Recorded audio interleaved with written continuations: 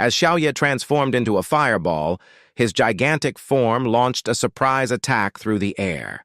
He instantly shattered the 4 sacred mountain abyss summons that were in the air. With a dragon roar, Xiaoye suddenly spread his wings, and the powerful gust instantly dispersed all those attacks. Although the sacred mountain abyss summons attacks fell on Xiaoye, they did not cause him any damage. Due to Xiaoye's black dragon skin passive, the damage of all attacks that hit him would be reduced by 10%. Xiaoye, lava blaze! At Lu Fan's command, Xiaoye immediately unleashed his dragon breath. In an instant, flames and magma mingled together from Xiaoye's mouth, gushing out like an erupting volcano from above. Moreover, the temperature of Xiaoye's dragon breath was definitely higher than any volcano. How could the sacred mountain abyss summoners withstand such a powerful dragon breath? The few sacred mountain abyss summoners with high agility attributes barely survived. Even so, most of them were covered by Xiaoye's lava flames, which instantly turned to ashes. Just one lava flame had killed more than half of Jin Chenghan's sacred mountain abyss summoners. Jin Chenghan had even forgotten to wave his staff to cast a buff on his summoners. Firstly, because he was too shocked by the power of Lu Fan's pet dragon, and secondly, because he knew that facing such a huge power gap, any buffs he cast would not matter. Lu Fan, who was riding on Xiaoye, did not continue his attack. Instead, he looked at Jin Chenghan with a light smile and continued to mock him. Why aren't you summoning more sacred mountain abyss summoners? Can you stop summoning these little guys and hurry up? Summon something that can match my pet dragon. Jin Chenghan almost coughed up blood. Can't you see that I've already summoned my most powerful sacred mountain abyss summoner? You can clearly tell, and yet you still want to say this. Stop mocking me, you bastard. Despite his intense hatred, Jin Chenghan was helpless in front of Lu Fan. The strength of Lu Fan and his pet dragon was far beyond Jin Chenghan's imagination.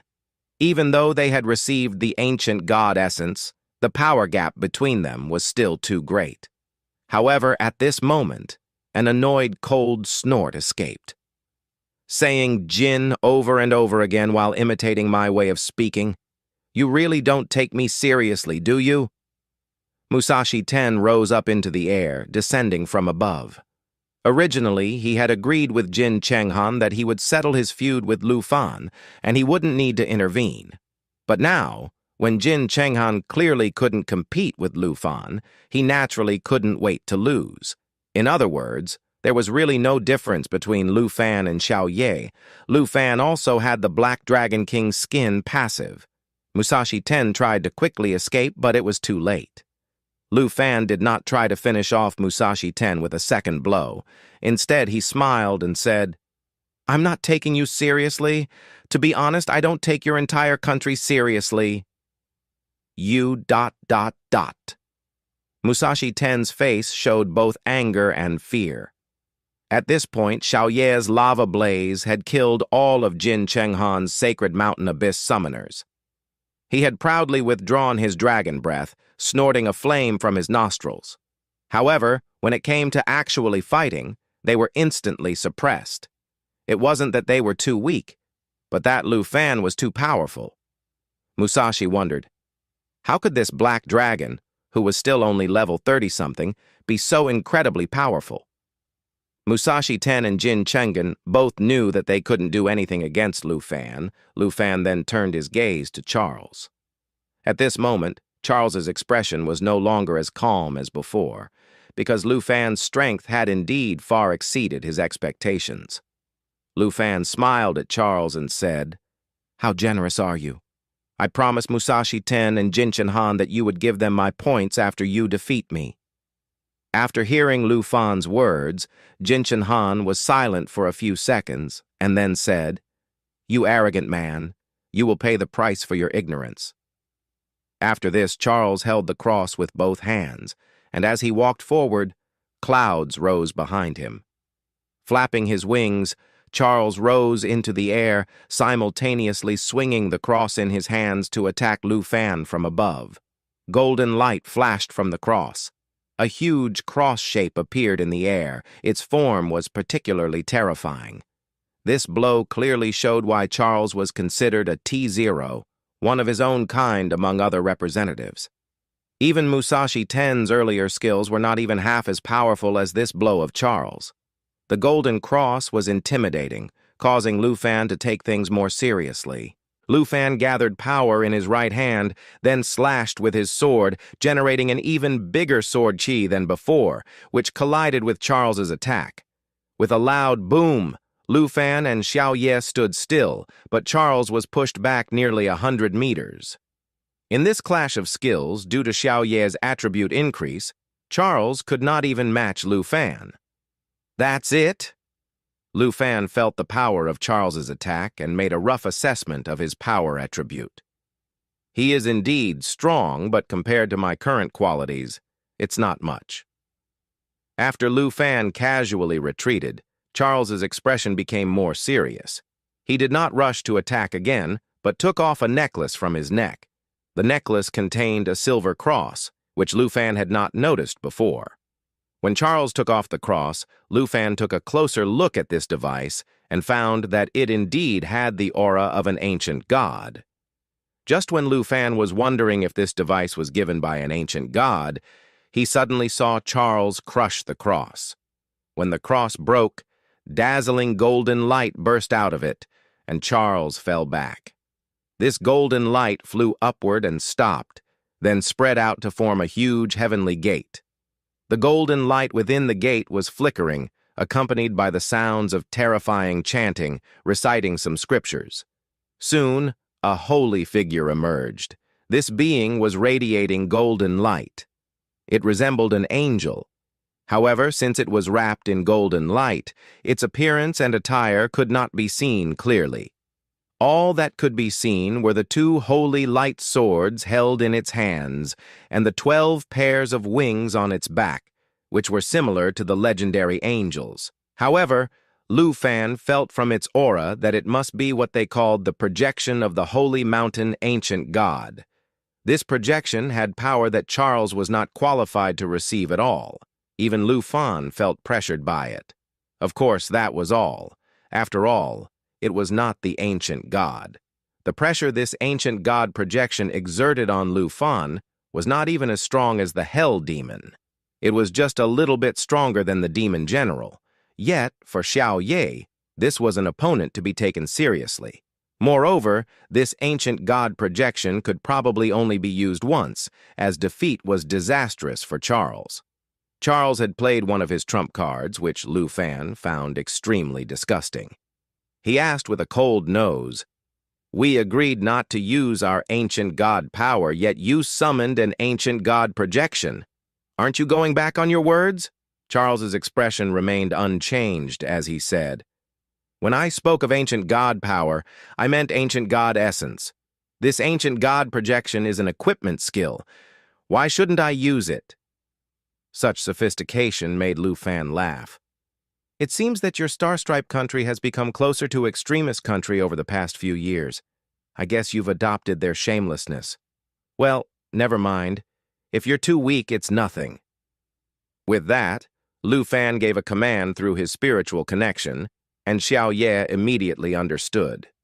He finally used his second charge of Void Break, targeting the Sacred Mountain Ancient God projection, applying his Dragon Jaw Strike skill. With the simultaneous use of both skills, Xiao Ye's charge had massive destructive power. In an instant, his huge body crossed the sky and collided with the ancient god projection's body. The ancient god projection was truly powerful. Facing this attack, Musashi Ten also appears at the same time and starts a sword fight with Lu Fan. Musashi Ten fights sword with Lu Fan and also orders to use the power of Flame of Divine Punishment, which releases the Holy Priest's Holy Flame. The Holy Flame inflicts 500% holy damage on the target and deals 20% damage every second for the next 10 seconds. Lu Fan was now falling into their trap on his own will. Everyone talks and cheers, and Charles says, "Without the support of the dragon pet, Lu Fan is nothing. He can't do anything." Musashi Ten cheers and says yes, We have fought equally with Lu Fan. Charles also says that as long as we keep him away from his pet dragon, his strength will definitely decrease. Lu Fan appears in front of him and says, I already knew your thoughts. I only pretended to be trapped to go along with your plans and distract you. Jin Changhan appears in front of him once again and says, So you think you can defeat me with these fallen corpse puppets? Lu Fan smiles and points out, Number. Lu Fan actually opened a portal from which he summoned an entire army of fallen corpse puppets. Well, that's just a few. His appearance. They wondered, how is this possible? How did Lu Fan gain so much power in such a short time? Charles had only one question in his mind. Has he really subdued the demons of the 9 realms? Charles was unable to bear the pressure of the 9 world monster. His condition was gradually getting worse. Lu Fan smiles calmly and says, Well, tell me, Charles, who do you think will win now? Charles glares at him and replies, No matter how many corpse puppets you summon, you'll never defeat me. He then grabs his cross and prepares to attack, and then uses the power of Sanctuary at the same time. The main feature of this power is that as soon as Divine is applied, it applies Divine, Agility and Divine Will to all units within range, increasing their offensive power and speed, defense, and spirit by 100% for 60 seconds. As Charles activates his power, his eyes glow brightly and he lets out a deep scream. The next moment, a massive explosion occurs, scattering the entire Hell Demon army. Then, with the Phantom Ripper Slash, he unleashes a high-speed power. He spins through the air and releases a sharp blade of wind that rips through enemies, ripping them apart and causing physical damage. This powerful attack not only destroys enemies, but also freezes them completely. Now both Charles and Masashi Ten were free from the 9 region demons. Charles stared at Lu Fan and said, the 9 region demons corrupted by corpse magic can't do much more than that. Do you really think you can defeat us so easily with the same move? Masashi Ten also supported him and said, Let me tell you, Lu Fan, after being baptized with the sacred mountain essence and empowered by Charles, we are no longer what you thought. We are now stronger than ever. There was a new determination in Lu Fan's eyes. He immediately revealed Xiaofei and said, At Lu Fan's command, Xiaofei transformed into Emerald Dragon form. And then Lu Fan said, Charles, do you really think that using buffs makes you invincible? At the same time, Xiao Ku's skill Spring of Life, Jade Shield, Jade Blessing, and Jade Light were all cast, flashing various enhancement effects around Lu Fan. With these skills cast on Lu Fan, his attributes became even more powerful. Apart from some defensive and offensive buffs, just look at his attributes. Level 6 Jade Light can increase attributes by 80%, which doubles to 160% on Lu Fan. Level 3 Soul Aegis can increase the target's attributes by 150%, which doubles to 300%. When put together, Lu Fan's attributes increased by more than 10 times. Lu Fan's attributes were already extremely high, and with so many enhancement buffs, he even directly surpassed Xiao Ye in his battle form. The title of Humanoid Tyrant Dragon was indeed appropriate for Lu Fan. Charles also felt a great deal of pressure from Lu Fan. When he saw that Lu Fan had summoned another pet dragon, which cast many skills and clung to Lu Fan's head, an extremely strong sense of uneasiness rose in his heart. Around Lu Fan, the Dragon Key attack and Dragon Key defense had begun to attack, but Lu Fan did not let go of them.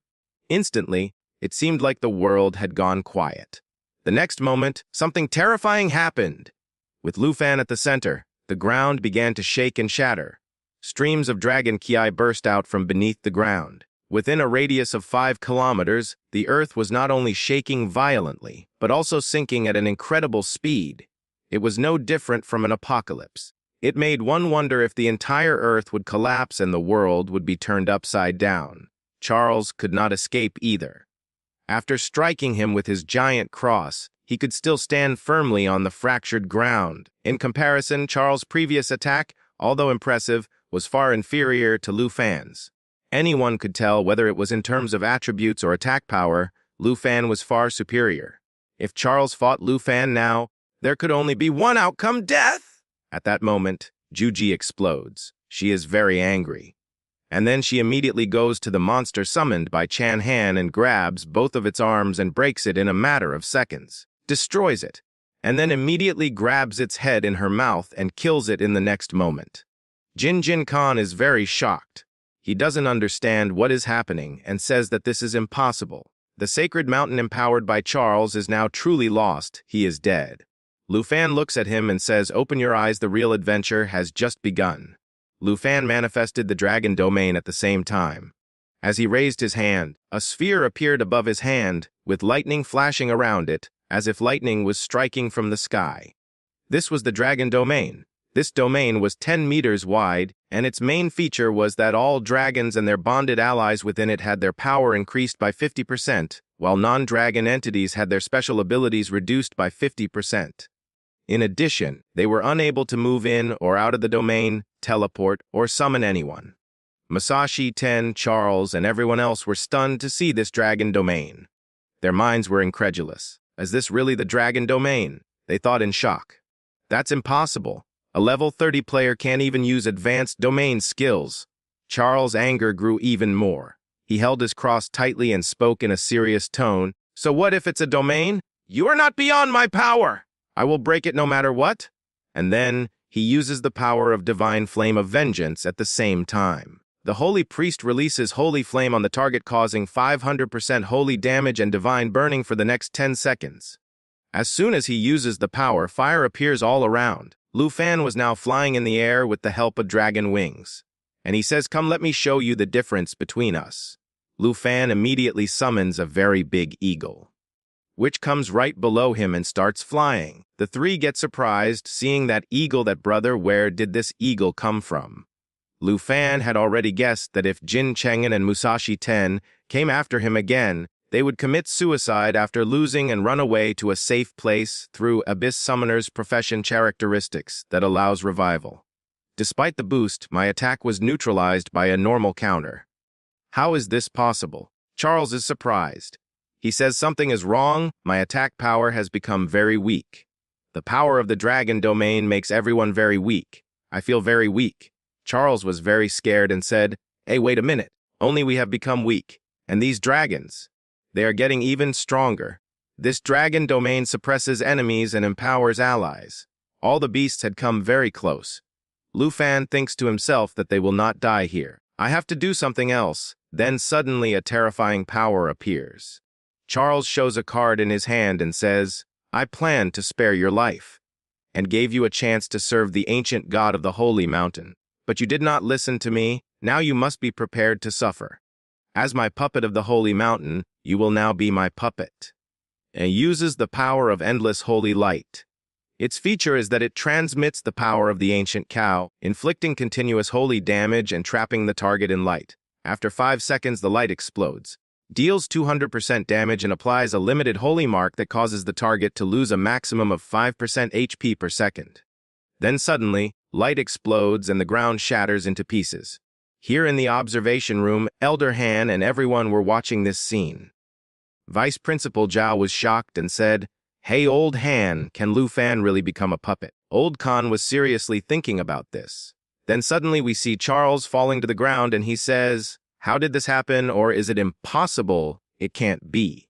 Lu Fan used the power of the Eternal Protector, which creates a protective barrier that protects all targets from within.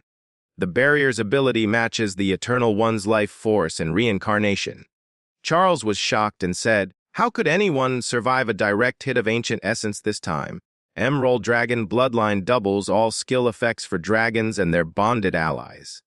Lu Fan raised the sword in his hand at that time and said, "Charles, it seems that this was your last attack. Now it's my turn."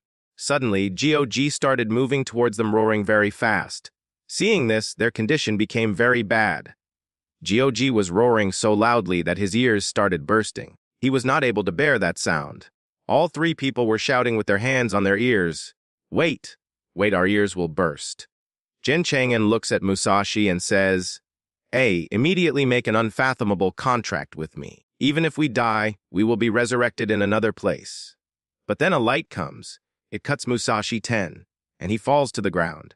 Actually, this attack was from Lu Fan's sword, and he says very seriously, "Unfortunately, this time you will not be resurrected." Cheng Han is shocked to see Musashi Ten lying on the ground, but as he takes a closer look at him, he is horrified and says, "Now you will not be able to come back, my friend. You are dead now." and he now fully realizes that now he cannot be resurrected. Friends, this chapter ends here. Please subscribe to the channel and press the bell icon to watch the next chapter. This place was the dragon domain. Charles was shocked to be pulled into such a place. He could clearly feel that his attributes had been reduced by more than half due to the subtle pressure of this place. In contrast, Lu Fan and the Black Dragon felt like fish in water. All their attributes had clearly increased. This made the disparity between the two sides even greater. After recovering from his initial shock, Charles had to face the truth. At the end of the day, he really couldn't compete with Lu Fan. So, what difference did it make if their attribute difference increased even more in this mysterious place? Jing Qinghen looked at his hands and was extremely disappointed. He was unable to connect with his summoned beast. To the point he was puzzled as to how this was possible. Because by the time Jing Qinghen connected with his summoned beast, it would have revived, but now he was unable to do so. Seeing Charles' expression of acceptance, Lu Fan smiled. You think this skill only weakens your attributes. In fact, I'm very curious whether Jin Cheng'en can still be revived in my dragon domain. Now let's do an experiment. With that said, Lu Fan raised his flaming meteor sword and slashed down. The dragon ki on the blade exploded and hit Musashi Ten. Instantly, Musashi Ten's body shattered and disintegrated. At the same time, Lu Fan's points changed, absorbing all of Musashi Ten's points. Seeing this, Lu Fan's smile widened. It seems that Jin Cheng'en's skill can no longer save you. In that case, I can rest assured. Still, I have to thank you all. You came all this way just to give me points. Lu Fan raised his sword again, this time aiming at Jin Cheng'en. No, you can't kill us. Charles panicked. Although he was a sacred mountain slave, he still retained his consciousness. Therefore, his survival instinct remained, and he immediately tried to stop Lu Fan from attacking Jin Cheng'en. To become immortal here, Charles had naturally signed a contract with Jin Cheng'en when the latter became a sacred mountain slave, just like Musashi Ten. Originally, Jin Cheng'en had actually betrayed Musashi Ten. Their contract was not about sharing life and death, but rather if Jin Cheng'en dies, Musashi Ten will also die. But if Musashi Ten dies, Jin Cheng'en doesn't have to die with him. Jin Cheng'en might even have a chance to revive Musashi Ten by abyss summoning. Therefore, when Musashi Ten was killed by Lu Fan, Jin Cheng'en did not suffer any harm. But if Jin Cheng'en dies, Charles, who signed the same contract, will also be affected by the skill and die with Jin Cheng'en. What could Lu Fan care about? A sword strike came, killing Jin Cheng'en as well. When Jin Cheng'en died, strange forces surely surged in Charles' body, trying to tear his body apart. Charles' survival instinct was too strong. Enduring the intense pain, he let out a low roar, and golden light flashed in his body. He must have used a skill to forcibly end the contract between himself and Jin Cheng'en. At the same time, this skill also nullified all debuff effects on him, including Xiao Ye's Black Dragon pressure. Charles wanted to get up and counterattack or flee, but before he could get up from the ground, the Black Dragon pressure surged again, forcing him back to his knees. Lu Fan watched Charles struggle with interest, not forgetting to remind him. A skill that clears all debuffs. Not bad. However, my Black Dragon pressure is a persistent aura-type skill. Being able to clear the debuff effect once will not save you. Now that Jin Cheng'en is dead, no one can save you, right? Your points belong to me now. Lu Fan raised his sword again. Charles' eyes bulged. He was now in a hopeless situation where there was no hope of survival. Just as Lu Fan was about to bring down his burning meteor sword, Charles' entire body suddenly trembled. His face was filled with extreme pain. Then golden mist seeped out from his 7 pores and collected on top of his head. Lu Fan's eyes narrowed. As expected. At the last moment, the ancient god essence would try to find a way to escape. After all, condensing an ancient god essence, should not be an easy task. Otherwise, the entire Moore family would not only have Charles as their sacred mountain slave. Theoretically, Jin Cheng'en and Musashi Ten should also have ancient god essences. But with his death, his ancient god essence would have been destroyed. Lu Fan really wanted to obtain the ancient god essence, but other than forcing him to leave the sacred mountain slave's body on his own, he didn't really know how to obtain it. So, after killing Masashi Ten and Jin Chengen, those two ancient god essences were wasted, which made Lu Fan very sad. However, the ancient god essence in Charles' body played into Lu Fan's hands. In order to avoid being killed with Charles, it chose to reorganize itself in an attempt to escape. After escaping Charles' body, it turned into a golden light and flew rapidly in one direction. Without the ancient god essence, Charles' body began to rot and shrink, apparently about to become a dry corpse like Li Luo. Lu Fan first ignored the fleeing ancient god essence and quickly collected his points before Charles died. Immediately, Lu Fan's points surged again, successfully breaking through the 8 million mark. After killing Charles, Lu Fan looked at the fleeing ancient god essence. He must have sensed the powerful creatures beneath the clouds and wanted to seek them out, hoping to enter their bodies. However, when he reached the edge of the dragon domain, he hit an invisible wall with a vast bang and bounced back, completely unable to break through the skill barrier. Lu Fan was not afraid of ancient god essence escaping, because within the dragon domain, the space for movement was very limited. Also, once pulled into the dragon domain, there was no way to escape. The only way to escape was to kill Lu Fan and dispel the skill. So, after killing Charles with a single sword strike, Lu Fan calmly turned his attention to ancient god essence. At this time, ancient god essence hit an invisible wall, trying to find another way out, but was blocked by the barrier of skills, without exception. If Jin Chengen couldn't escape with the skill, how can you escape?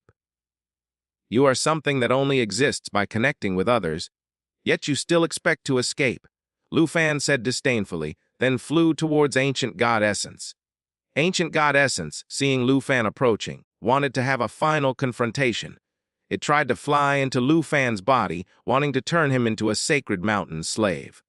However, how much trouble could a mere ancient god essence cause? Lu Fan stretched out his hand, activating his Dragon Claw skill, and his scaled Dragon Claw firmly grasped the ancient god essence. The ancient god essence emitted golden light, struggling desperately. However, it soon lost the strength to struggle further. Finally, its light dimmed, turning into a transparent yellow gem resembling a fallen corpse essence. Lu Fan took a look. Sacred Mountain Essence, special item and effect unknown. After killing Charles and his two companions, gaining over 1 million points, and making the fallen corpse Holy Dragon Kings complete another round of evolution, Lu Fan could say that he had achieved complete success in this national trial. Satisfied, Lu Fan asked Xiao Kui to take back his Dragon Domain skill, planning to count the points before finishing the national trial. Now, the top 5, except for Andre, were all dead. Lu Fan estimated that he must have gained at least 90% of all the points in existence. He estimated that the Dragon Country should get over 400 shares of resources. Lu Fan was quite satisfied with this result.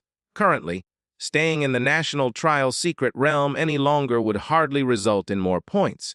To save time, it was better to end this national trial as soon as possible. Meanwhile, in the observation room of Extremist Country, Lu Fan did not know that his Dragon Domain skill could also block the live broadcast of the observation room. So, after Jin Chengen and the others were pulled into the Dragon Domain, all contact with the observation room of Extremist Country was lost. Seeing Lu Fan so incredibly powerful, constantly suppressing Charles and the others, Jin Xian became extremely anxious. It became even worse when they lost signal and were no longer able to see what was happening. This caused him to pace back and forth in the observation room, his eyes never leaving the screen. However, before the signal recovered, the names of Jin Chengen, Masashi Ten, and Charles disappeared from the board one after another. Seeing this, Jin Zan was stunned. Silavin original title further development. The fallen corpse of the Holy Dragon King? Could it be? Jin Chengen, Masashi Ten, and even Charles are dead. Although he knew that Lu Fan's displayed power was too ridiculous, so it was normal for the three, including Charles, To not be able to compete with him, Jin Xian knew about his nephew's professional attributes. His nephew would definitely make himself and the rest of the group immortal.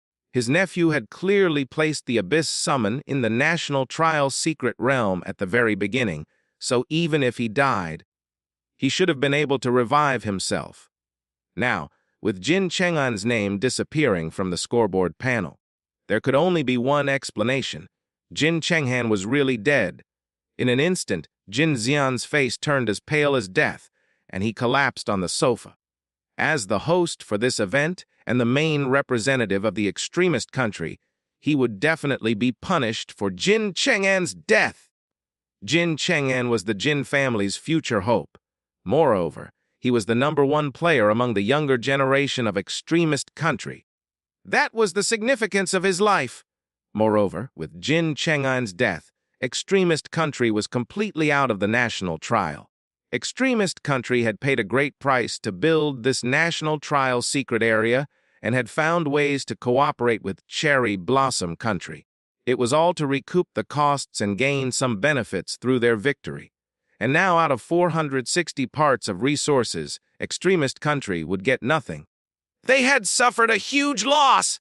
The weight of so many failures at once made Jin Jian realize that even if he wasn't being sentenced to death by the family, he would probably never be able to hold any important position in extremist country again.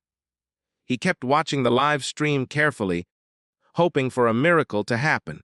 However, since Jin Cheng'an's name had disappeared from the scoreboard panel, no further response appeared on the observation room's display because clearly Jin Cheng'an was indeed dead. It's over. Jin Xian sighed, rubbing his face vigorously, wondering how to explain this to the Jin family and the extremist country. At this moment, the temperature in the observation room suddenly dropped dozens of degrees, making Jin Xian feel as if he had fallen into an ice cave. He shivered involuntarily. He was quite familiar with this feeling and was very shocked, turning to look behind him. Sure enough, a pitch black transportation array had appeared in the observation room at some point. This transportation array was different from the array created by the wizards. Its shape and form were irregular, as if space had been forcibly torn apart by a creature. Indeed, this was the case. Purple, red filaments that had not stopped twisting surrounded this transportation array. These tentacles were as thick as human arms, holding the transport array open while a middle-aged man dressed in black passed through it. This middle-aged man dressed in black had his face mostly covered.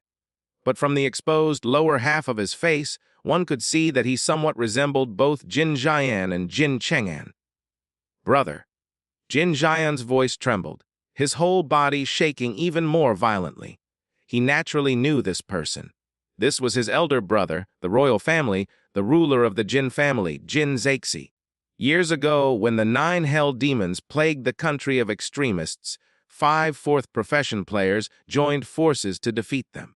Jin Zexi was one of these 5. Moreover, he was the most powerful of the 5. Jin Zexi looked at the static on the screen, and the temperature in the room dropped even further. My son is dead. Jin Zexi's voice was hollow and terrifyingly calm. Jin Xian didn't dare to hide anything. Telling the truth made her break out in a cold sweat. Is really dead? No wonder I suddenly felt uneasy before. So that's why. Jin Zexi spoke without much fluctuation, but the constantly dropping temperature showed that her mood was not good at all. Who did it? Jin Xian immediately replied, It was the Dragon Country representative, Lu Fan. This person is a dragon tamer. It seems he has more than one pet dragon. He must be very powerful. Not only the nephew, but also the representative of Cherry Blossom Country, Musashi Ten, and the representative of Star Stripe Country, Charles, died in his hands.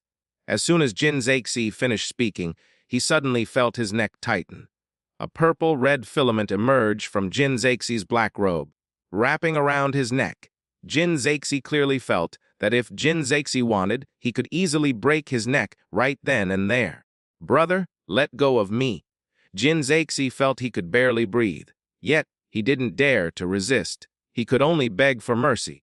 Jin Zaixi's body was like a statue, completely still. He said, "The national trial is entirely your responsibility. Now that my beloved son is dead, and the extremist country has lost 20 parts of resources, your only explanation is that the representative of the dragon country is too powerful. No, I wouldn't dare." Jin Zian was in even more pain, unable to catch his breath, his face now the color of pig's liver. The Jin family servants saw Jin Zian approaching death, but none of them dared to make a sound. Finally, just as Jin Zian began to roll his eyes back and almost choked to death, Jin Zaixi pulled back his tentacles. Jin Zian's body fell to the ground and he quickly gasped for air. Thank you! I must take revenge! Jin Zaixi's voice became even colder. Since the representative of the dragon country is so powerful, putting aside personal vengeance, we can't allow him to advance any further. I want you to find an opportunity for me. I'll join my 4 old friends. Just like we killed the 9 hell demons, we'll kill him too. Jin Zaixi trembled upon hearing this. These 5 heroes would join forces again after so many years. Jin Zaixi initially found this unbelievable, but thinking about Lu Fan's strength, he realized that ordinary 4th profession players were no match for him now. Therefore, it wasn't necessary for Jin Zaixi to unite with the other 4 to ambush Lu Fan. Not daring to say anything more, he quickly knelt down and declared, "I understand. I'll definitely tell people to keep a close eye on the Dragon Country representative. Once I have an opportunity, I'll inform you immediately." Jin Zaixi didn't react. He just slowly turned and stepped into the transport array, disappearing into nowhere. At the same time, all the tentacles around the transport array moved away, and the array disappeared completely. Meanwhile, Lu Fan had already stored the entire 9 Hell Demon army in the puppet subspace. He opened his mission panel to request to end the national trial. At the same time, all the surviving representatives chose to accept the request. Everyone's mission panel cleared, and the entire national trial secret area began to collapse, turning into light points gathering in different directions. Of course, most of these light points flew towards Lu Fan. These light points were the remaining energy of the secret area. Without any detailed explanation, Lu Fan thought, as he was already very familiar with this scene. Lu Fan asked Xiao Kui to summon 2 fallen corpse magic dragons. The 2 fallen corpse magic dragons looked alike, and Lu Fan couldn't tell which one ate fallen corpse essence last time, so he didn't bother to distinguish them and simply chose one to eat this sacred mountain essence. The overall process was the same as last time. Just this time, Xiao Kui and the fallen corpse magic dragons were experienced.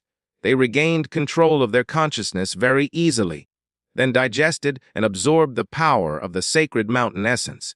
After absorbing it, the 2 fallen corpse magic dragons had physical changes again. Their bodies increased in size, and beneath their purple-black scales, a faint golden light was also seeping out. At the same time, the purple gas did not disappear. Apparently, the fallen corpse magic dragon retained the power of both fallen corpse essence and holy mountain essence. After one fallen corpse magic dragon completed its evolution, the other did the same. Finally, the 2 fallen corpse magic dragons fused together and evolved into a new dragon species. At this point, the size of the 2 fallen corpse magic dragons was almost no different from the pure-blood dragon King Xiao Yi. Even the pressure they emitted was no weaker than Xiao Ye's.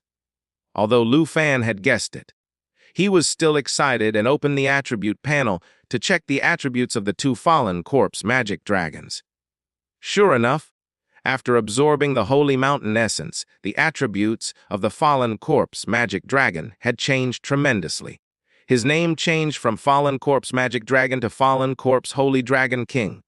His attributes had doubled, reaching 2/3 of Xiao Yi's attributes. Lu Fan estimated that even true pure blood giant dragons would easily surpass Fallen Corpse Holy Dragon Kings in terms of attributes.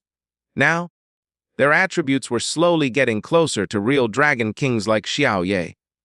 Perhaps, with another ancient god essence, Fallen Corpse Holy Dragon Kings could evolve, maybe even catch up with people like Xiao Ye and Xing Chen? In addition to attributes, Fallen Corpse Holy Dragon Kings also gained 2 new skills: Holy Light Radiance Passive LV1, Aura Type. An Aura Type skill focused on Fallen Corpse Holy Dragon Kings. They will continuously emit Holy Light. Friendly units within the Holy Light will receive 30% attribute enhancement and continuous healing. Holy Light Gate's active skill, LV Maxed, removes the distance restriction between the summon and the summoner. The caster can open the Holy Light Gate at any time, transporting the summon to the summoner's location. These 2 skills were not powerful attack skills, but each was extremely useful. Holy Light Radiance was an aura-type skill that was practically divine for Fallen Corpse Holy Dragon Kings with their army of Fallen Corpse puppets. With an army of 9 Hell Demons under Holy Light Radiance, receiving a 30% attribute boost and continuous healing, the army of 9 Hell Demons would be even more terrifying than when they ravaged Extremistus country. Originally, Lu Fan thought that with Xiao Ku's abilities, supporting the 9 Hell Demons or Demon Generals would be manageable. However, with so many fallen cores, with the police puppets under him, even if Xiao Kui was a pet dragon, he couldn't possibly provide assistance to all of them. With the Holy Light Radiance skill, this problem has been solved. Although Holy Light Radiance's enhancement buffs couldn't be compared to Xiao Kui's buffs, it had the advantage that it was an aura-type skill. As long as a Fallen Corpse Holy Dragon King was present, they would increase the power of all the Fallen Corpse puppets. Moreover, this skill was very comprehensive, enhancing both their attributes and healing. It was enough to ensure that the 9 Hells Demon Army could destroy a medium-sized country in the future. As for the Holy Light Gate skill, Lu Fan was even more pleased with it. In fact, given his ability to summon the entire 9 Hell Demon Army, the Fallen Corpse Holy Dragon King was already Lu Fan's strongest pet dragon in terms of overall combat power. After killing Charles and his 2 companions, gaining over 1 million points, and making the Fallen Corpse Holy Dragon Kings complete another round of evolution, Lu Fan could say that he had achieved complete success in this national trial. Satisfied, Lu Fan asked Xiao Kuai to take back his Dragon Domain skill, planning to count the points before finishing the national trial.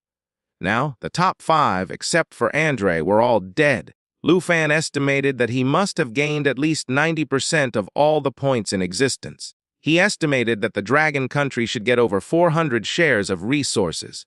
Lu Fan was quite satisfied with this result. Currently, staying in the National Trial's secret realm any longer would hardly result in gaining more points. To save time, it was better to end this national trial as soon as possible. Meanwhile, Lu Fan had already stored the entire 9 Hell Demon Army in the puppet subspace.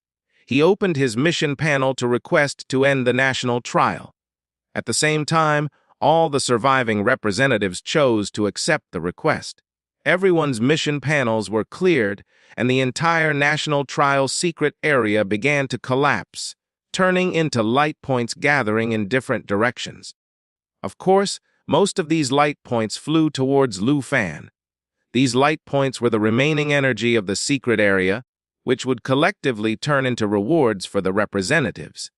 With Lu Fan's points being so high, his completion reward would naturally be the most abundant. His request was instantly accepted. Lu Fan couldn't help but smile. It seems that everyone in the secret area had wanted to end it for a long time. Just every time I chose to continue, which was why it hadn't ended. He guessed that many people must have cursed his 18 generations of ancestors for repeatedly refusing to finish the national trial. When Lu Fan thought about this, countless light points gathered in front of him, forming 3 spheres of light. Within these light spheres were clearly Lu Fan's secret realm completion rewards. Lu Fan was excited. This national trial secret realm was the biggest secret realm he had ever participated in, and he had gained a lot of points. He wondered what rewards he would finally get. Lu Fan waved his hand, causing the first ball of light to dissipate. His eyes instantly lit up at what he saw inside. This was an equipment, and Lu Fan did not have a belt. More importantly, This belt was glowing with a light that Lu Fan had never seen before. The most high-grade equipment that Lu Fan had seen was the epic-grade staff, Heaven Incinerator, which was recorded at the prosperous Heaven Auction House. However, Lu Fan remembered very well that the light emitted by the epic-grade equipment was completely different from the light flickering on this belt in front of him. In other words, this belt was probably above epic grade, but he couldn't tell if it was mythical grade or not. Lu Fan became even more excited and quickly took the belt in his hand to look at it carefully. Immediately, the equipment's attributes panel appeared, causing Lu Fan to take a quick breath. Dragon Hunter's Will, Golden Dragon King Belts, Legendary Equipment Set, Level Requirement 90 Profession Requirement. Dragon Hunter, Silver Dragon Rider, Dragon Blood Warrior, Agility, Flatel 56, Strength, Asig 1248, Mind, plus 608, Endurance, plus 1667, additional skills. The Golden Dragon King's Shield, active skill, summons the Golden Dragon King's Shield for protection. As long as the shield remains, Strength, Agility and Mana increase by 40%, Endurance increases by 100%, Golden Dragon King Bloodline Release, active skill, the LV Win, releases the Dragon Hunter's Will remaining in the equipment. After storing it, Lu Fan dispersed another sphere of light, revealing a skill book. Lu Fan picked it up to look at it. Profession Skill Book, Dragon Language Replication, Profession Requirement Dragon Tamer, Dragon Language Mage, Level Requirement 40, Description after use. Learn the Dragon Language Replication skill. Dragon Language Replication. Pet dragons can replicate active skills and use them. Although the description of the skill was simple, Lu Fan was very happy to see this skill book. This skill book combined with Dragon Language Resonance will be a perfect match! Lu Fan no longer needed to rack his brain looking for a Dragon Language Magic skill book. Now, with this skill book, all such problems were solved. In the future, when Xiao Ye, Jing Chen, and other combat specialized dragons use their skills, Lu Fan can directly copy them and release them together to easily trigger the Dragon Language Resonance effect. This skill book was exactly what Lu Fan needed. It was also the perfect time as Lu Fan's level was high enough to use it, so he used the skill book directly. After finding out, Lu Fan eagerly revealed the secret of the third reward. It was a pouch that was almost the size of a human head. This was the first time Lu Fan saw such a reward, so he was quite surprised to see it. He immediately picked it up to take a look. Lucky Scroll Bag, Legendary Grade Special Item Description. Upon opening it, get a certain number of reward scrolls. Wow, there's actually a thing called Lucky Bag in this world. Lu Fan couldn't help but laugh. However, after thinking for a moment, he decided to open the Lucky Scroll Bag to see what he could get from it. These days, Lu Fan found treasure maps every day, but most were low-grade treasure maps, and their locations were spread far and wide. This made it impossible for Lu Fan to obtain them. In terms of obtaining treasure maps, Lu Fan had been unlucky for so long. Now that he was opening a lucky bag, his luck should turn around, right? Lu Fan decided to open the lucky bag. After opening it, it instantly disappeared, and several scrolls came out from inside it. Lu Fan initially thought he would only get one scroll from the lucky scroll bag. He never expected that when the lucky bag disappeared, 3 scrolls would appear. Lu Fan picked them up one by one and examined them. He was delighted to see that they were a no-level requirement enchantment scroll, a pet sub-space expansion scroll, and an equipment grade enhancement scroll. The first 2 scrolls were exactly what Lu Fan desperately needed, and he couldn't believe that one lucky bag had produced all of them. Speaking of the equipment grade enhancement scroll, this one was equally extraordinary. Equipment grade enhancement scroll, diamond grade special item, description after use, can increase the level and grade of equipment. It cannot be used on equipment above diamond grade. Lu Fan had many good equipment, such as the Crimson Cloak of Flame and Frost and his Flaming Meteor Sword. However, after thinking about which equipment would be most suitable for using this equipment grade enhancement scroll, Lu Fan decided to choose the Flaming Meteor Sword. The Flaming Meteor Sword was a platinum grade weapon. After using the scroll, it would become diamond grade, maximizing the scroll's effectiveness without waste. Most importantly, the flaming meteor sword was the weapon Lu Fan found most comfortable to use. He didn't want to change it just because he was leveling up. After all, powerful attributes were one thing, but comfort in use was another. These two factors were important considerations in weighing how equipment improves a player's strength. If both could be achieved, it was naturally the best. So, after just a little thought, Lu Fan used the equipment grade enhancement scroll on the flaming meteor sword. As the scroll turned into a golden light and entered the flaming meteor sword, the weapon burst out with a dazzling glow. It eventually evolved into a level 40 diamond grade weapon. Its attributes increased to nearly 300, and when using fire skills, its attack power increased by 60%, making it a whole level more powerful than before. Lu Fan held the flaming meteor sword and felt even more at ease than before.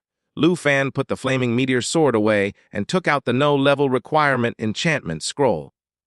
This time, the equipment that Lu Fan wanted to enchant was naturally the legendary grade item he had just obtained, Dragon Hunter's Wish, Golden Dragon King Belt. As soon as the no-level requirement enchantment scroll took effect, this heaven-defying mythical grade item no longer had any level requirement. Lu Fan excitedly equipped it and immediately felt a unique power flow from the belt into his body. Lu Fan could also see a faint golden light flowing in his blood, presumably due to the effect of the remaining will of the Golden Dragon King, supreme shield in the belt.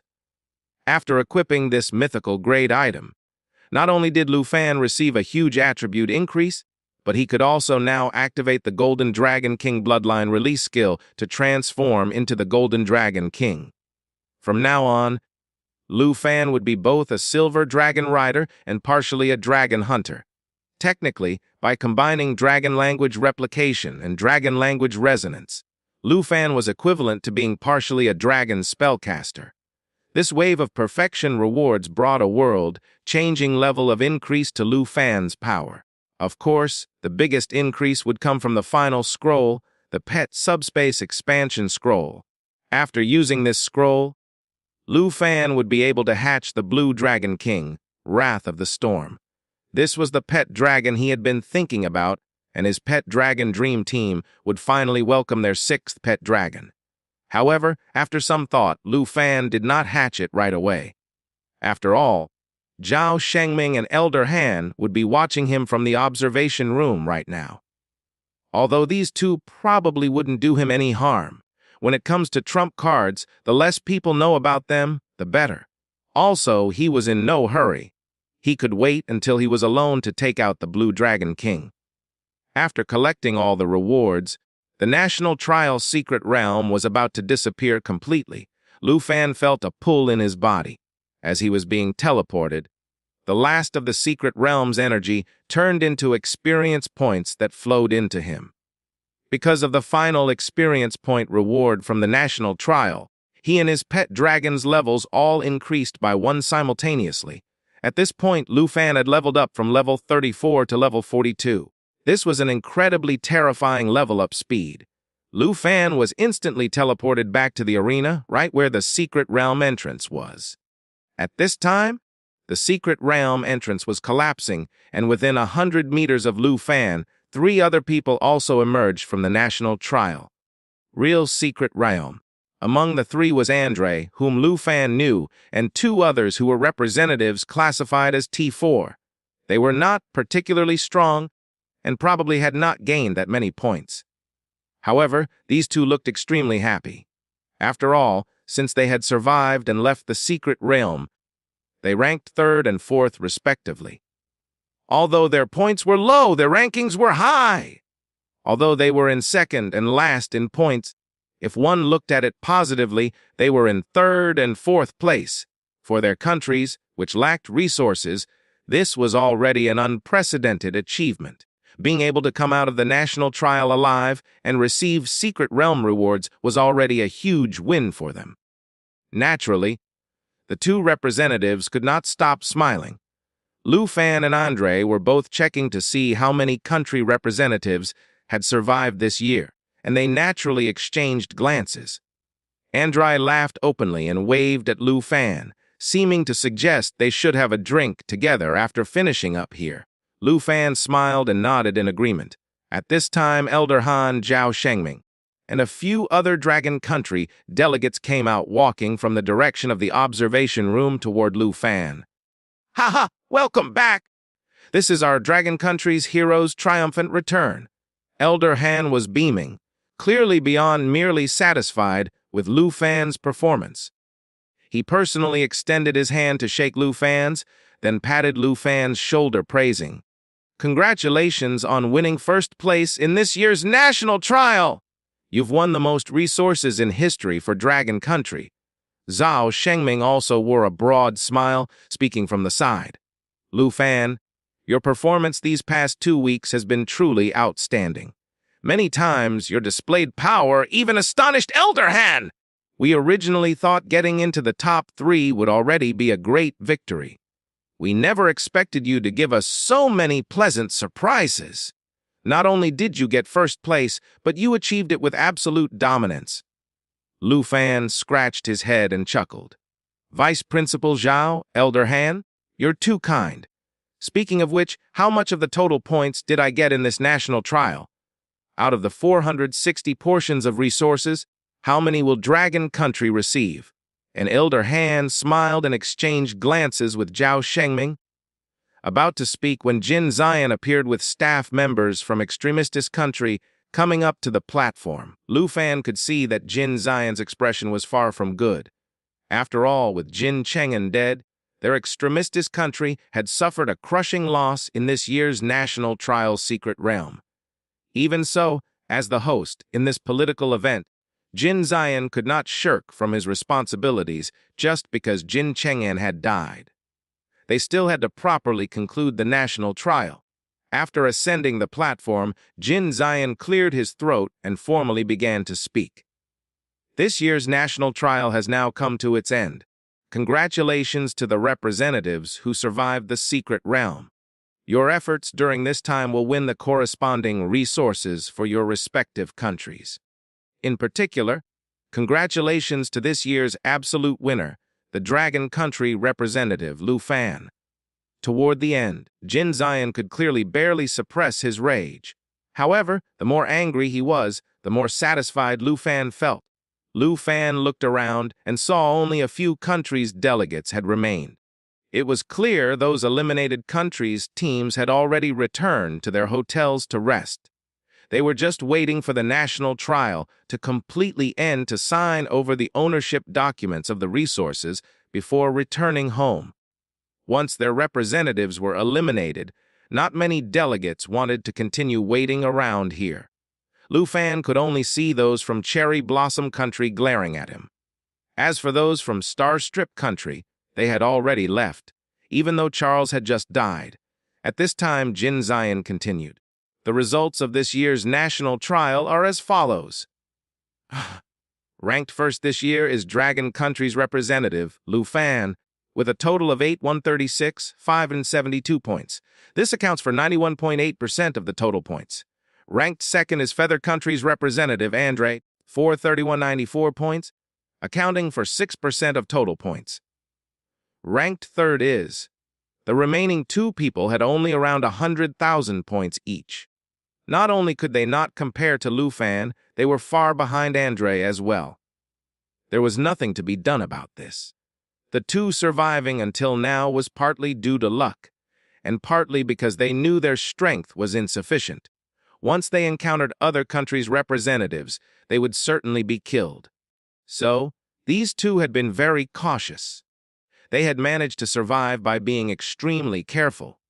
As a result, they had not gained that many points, with each person accounting for less than 2% of the total points. Even so, surviving through this ordeal was good enough for them. Although Lu Fan knew he was first while in the secret realm, he had no idea of the specific details of the whole scoreboard. When he learned that he accounted for 91.8% of the total points, he was relieved.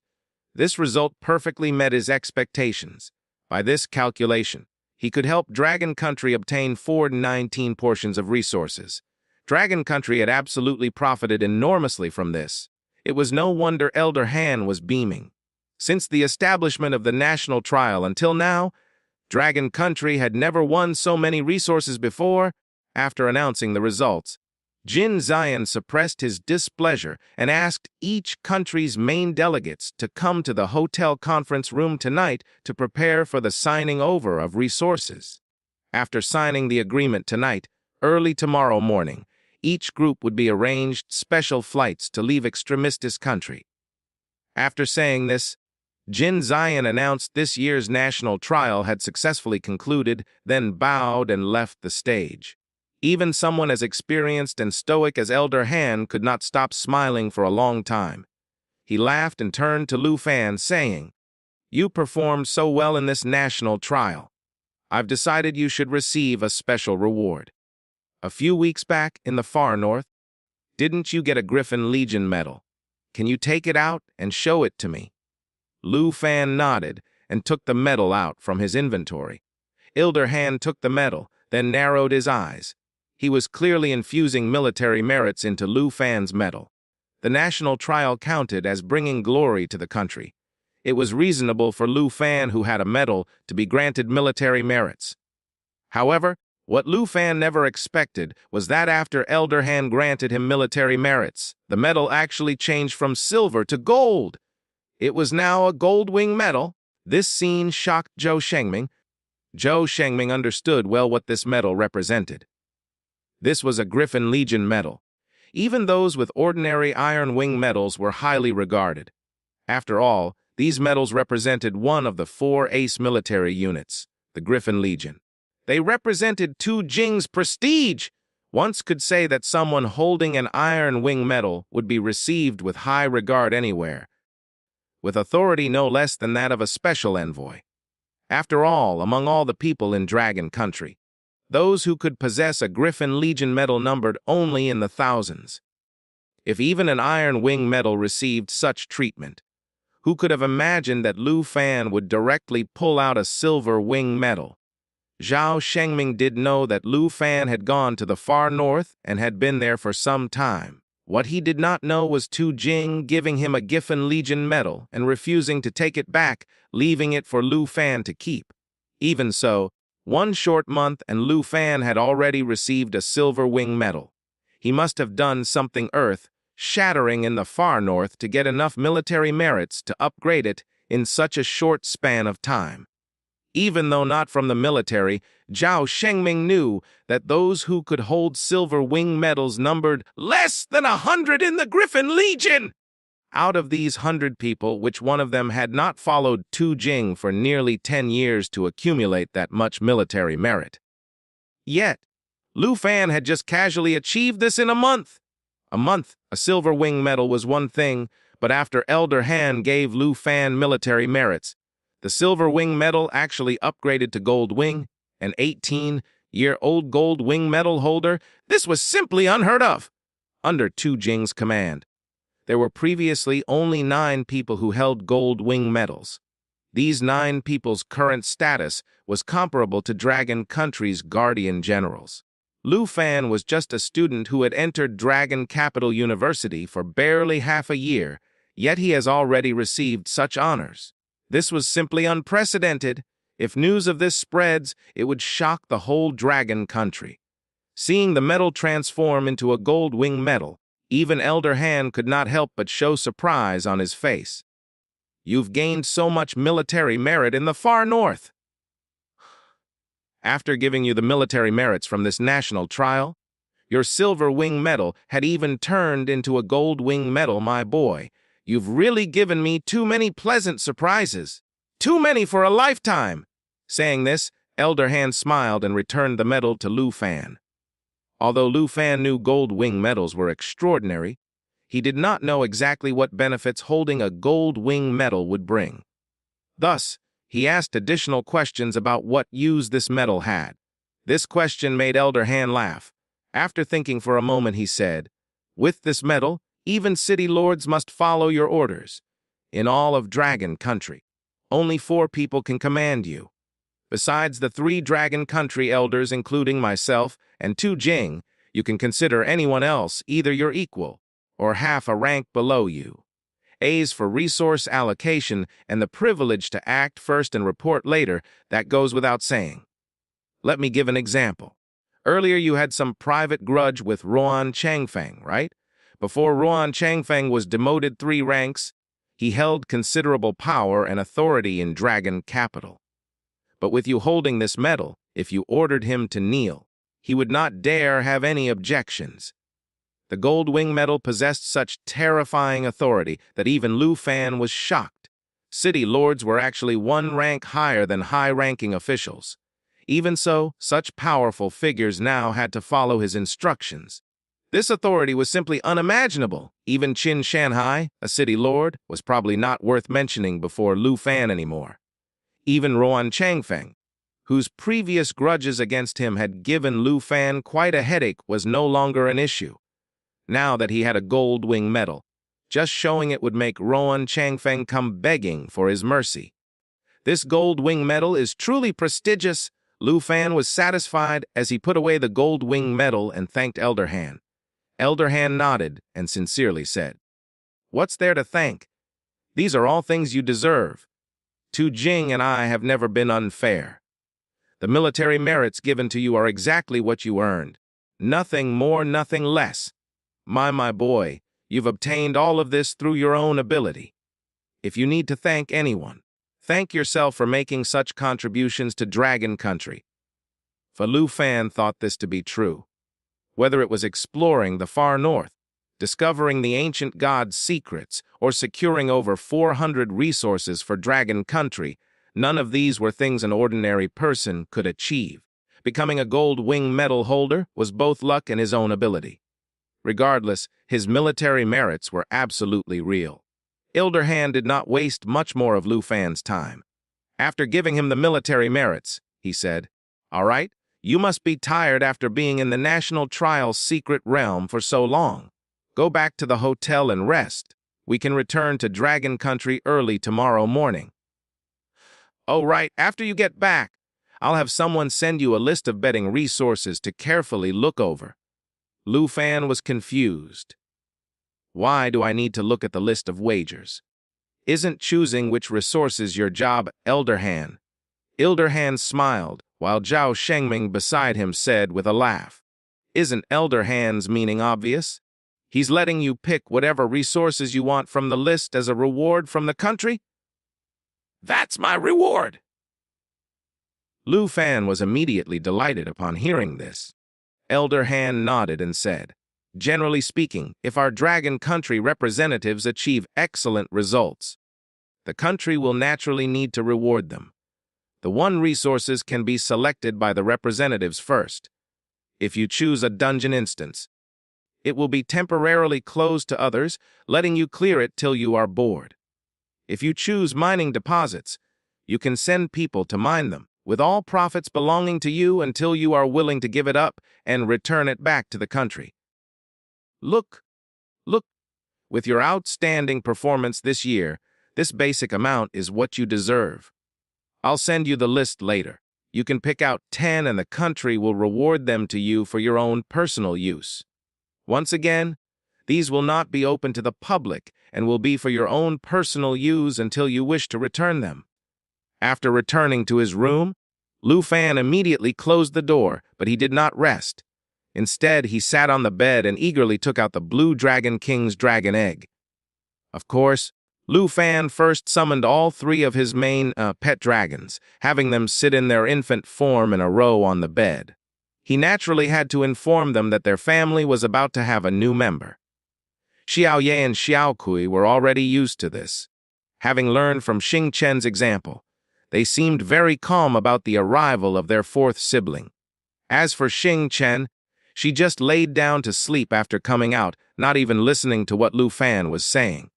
Clearly, for this ungrateful daughter, believes having another brother or sister would not be that big of a deal. Their acceptance made dealing with these 3 baby dragons easier. After Lu Fan explained the situation and saw no dragon objecting, he confidently cast dragon taming on the Blue Dragon King's dragon egg. Surprisingly, dragon taming succeeded on the first try this time. Lu Fan felt relieved, hoping that this hatching dragon would not be as rebellious as Xing Chen. Just like before, light emanated from the dragon egg, connecting to Lu Fan's chest. After the brief flash of light, cracking sounds of eggshell being eaten could be heard. As the light gradually dissipated, Lu Fan looked toward his chest. Sure enough, a little dragon sat in the eggshell, happily eating away.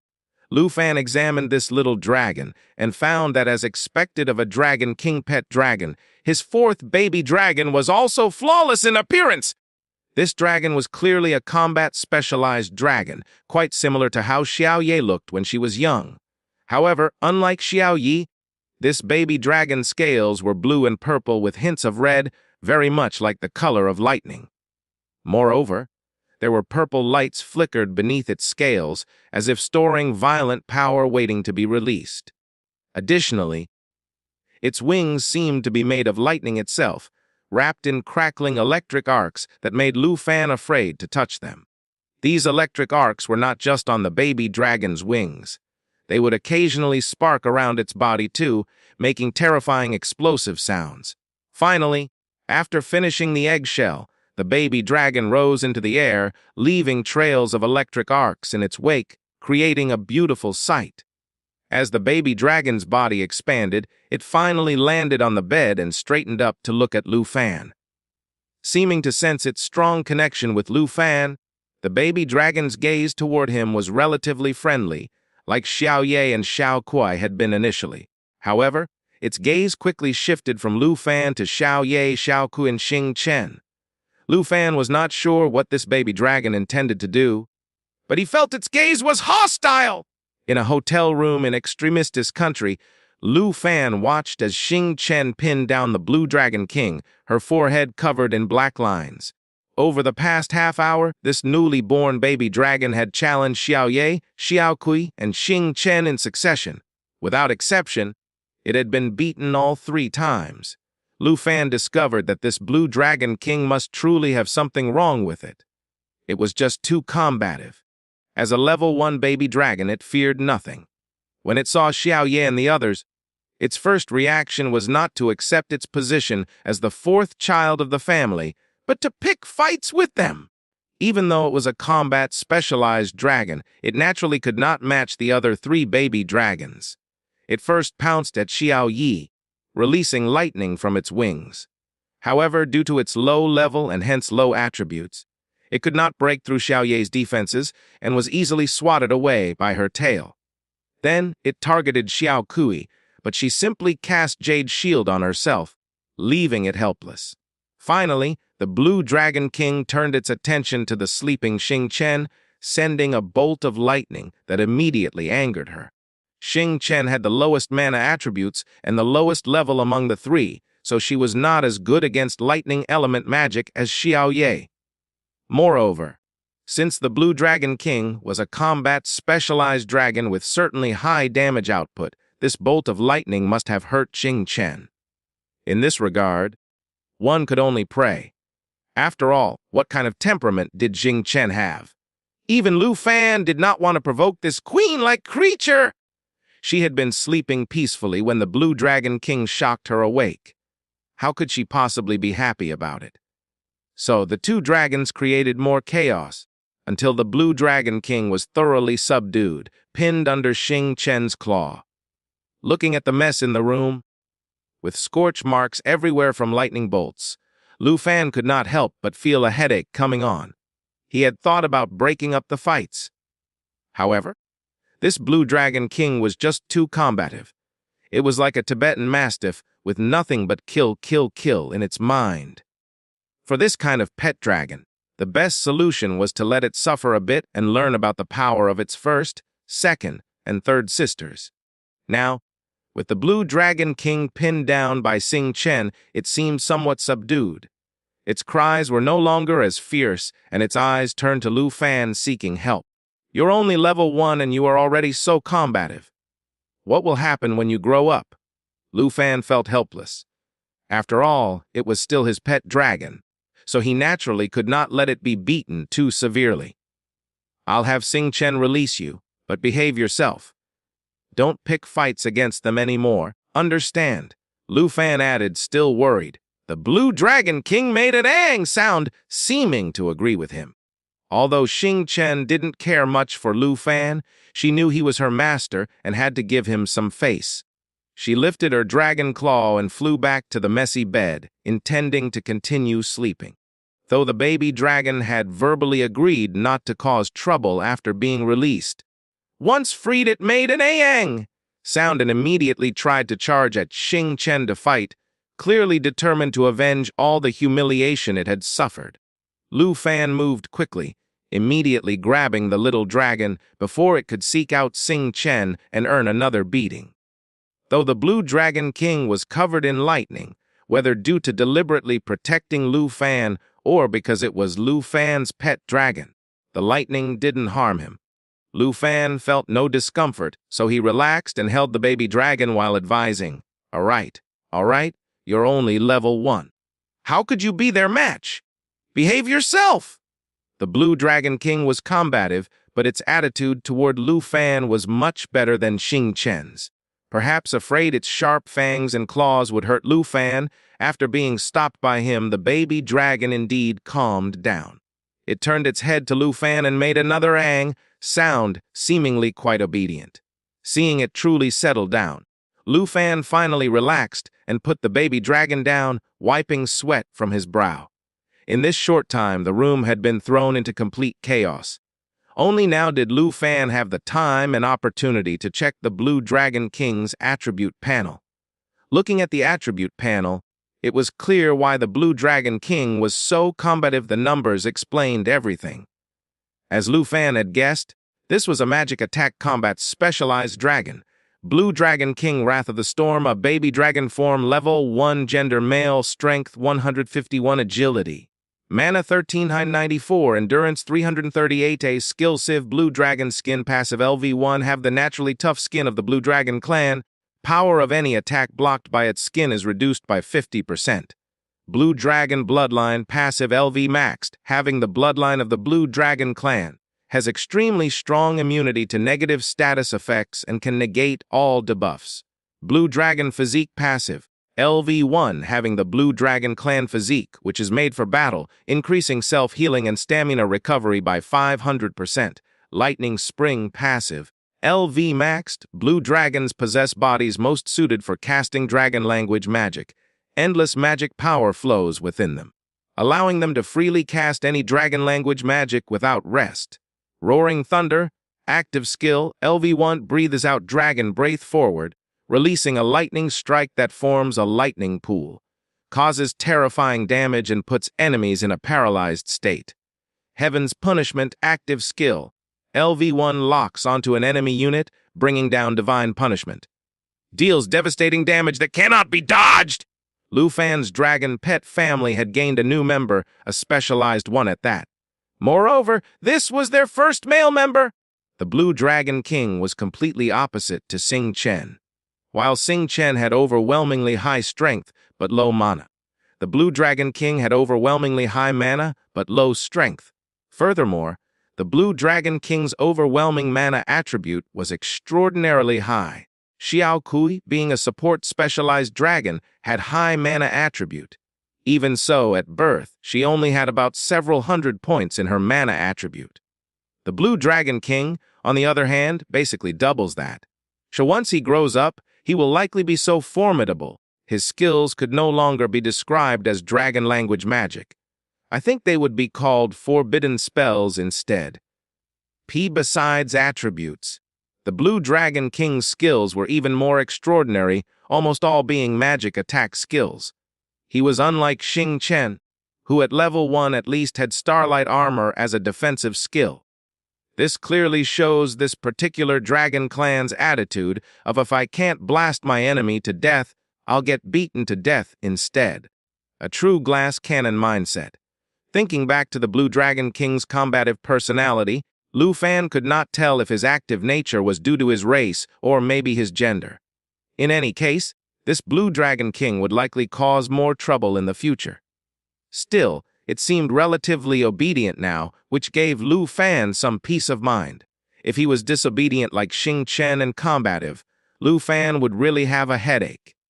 Perhaps tired from all the commotion. The Blue Dragon King had quieted down considerably and began observing Xiao Ye and his other 3 sisters, possibly trying to recognize who was in his new family. Lu Fan thought for a moment. I can't always keep calling him Blue Dragon King. That won't do. I need to come up with a name. Perhaps sensing Lu Fan's thoughts, Xiao Ye and Xiao Clu simultaneously gave Lu Fan expectant looks, almost speaking human words to help Lu Fan brainstorm. Look at our 4th brother. His body is wreathed in lightning, like thunder splitting the sky. Shouldn't his name be Xiao Lan? Unfortunately, Lu Fan ignored the eager Xiao generation of his dragon children. After pondering for a long time, he finally decided upon, let's call him Bao Baoza Boom. Boom. The Blue Dragon King is a lightning element magic attack type pet dragon.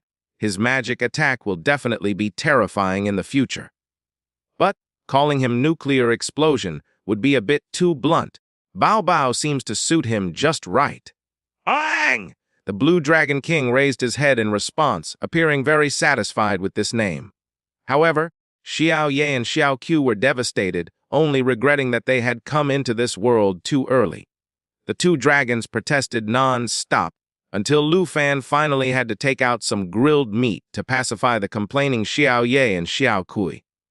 Just then, the system notification came again. Ding system notification, Super Treasure Map system triggered. Issuing today's treasure map to host.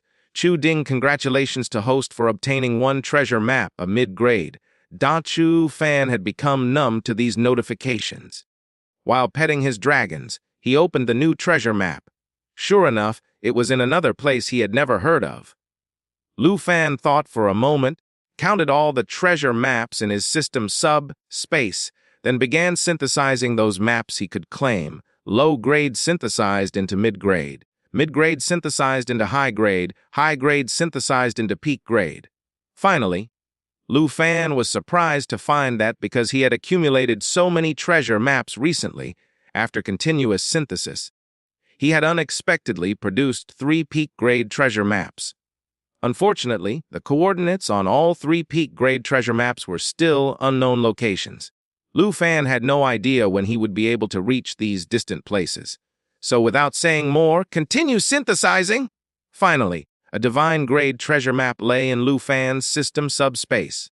Lu Fan took a glance at this treasure map and discovered its coordinates were in a map called Death Desert Ocean. This map somehow feels a little familiar. I just can't recall where I had seen it before. Could it be a relatively obscure, less famous map? Puzzled, Lu Fan took out his phone to search online, but found no information about the Death Desert Ocean. If there's nothing online, why does this map feel so familiar? While Lu Fan was pondering over this, he received a text message from Zhao Shengming. Zhao Shengming sent him a document and informed Lu Fan that this was the list of all 460 wagered resources, which Elder Han had asked him to send to Lu Fan. He reminded how Lu Fan could choose 10 of these for himself. Lu Fan opened up the list to look. Suddenly, memories flooded his mind, and he finally recalled how and where he had heard about the Death Desert Ocean. During the previous state banquet, when the 23-country alliance revealed their wagered resources, he had heard about it there. Moreover, this map seemed to be a dungeon instance wagered by extremistis country. Lu Fan quickly searched through the list for dungeon instances, and he indeed found the map's details. This was one of the 20 resources wagered by extremistis country. It was a dungeon instance discovered during land development in the western part of their territory. After its discovery, this dungeon instance was sealed away to be used as a wager for the national trial. So, detailed information about it was still currently unavailable. The only known information was that this was a 4-6-men, level 70 nightmare dungeon instance. It was stated to be several times more difficult than ordinary dungeon instances of the same level. Of course, for Lu Fan, a dungeon instance of this level was still manageable. In fact, he should be able to clear it with ease. Additionally, the list noted how beside this dungeon instance, there was a newly discovered area called Divine Bone Forest. It contained many level 60+ monsters. They were numerous and powerful, providing high experience points, making it an excellent place for leveling up. Similarly, this area was also one of extremist country's wagered resources. Lu Fan had no interest in the Divine Bone Forest, but he was determined to obtain the Death Desert Ocean. Seems like my luck is on a roll. Claiming this divine grade treasure map would be easy now. Delighted, Lu Fan immediately marked Death Desert Ocean, making it one of the 10 resources he wanted. As for the others, Lu Fan looked through the list to see if he could find any maps he could use to claim his treasure maps. Unfortunately for Lu Fan, among the more than 400 resources, there were no corresponding map coordinates that matched his other treasure maps. With no choice, Lu Fan could only select resources useful to him. He needed to choose 9 more high-level, high-experience point reward dungeon instances, which he plans on slowly clearing in the future. As for the rest of the list, Lu Fan did not delete them but recorded them down. After all, many on the list were newly discovered areas from the 23-country alliance's recent exploration efforts. It was possible that his future treasure map coordinates might be set in one of these on the list. Keeping a record of them was certainly beneficial for himself. It was much better to be safe than sorry, after all. If another divine-grade treasure map's coordinates were set in one of these maps, Lu Fan would know where he needed to go to claim the treasure map. Soon, Lu Fan marked the 10 he wanted and sent them to Zhao Shengming, who passed them on to Elder Han. Elder Han would pick and sign the resource transfer agreements with other countries that evening. It took until 10 o'clock that night for the whole national trial to be finally completely settled. Elder Han personally brought Zhao Shengming and the others to find Lu Fan, smilingly telling Lu Fan that the 10 he had chosen now all belonged to Dragon Country, which meant that they essentially belonged to Lu Fan from now on. The 10 dungeon instances now belonged exclusively to Lu Fan. That means he could clear them whenever he wanted and let whoever he wanted clear them. He could retain them until he felt like he no longer needed these dungeon instances. When that happens, he could always return them to Dragon Country to handle. Though nothing new, Lu Fan was still very happy to hear this. He asked Elder Han when he could start clearing these dungeon instances.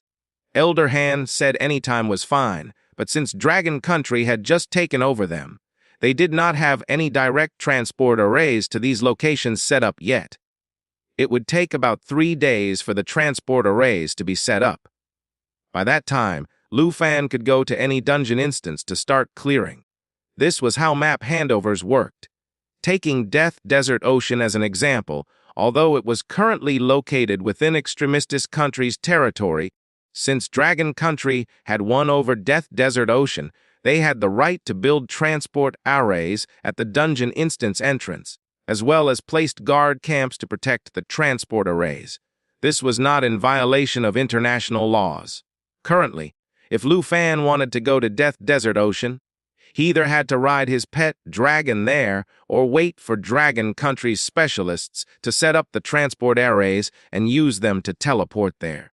Lu Fan thought about it and felt no rush. He could go back first. When the transport arrays had been prepared, he could bring his auntie and the others to the Death Desert Ocean dungeon instance. First, to clear the dungeon instance and to help everyone level up, and second, to claim his divine-grade treasure map. If this treasure map could yield another dragon egg, that would be an absolute win. That way, Lu Fan would have his 5th pet dragon. Lu Fan was about to reach level 45 and unlock a new pet slot. So, even though his pet slots were currently full, he would soon be able to hatch another dragon egg! After stating his decision, Elder Han had no objections, and Zhao Shengming also indicated that he would have the university send some people to help arrange everything for Lu Fan and Zhen Ying's group to clear the Death Desert Ocean dungeon instance. Night passed. The next day in the morning, Lu Fan had planned to leave Extremistis Country with Elder Han. but they had their departure delayed until the afternoon. This was because Feather Country's delegates and their representative had specifically extended an invitation to them. They wanted to treat Lu Fan and his entourage to lunch to show their gratitude.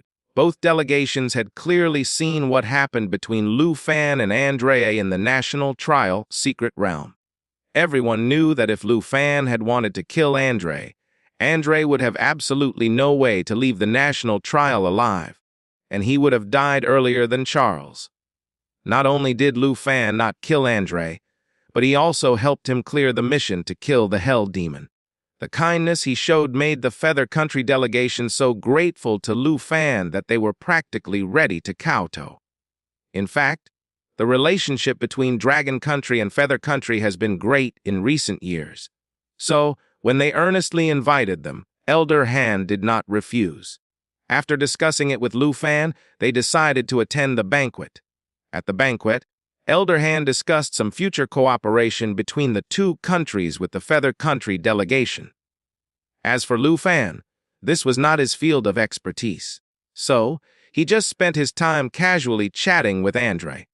The two got along well, and their relationship grew much closer during this banquet. They even started to call each other brother. Meanwhile, at Dragon Country's western border stood an enormous courtyard. The courtyard had strong Dragon Country architectural features, with elaborate decorations everywhere, appearing magnificent. It was just that white silk ribbons hung throughout the courtyard, fluttering in the wind. This gave it a somewhat desolate feeling. In one of the rooms, the senior sister, who had long left Dragon Capital University, sat at a redwood table, holding a tablet. Though her face was unnaturally pale, she wore a smile. On the tablet was the latest news about the national trial.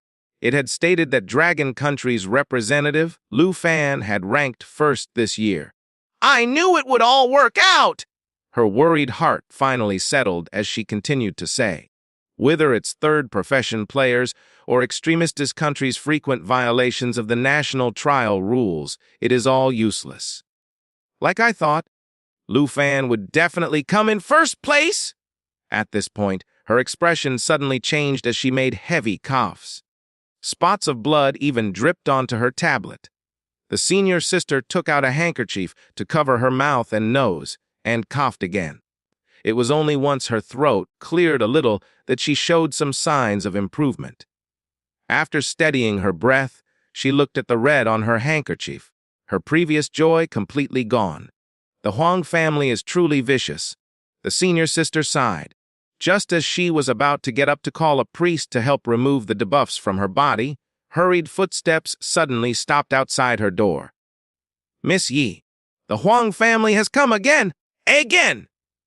Ye Wuxian clenched her jaw upon hearing this, her body stiffening. "What do they want now?" The person outside continued. "They say they're here for the prosperous Black Mountain. The prosperous Black Mountain has been developed and held onto by the Ye family for nearly 100 years. What right does the Huang family have to meddle with it?" Ye Wuxian immediately became angry, clenching her fists. The person outside deeply sighed and said, "Though that's true, clearly the Huang family is seeking to settle accounts with the Ye family. They are just using this as an excuse to devour us. They've set their sights on the prosperous Black Mountain and just needed an excuse. Whether the excuse is reasonable or not doesn't matter to them." Ye Wuxian naturally understood. After all, the current Ye family had already lost much of their resources to the Huang family, and many of these resources originally belonged to the Ye family. There were no disputes over them at all until recently. In this regard, Huang family acted like hyenas. Once the lion died, it was only then that they dared to jump in and feast on the lion's corpse. Though Ye Wuxian hated this, she felt helpless about it.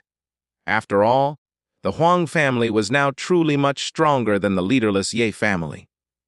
As one of the ancient noble families, aren't they afraid of being mocked if word of their actions spreads? Ye Wuxian felt a headache, then asked, "What about the Lung family, Dragon family? After so long, they must have sent some news." The person outside sighed. The Loong family has not replied at all. Seems like they've decided to just watch from the sidelines. Ungrateful dogs! They're all ungrateful dogs!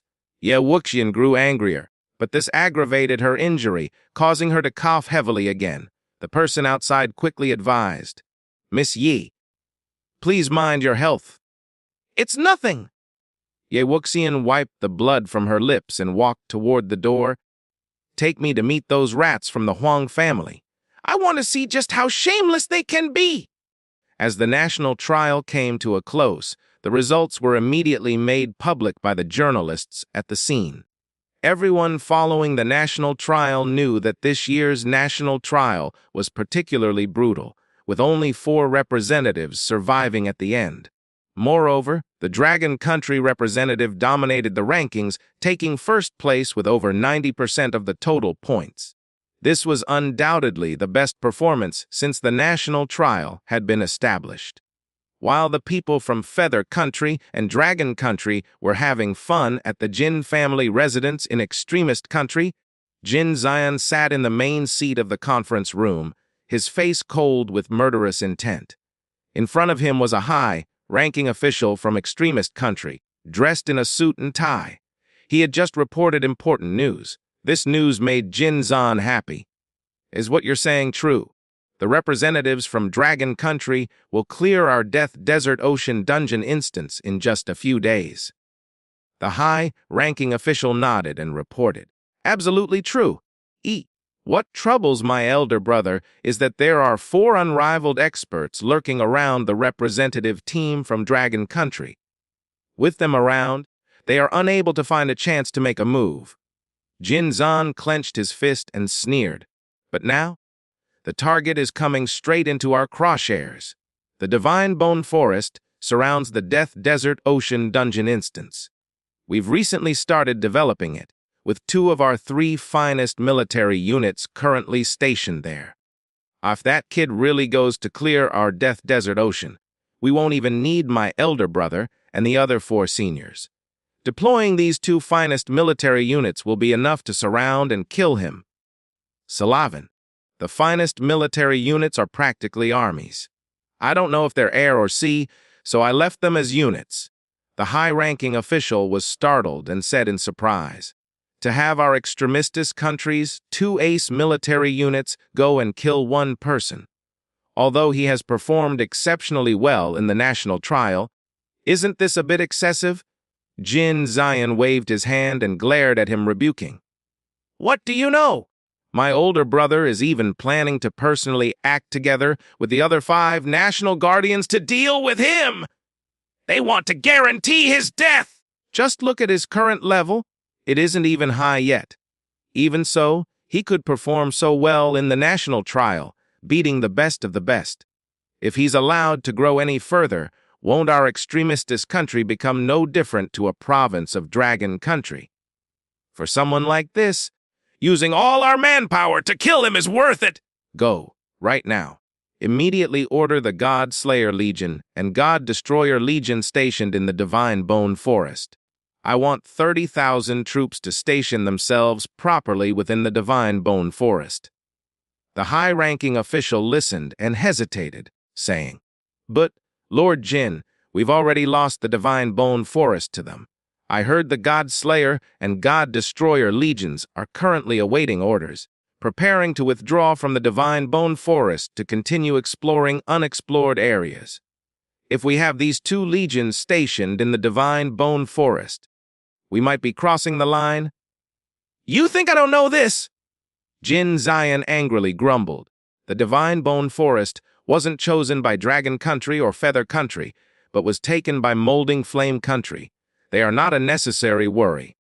Later, I'll have someone negotiate with their higher-ups to exchange the Divine Bone Forest back to our extremistus country.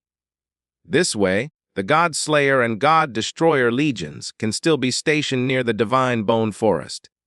When the time comes, we just need to have the 2 legions dress up as heretics, kill him, and be done with it.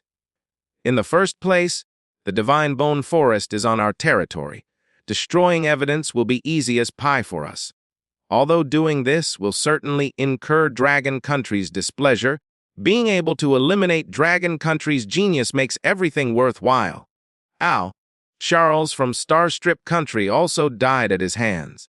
Once Lu Fan dies, the Moore family from Starstrip Country will surely fully support us. With Starstrip Country backing us, we won't need to fear the pressure from Dragon Country. Jin Zion's calculations were as clear as day, because he knew if they could not kill Lu Fan, his older brother Jin Zexi would certainly kill him to pay for Jin Cheng'en's life. In the afternoon, Lu Fan and the Dragon Country delegation finally boarded their private jet back to Dragon Country. After a night of travel, around 4 in the morning, Lu Fan and the others landed at Dragon Capital Airport. Originally, special vehicles were prepared outside the airport to separately send Elder Han and Lu Fan, Zhao Shengming's groups, back. However, when Lu Fan's group left the airport, they were stunned. Outside Dragon Capital Airport, there were over 10,000 people holding various banners with phrases like "Welcome Home Dragon Country Hero Lu Fan." Seeing Lu Fan come out from the airport, this crowd went wild like obsessed fans. They were shouting the slogans on their banners. Such enthusiasm truly frightened Lu Fan. It almost made him too afraid to walk forward. Lu Fan had not expected that even at 4 in the morning, there would still be so many people coming to welcome them at the airport. This treatment was approaching that of top celebrities from his previous world. Lu Fan was extremely embarrassed. He could only wave at the crowd with a shy smile. Even so, such simple actions made the surrounding crowd even more excited, taking out their phones to photograph him. Elder Han, however, seemed to have expected this and did not show much surprise. He had his staff protect Lu Fan all the way to the special vehicles. After everyone got in, several special vehicles drove through the path left by the crowd and departed. Lu Fan thought things would calm down after he returned to Dragon Capital University, but at the university, there were still many students waiting to welcome them inside the campus, especially at the entrance of Villa No. 2, where Lu Fan currently lived. There were over 1,000 students gathered. Their enthusiasm in welcoming Lu Fan was not much less than those at the airport. Lu Fan felt helpless. It was only fortunate that Zhao Shengming, who was accompanying him, immediately called upon the university teachers to maintain order.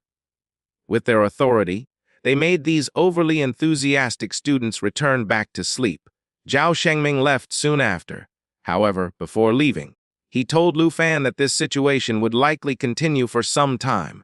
During this period, he might as well not attend classes and just stay in the villa to rest. In a few days, he would be heading to Death Desert Ocean to clear the dungeon instance. After clearing that for 10 days to half a month, by then, most of this attention would have died down. Lu Fan nodded after hearing this and immediately fled back to Villa No. 2.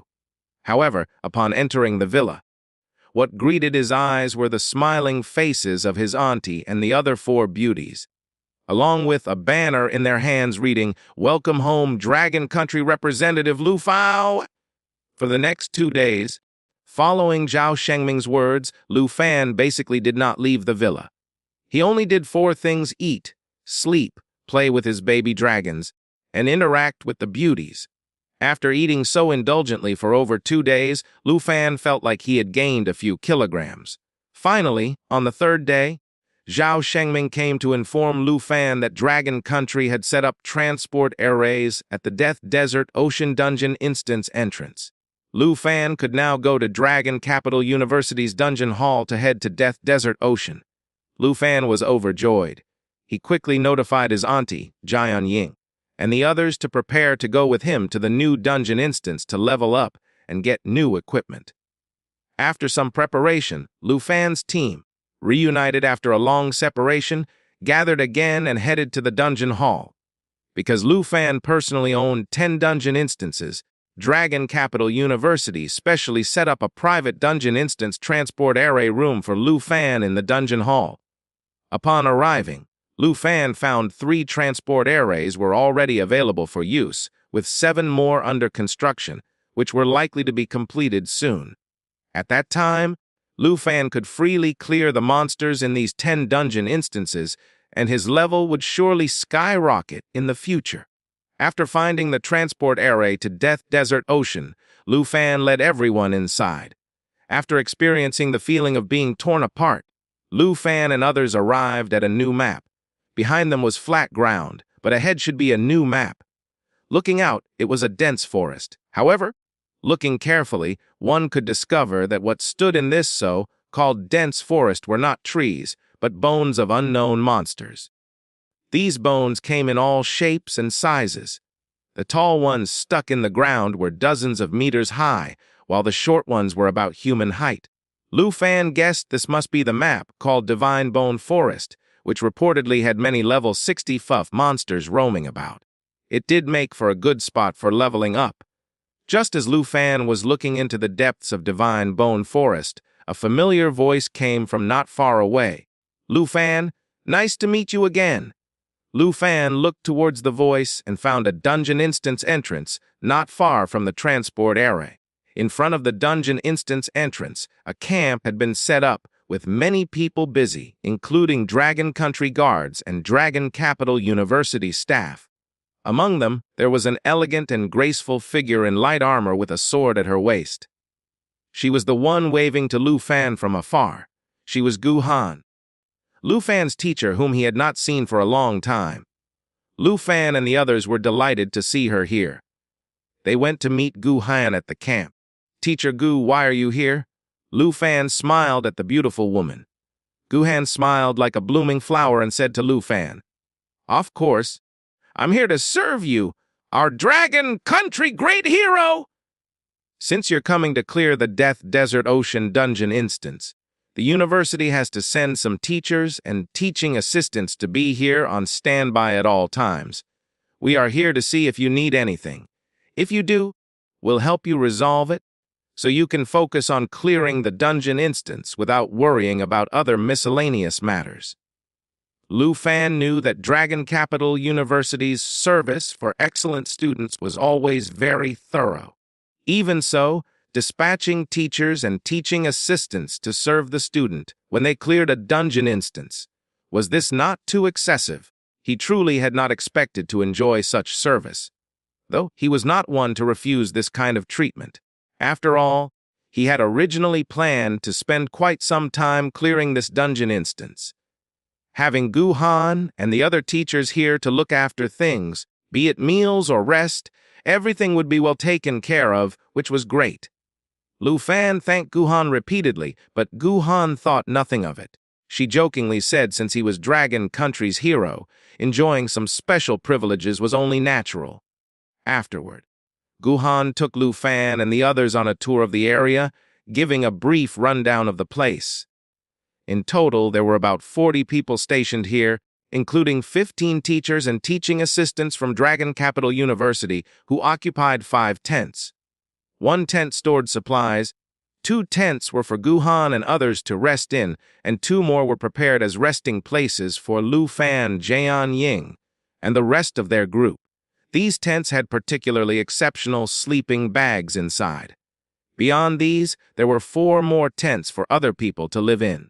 The others were Dragon Country guards, stationed here because Death Desert Ocean now belonged to Dragon Country and was incorporated into Dragon Country's territory. They naturally needed to guard this place to ensure Dragon Country's dungeon instance would not be encroached upon by others. After introducing everything here, Lu Fan was about to lead everyone into the dungeon instance. However, his eyes suddenly narrowed, seeing 2 simple military camps stationed not far away. They were on both sides of the Death Desert Ocean dungeon instance entrance, sandwiching it in between. The camps flew Extremistis Country's flag. Seeing this, Lu Fan asked Gu Han what was going on, why was Extremistis Country soldiers still here and stationed nearby. Gu Han explained, Apparently, Extremistis Country brought back the Divine Bone Forest from Molding Flame Country and regained control of it.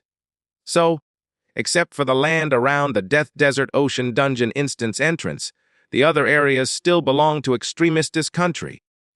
Generally, when a dungeon instance and the land it is on belong to 2 different countries, Both countries will station some guards at a certain junction to ensure the other side doesn't violate their rights.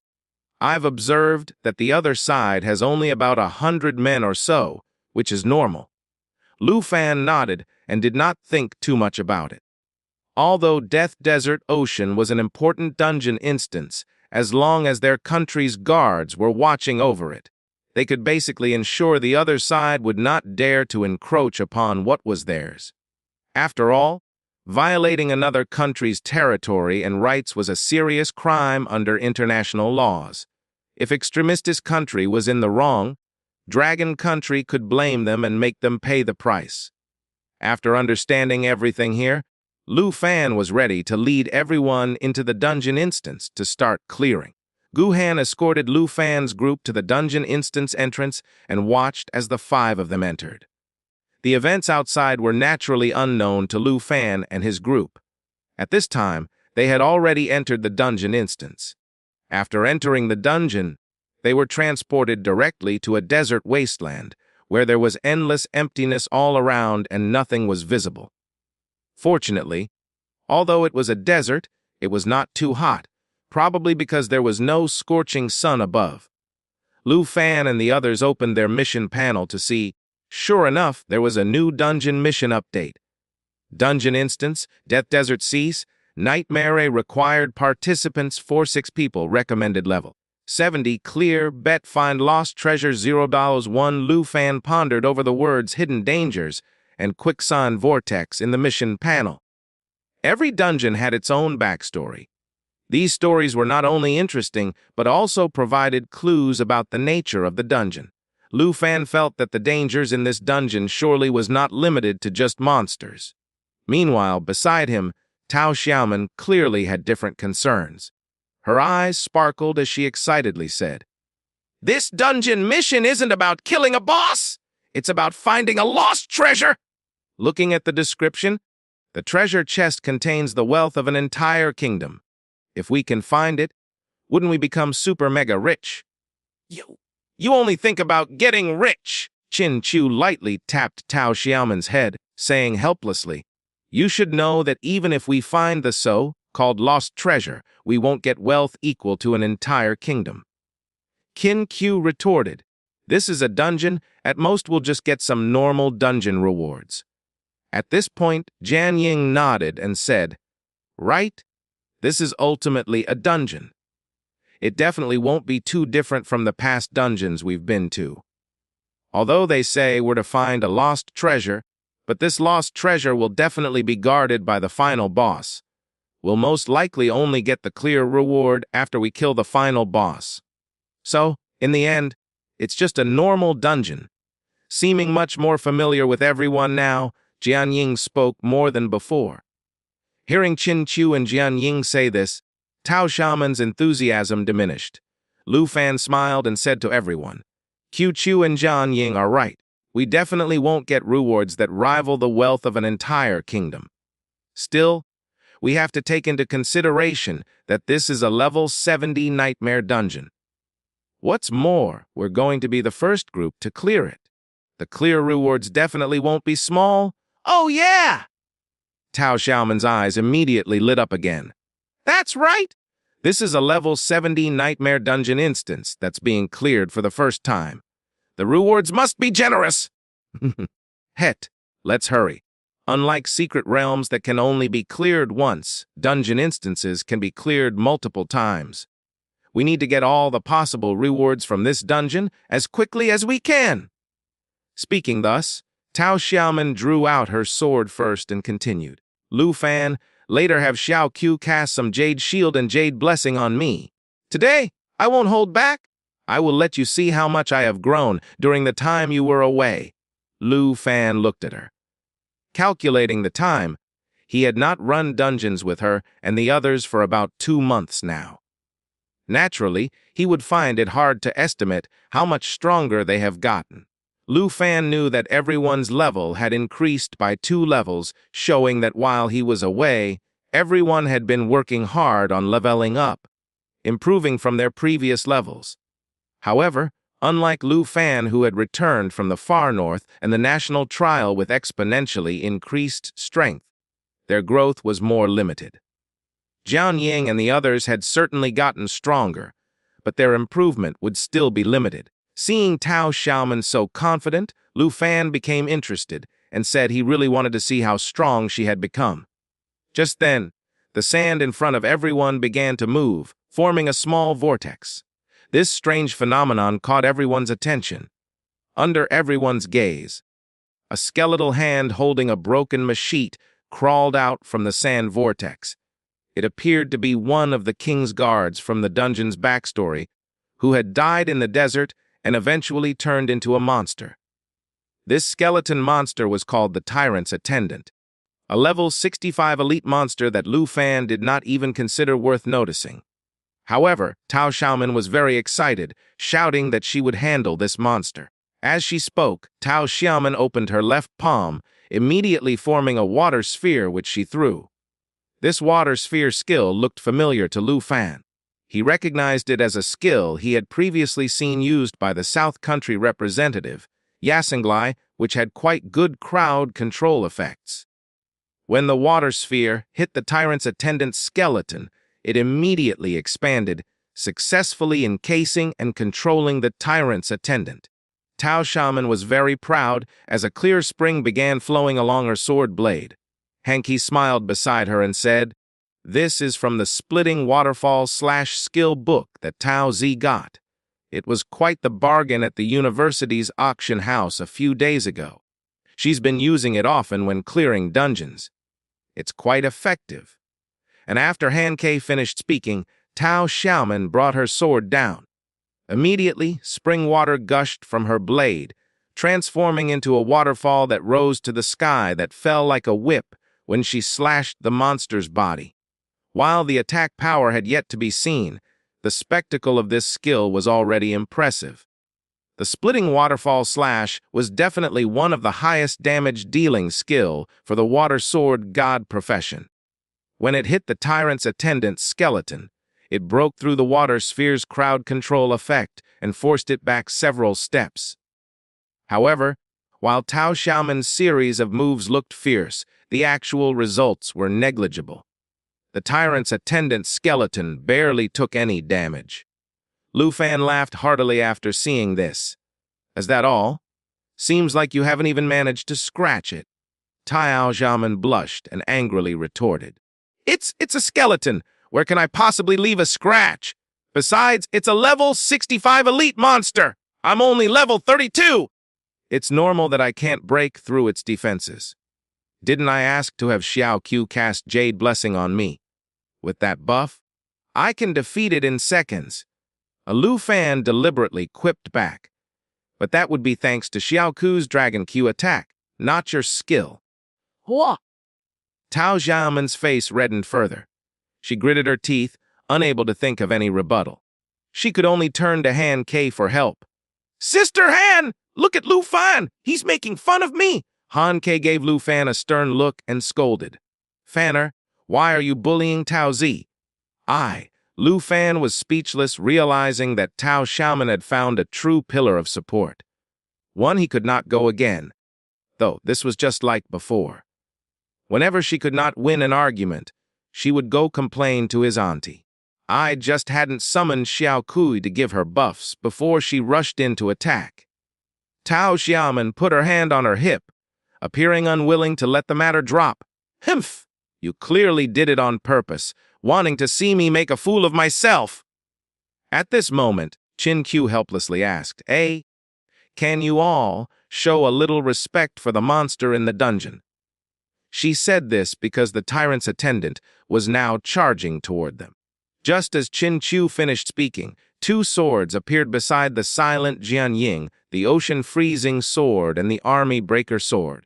Jian Ying pointed them forward, and both swords flew toward the Tyrant's Attendant one after another. The Ocean Freezing Sword arrived first. Though its power was ordinary and was knocked away by the Tyrant's Attendant's blade, at the moment of contact, it released a burst of cold air. This covered the Tyrant's Attendant's skeleton in frost, drastically reducing its movement speed. Soon after, the army breaker sword arrived. Its huge blade sliced through the air, distorting it.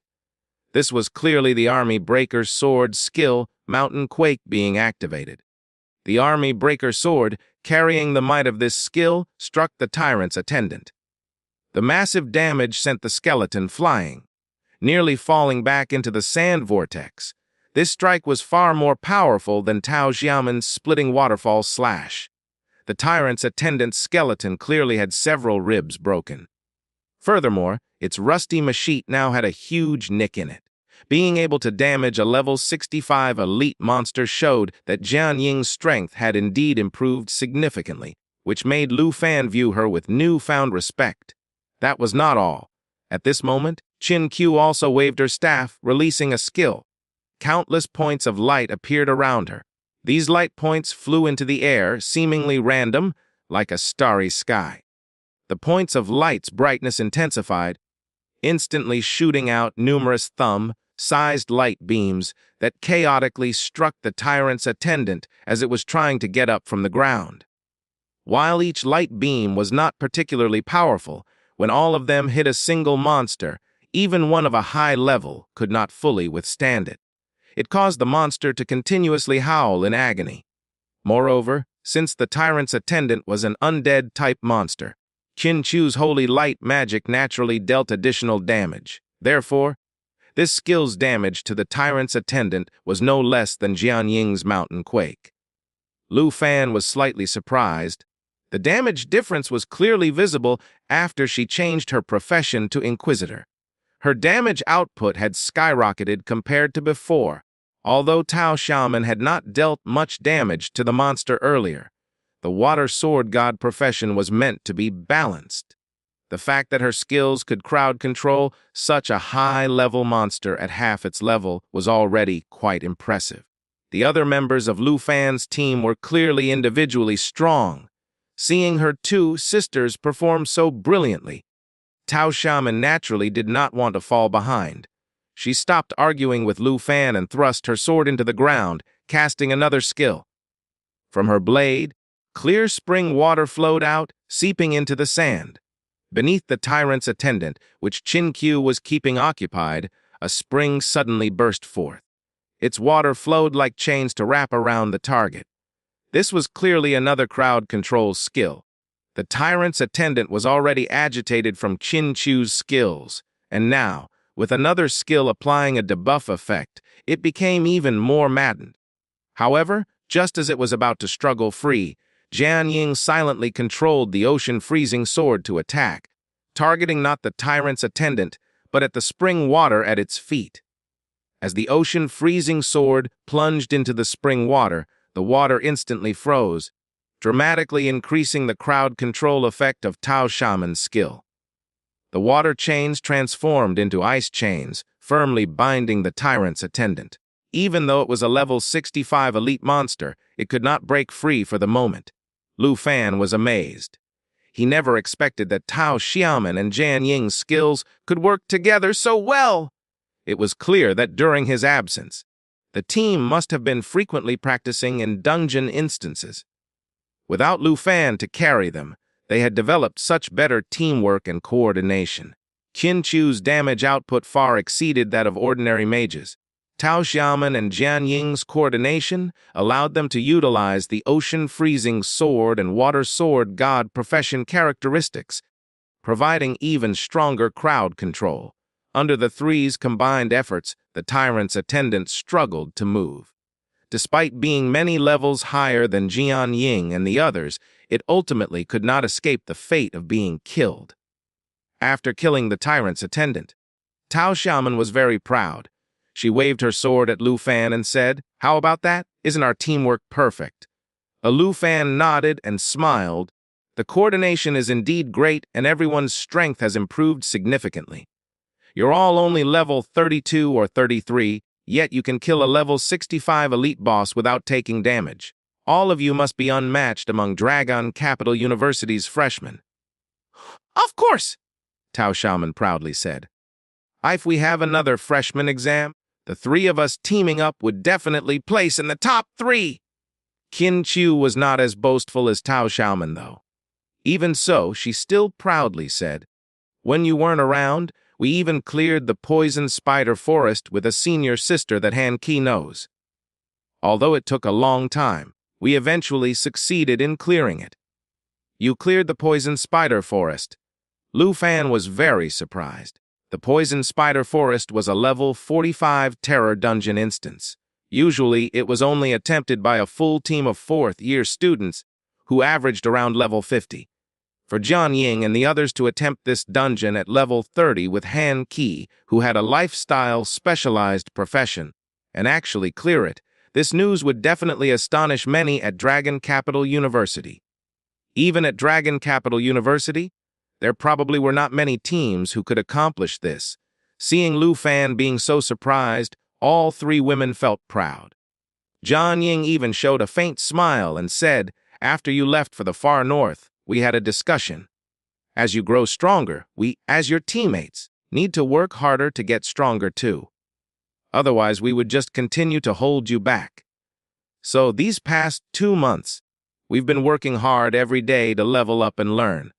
But Jian Ying looked at Lu Fan's level and smiled helplessly. "It seems like the gap between us is still getting bigger."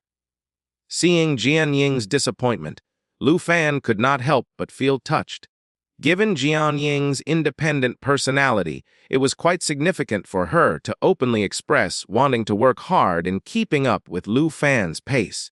Their team had strong cohesion, with everyone wanting to maintain it. It was different from teams that disbanded due to power differences between members. Truthfully, the strength gap between Lu Fan and them had become ridiculous. It was ridiculous at the start, but it had become even more so. Even so, Lu Fan had never thought about leaving the team to go solo.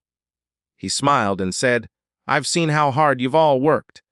Actually, my high level now is because I participated in the national trial and received a ton of rewards. Look, no need to worry, I currently have 10 dungeons. I also don't have anything else to do for a while, so we can just keep clearing these dungeons together. I believe the level gap between us will get smaller and smaller over time." Lu Fan's words warmed everyone's hearts. However, Tao Xiaoman was not one to show being touched. She raised her fist at Lu Fan and said, "Not just smaller. One day, I'll definitely surpass you."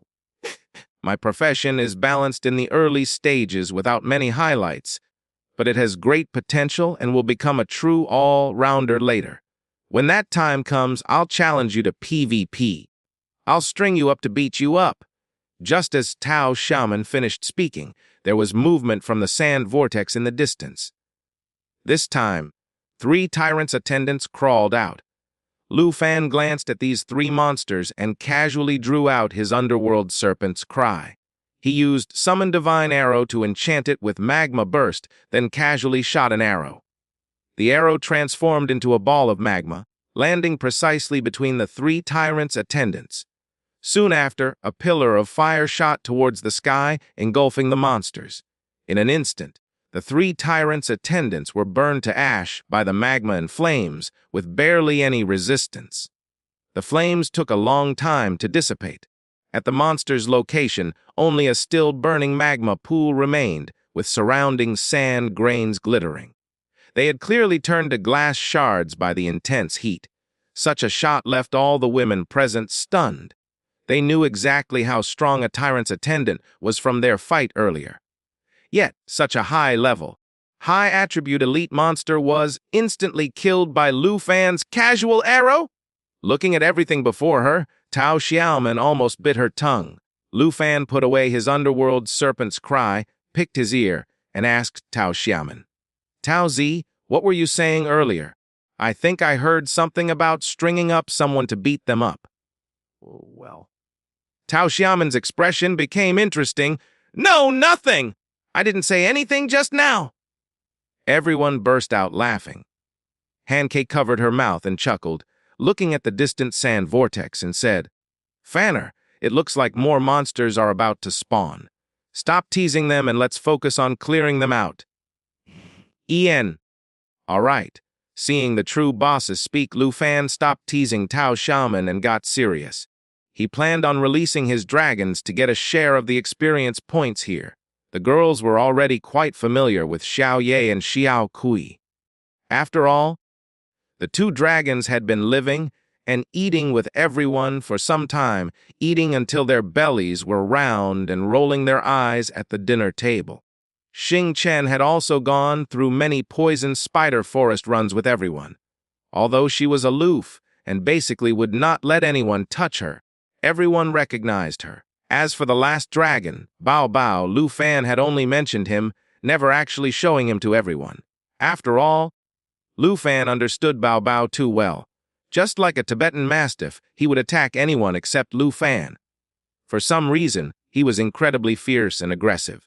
How could Lu Fan possibly dare to let him out at home? If he bit his auntie, that would be a huge problem. So, after readily releasing Xiao Ku, Xiao Yi, and Xing Chen, Lu Fan was hesitant about whether to release his last baby dragon Bao Bao. Instead, Qin Qiu actively asked Lu Fan, "Lu Fan, didn't you say you have a fourth pet dragon? Since we are leveling up, why not let it come out to gain some experience points?" And after much hesitation, Lu Fan smiled bitterly at everyone and said, "I didn't want to release him because he is a little too aggressive. I still can't fully control him." Qin Qiu laughed when she heard this. "It's still your pet. How could it be uncontrollable? I see Xiao Kui and Xiao Ye are both very well behaved. Although Xing Chen is a bit aloof, she's still very obedient when it matters. You say that because you don't know what happened right after hatching." Lu Fan was about to explain, but then thought that the main purpose of running this dungeon instance was to level up Bao Bao. Although Bao Bao is reckless, he still follows my commands, so he most likely will not hurt them. After more consideration, Lu Fan agreed. "Never mind, I'll summon him to show everyone. But all of you must stand back. Best be careful to ensure he doesn't bite you."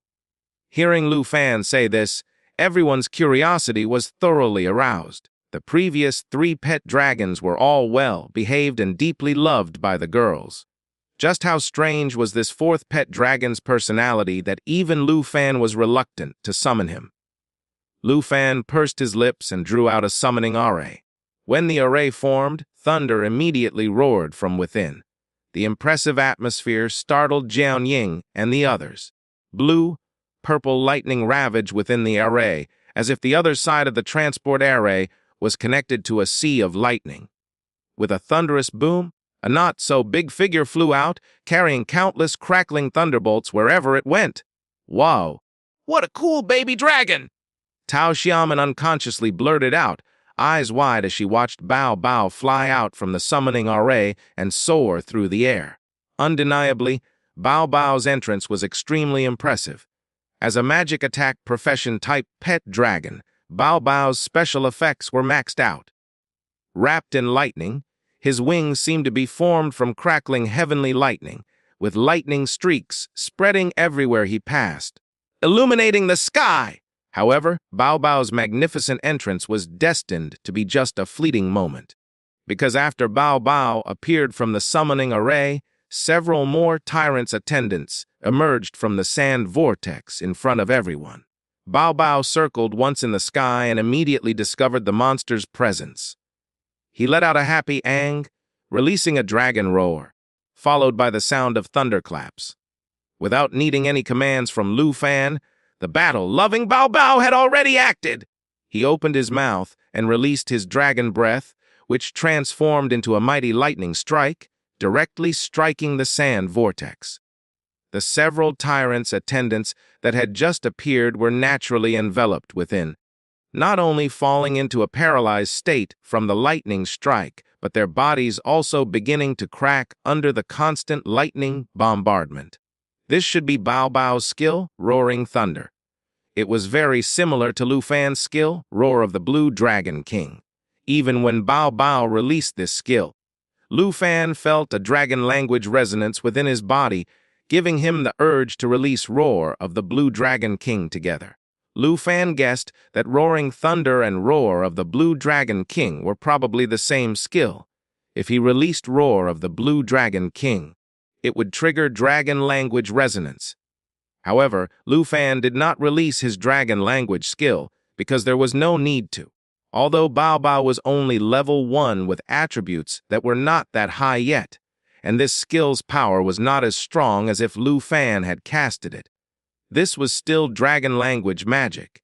It was naturally not something the tyrant's attendants could easily resist. While Roaring Thunder's attack power was limited for now, unable to instantly kill these level 65 elite monsters, the paralyze effect carried within the skill left these monsters unable to move. Furthermore, they would be continuously being struck with the lightning within the lightning pool. Bao Bao seemed unsatisfied with having to slowly grind down opponents with his skill. While letting out Roaring Thunder, he also extended his dragon claw in a grab, and a purple-red lightning appeared in his palm, radiating dazzling light. Bao Bao narrowed his dragon eyes, targeting the tyrant's attendant closest to the edge of the Roaring Thunder skill's lightning pool, and threw the purple-red lightning in his claw. This purple-red lightning instantly exploded, cutting across the sky and striking the targeted tyrant's attendant. Boom! Though lightning was already constantly striking in the lightning pool, when this Heaven's Tribulation skill was released, an even larger thunderclap rang out, which was deafening to the ears. Heaven's Tribulation landed on the targeted tyrant's attendant. Its massive damage instantly shattered its body without any suspense. Seeing the monster get killed, Bao Bao clearly became more excited. Both dragon claws simultaneously grabbed Heaven's Tribulation's purple-red lightning, and he began to wildly bombard the monsters below. The overlapping sounds of the two skills made Lu Fan and others feel the ground beneath their feet continuously tremble. At this moment, all they could see before them was a constantly churning pool of lightning, creating huge explosions in the sea of flowing sand. Above, purple-red lightning continued to strike down, each strike able to destroy a tyrant's attendant. Even after this wave of monsters was completely destroyed by Bao Bao, the lightning pool did not disappear because Bao Bao knew more monsters would emerge from the sand vortex below. This was a monster spawn point, and the poor tyrant's attendants could only appear here, only to get killed. As soon as they appeared, they would be directly slaughtered by Bao Bao. When the second wave of monsters had only partially spawned in, the huge amount of experience points had already caused Bao Bao to level up. After leveling up, his mana attribute surged, making the power of his skill even more terrifying. Looking at Baby Dragon leveling up to level 2, Tao Xiaoman covered her forehead, doubting reality. My goodness, is this really a level 1 pet? This is too much. He is clearly only level 1 yet able to dominate a level 65 elite monster. Lu Fan, you are becoming more and more abnormal. Just what kind of pets do you have around you? Jian Ying glanced at her, appearing quite used to it. Don't you understand Lu Fan's pet dragon by now? Qin Q nodded and said, That's right, whatever Lu Fan does is just normal now, huh? Even if you told me now that he's killed level 85 nightmare bosses with a single attack, I wouldn't be surprised at all. Lu Fan unconsciously glanced at Chun Chu, thinking this girl was quite clever. How does she know I've killed level 85 nightmare bosses? After hearing what the two women said while watching a single baby dragon causing so much chaos, Tao Xiaoman was completely dumbfounded. She knew Lu Fan was strong. But calling this normal, were they not just deceiving themselves? Whose level 2 pet could fully block elite monsters, spawn points, and farm them? Bao Bao had not stopped using skills at this spawn point, not slowing down in the slightest. In the sand vortex, tyrants' attendants kept appearing and were continuously destroyed at an extremely fast pace. Later, some level 70 elite monsters called tyrants' attendant corpses also started appearing. After these elite monsters appeared, they only survived a few seconds longer under the baby dragon's wild bombardment. They were still unable to escape their fate of being killed by lightning. Watching Bao Bao fight more fiercely, using skills as if they cost nothing, even people like Chun Q, who were used to Lu Fan's abnormality, became unsettled. Han Ke even actively asked Lu Fan why he could keep using skills without any sign of stopping. even if he was a pet dragon.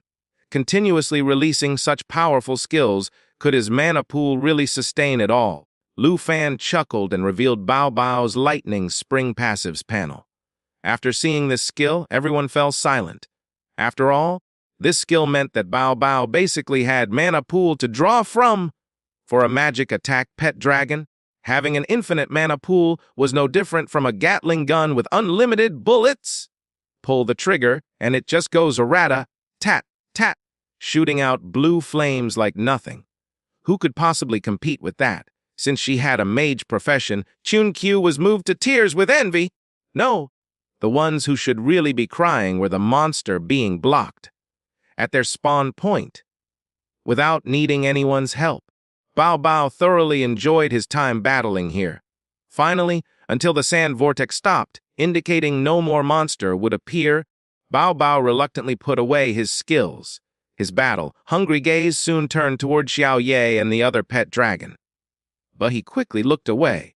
He was aggressive and loved to fight, but was not stupid. After being beaten up by his 3 dragon sisters last time, he temporarily did not dare to provoke them. He knew that his master had brought him to a place with monster, and there would naturally be many opportunities later to show off his abilities. There was no need to seek a beating from his sisters. So, Bao Bao descended from the sky, coming to Lu Fan's side, behaving quite properly. From earlier until now, he alone had farmed about 20 monsters, reaching level 2, and was likely just 1 step away from level 3. Lu Fan was quite satisfied with this speed of leveling. Seems like farming this dungeon instance yields a ton of experience points. It should not take long for Bao Bao to enter his growth period. Xing Chen might even reach her maturing period. Since there are no more monsters here, let's continue exploring this dungeon instance and see where we can find the boss. Lu Fan patted Bao Bao's head and said to everyone. The others naturally had no objections. However, this dungeon instance was too large. Looking around, there was nothing but the endless desert in all directions. They seemed to be in the middle of the desert, and choosing which direction to go first was a problem. Finally, it was Han Kei who noticed that there was a bright spot continuously glowing on the dead monster's body. Lu Fan went over and upon checking it, found it was actually a special item. It was an oddly glowing, clearly enchanted sheepskin fragment. Tyrant's Retreat Route Map Fragments. Mission Item. Description. Collect all map fragments to obtain the Tyrant's Retreat route in the Death Desert Ocean. Current collection progress 1-500. Lu Fan pondered briefly and immediately understood. Lu Fan pondered briefly and immediately understood. If all the map fragments could be collected, they would get the Tyrant's Retreat route. And since the Tyrant died during his retreat, following the retreat route would roughly tell them where to find the lost treasure required by the mission. As for the map fragments, they needed to collect them by hunting down the monsters here, so everyone needed to properly explore this whole place. After understanding the method to clear the dungeon instance, the impatient Tao Shaman wanted to set out, choosing a random direction to advance and grind monsters. However, Lu Fan stopped her and advised, "Don't rush. I think we can't be that reckless here. Look around you. It's all desert, seemingly empty and unnaturally quiet. The more it's like this, the more careful we need to be."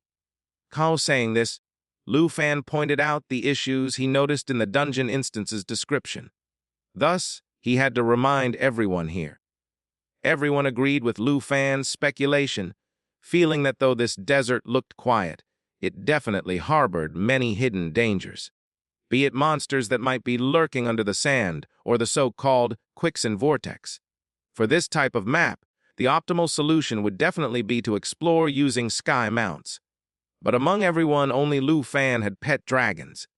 The rest did not have the ability to fly. However, this was not a difficult thing for Lu Fan. He directly had Xiao Kui summon the 2 fallen corpse holy dragon kings, and had them open their puppet sub-space to summon 10 demonic bloodthirsty bats. Demonic bloodthirsty bats were the weakest existences among the 9 hell demons' army. Lu Fan had tens of thousands of these monsters. They were the perfect cannon fodder. Lu Fan one-on-one, let these things scout ahead. We'll follow from behind. This way, if there are any dangers, they'll trigger it for us. Now originally, everyone was surprised at how Lu Fan's flying dragon kings had changed to this appearance. Now, seeing Lu Fan having the flying dragon kings summon some unknown monsters, everyone was even more astonished. Lu Fan, your flying dragon kings, how is it that they can summon monsters? Han-Kei could not close her mouth, feeling that she could comprehend Lu Fan less than before. Lu Fan smiled and said, "My flying dragon kings have evolved twice in the extremely far north ice plains and in the National Trial's secret realm. Now, they are called Fallen Corpse Holy Dragon Kings. They are also now Quasi-Dragon Kings, so their appearance is somewhat different from before." Quasi-Dragon Kings! Isn't that about the same as Xiao Ye and the others? All four women were shocked at the same time. Calculating this way, did this not mean Lu Fan had 6 Dragon Kings as pets?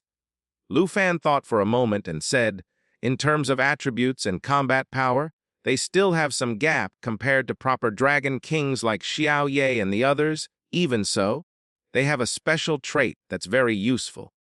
Speaking thus far, Lu Fan snapped his fingers, and the Fallen Corpse Holy Dragon Kings immediately understood. They let out their purple gas, which spread out to envelop the remains of a tyrant's attendant on the ground. Soon, under everyone's surprised gaze, this tyrant's attendant actually reassembled its body and stood up. Seeing the tyrant's attendant stand again, Bao Bao immediately became energetic. His wings crackled with the clear intention of blowing up this monster again. Fortunately, Lu Fan had anticipated that he would get too excited upon seeing a killable monster, so he restrained him. After restraining Bao Bao, Lu Fan explained to everyone, "This is one of the Fallen Corpse Holy Dragon King's skills. They can revive dead monsters and turn them into Fallen Corpse puppets for me to use." The sound of sharp intakes of breaths was continuous. Jian Ying, with her broad knowledge, exclaimed in surprise, "Wait, isn't that skill very similar to a hidden profession called necromancer?" Necromancer was a relatively well-known hidden profession. Mentioned in various textbooks, it was only natural for most people to know about it. Lu Fan was naturally very familiar with it as well. Lu Fan thought for a moment and said, "Actually, it's very different. Necromancer can only enslave normal monster, and they will face difficulty enslaving anything above normal grade, gold. There are also many restrictions when they want to enslave a boss. As for the Fallen Corpse Holy Dragon Kings, this part is different. They can enslave any monster with lower all 4 attributes than them, boss are no exception. Moreover, there's no limit on the quantity of monsters they can enslave because all Fallen Corpse puppets are stored in the puppet sub-space. As you all know, the puppet sub-space is boundless. Accommodating hundreds of thousands of puppets is not a problem." The sound of sharp intakes of breaths came again. Qin Chu said in utter amazement, "Doesn't that mean you can use every boss you've killed as a summon? If that's true, with the Fallen Corpse Holy Dragon Kings, you could easily build an entire monster army." Lu Fan smiled and nodded, thinking to himself that he had already done this. His monster army was the 9 Hell Demons army that had cost Extremistus country dearly. Tao Xiaoman's imagination also began to open up following Qin Chu's question. With one hand supporting her chin, she said, "Let's put the monster army aside for now. I think this current dungeon instance will be much easier to clear than we imagined. If we keep turning dead monsters into summons, with this gradual accumulation, couldn't we eventually have all the monsters in the dungeon instance surround the final boss? After we farm 2 more waves of monsters, we would not even need to act ourselves. We could just let the monsters fight each other while we enjoy the show." Lu Fan smiled and said, "We could do that, but it would be too slow. The monsters in this dungeon instance are far too weak. Rather than letting them kill each other, it would be faster if I let my pet dragon crush them." That makes sense. Tao Xiaoman nodded, then continued, "However, don't waste the monster corpses. Lu Fan, just turn all of them into fallen corpse puppets. They should be useful for leveling in the wilderness or clearing dungeon instances in the future. Others also nodded in agreement. After all, this was a level 70 Nightmare Dungeon instance, and the monsters inside were quite strong. They would definitely be great helpers for grinding monsters. However, Lu Fan indicated that while it might be worth enslaving bosses, regular monsters were just cannon fodder, and he realistically did not need more cannon fodder. Tao Xiaoman was somewhat surprised upon hearing this.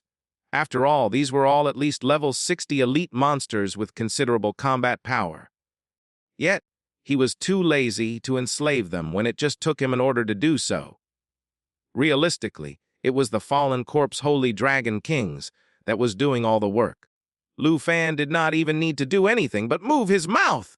Lu Fan nodded, directly admitting, "That's right, I'm really too lazy to collect them." Lu Fan had the fallen corpse Holy Dragon King summon a demon knight, saying he had nearly 2,000 of these level 75 gold-grade bosses.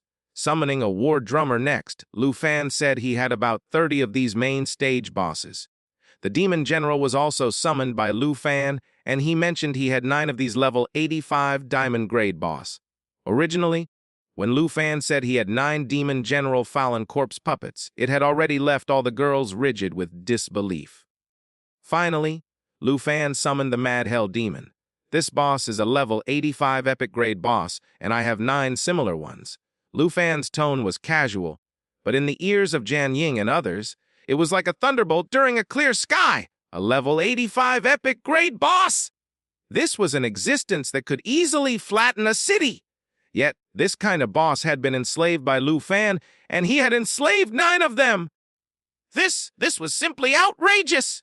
Jian Ying stared at the Mad Hell Demon in a daze for a while, then her body trembled once she recognized it. Even someone as composed as her became unsettled. Lu Fan, this boss, could it be one of the 9 Hell Demons? You know about the 9 Hell Demons! Lu Fan was slightly surprised. After all, if he had not participated in the national trial, he would not have known much about Extremistis country's 9 Hell Demons. It really is one of the 9 Hell Demon. Jian Ying's pupils shook greatly as she said. When I was in high school, I was interested in the history of foreign countries, so I read quite a lot of books on them. Among them, there was information about Extremistis country's 9 Hell Demons. When I saw that demon general earlier, I felt it looked familiar. If I'm not wrong, this Mad Hell Demon is the strongest among the 9 Hell Demons. I have a deep impression of it, so I could easily recognize it. Seeing that Jian Ying knew something about this epic grade boss Lu Fan had summoned, the others all asked about its background. After hearing Jian Ying's explanation about the 9 Hell Demons, everyone was thunderstruck. Even such a powerful boss had been enslaved by Lu Fan. This was getting more and more unbelievable. Since returning, Lu Fan had not mentioned much about what happened in the national trial, so he took this opportunity to briefly explain his gains from the secret realms. When they learned that these few bosses before them were just the tip of the iceberg, and that Lu Fan actually controlled the entire 9 Hell Demons army, everyone looked at Lu Fan as if they were looking at a monster. Tao Xiaoman clicked her tongue in amazement and said with both shock and joy, "In that case, don't you now have the armies that made Extremistis country bow their heads? If Extremistis country offends you again, you could just release the 9 Hell Demons army. I bet their people would cry. Well, we'll see if they are so blind as to be seeking death." Lu Fan smiled, then put away the remaining fallen corpsey puppets, leaving only the Mad Hell Demon. The Mad Hell Demon was very powerful, capable of steamrolling through this death desert ocean alone. After Lu Fan possessed the 9 Hell Demons army, he thought about his days of auto-farming dungeons and leveling up. Now, with the chance to let the fallen corpse puppets kill all his enemies for him, why should he waste his own effort? When encountering monsters, just let the Mad Hell Demon handle it. Of course, Lu Fan had also considered whether to directly release the 9 Hell Demons army to clear this entire map. However, to find the final boss, one needs to collect map fragments. Lu Fan felt that since this mechanism exists, it was likely an important prerequisite for triggering the final boss's appearance. It was possible if he could not collect all the map fragments, the final boss would not appear. Lu Fan could not possibly dig through the entire Death Desert Ocean to find the boss, could he? Finding a boss in such a nearly boundless dungeon instance would be like finding a needle in a haystack. The 9 Hell Demons' army could kill monsters, but they could not collect dungeon items for him. If he let the army spread out to farm monsters, Lu Fan would still have to search for map fragments one by one, which would be more troublesome. To simply put it, they should treat it like they were clearing a normal dungeon. He should bring everyone along to search together, clearing whatever they encountered. This way, they would not miss out on important mission items like map fragments. With the Mad Hell Demon, a level 85 epic grade boss, there were not many monsters that required everyone's effort. Lu Fan had everyone split into 3 formations. The newly transformed fallen corpse puppets and demonic bloodthirsty bat formed the first line, walking at the front. Once they encountered any danger, they would be the first to face it, fulfilling their role as cannon fodder. The second formation was the Mad Hell Demon wielding its iron mace. If any monsters appeared, they would be dealt with immediately. As for the last formation, that was Lu Fan and the others.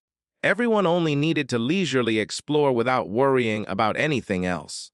After arranging everyone in this formation, Lu Fan led everyone in one direction. Sure enough, the Vanguard fallen corpse puppets soon encountered trouble. A quicksand vortex suddenly formed under their feet, pulling at their bodies, constantly sinking and drawing them toward the center of the vortex.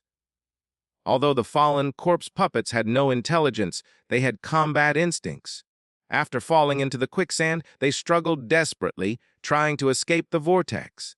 However, even though they were level 65 elite-grade monsters with high attributes, they could not escape from the quicksand vortex's pull and could only watch helplessly as they sank deeper.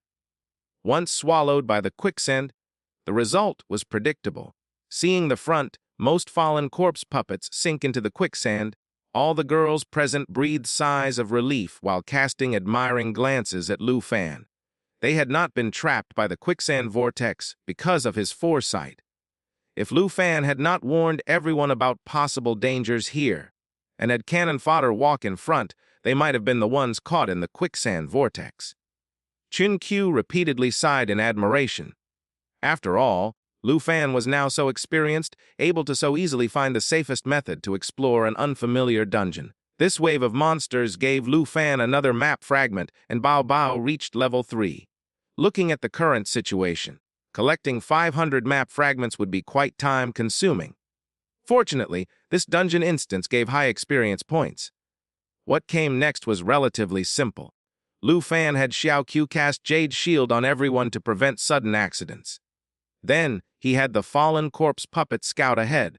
If they encountered any quicksand vortex, everyone would temporarily detour around it. If they encountered monsters, naturally, the Mad Hell Demon would step in and easily eliminate them. Besides the Mad Hell Demon, Bao Bao, being the battle-loving baby dragon he was, could not stay idle and joined the fray. Whenever monsters appeared, he would compete with the Mad Hell Demon for kills, insisting on killing the monsters himself. However, the level and attributes difference was far too huge. Most monsters were instantly killed by the Mad Hell Demon's mace, leaving Bao Bao few chances to secure any kills. This made Bao Bao increasingly annoyed with the Mad Hell Demon.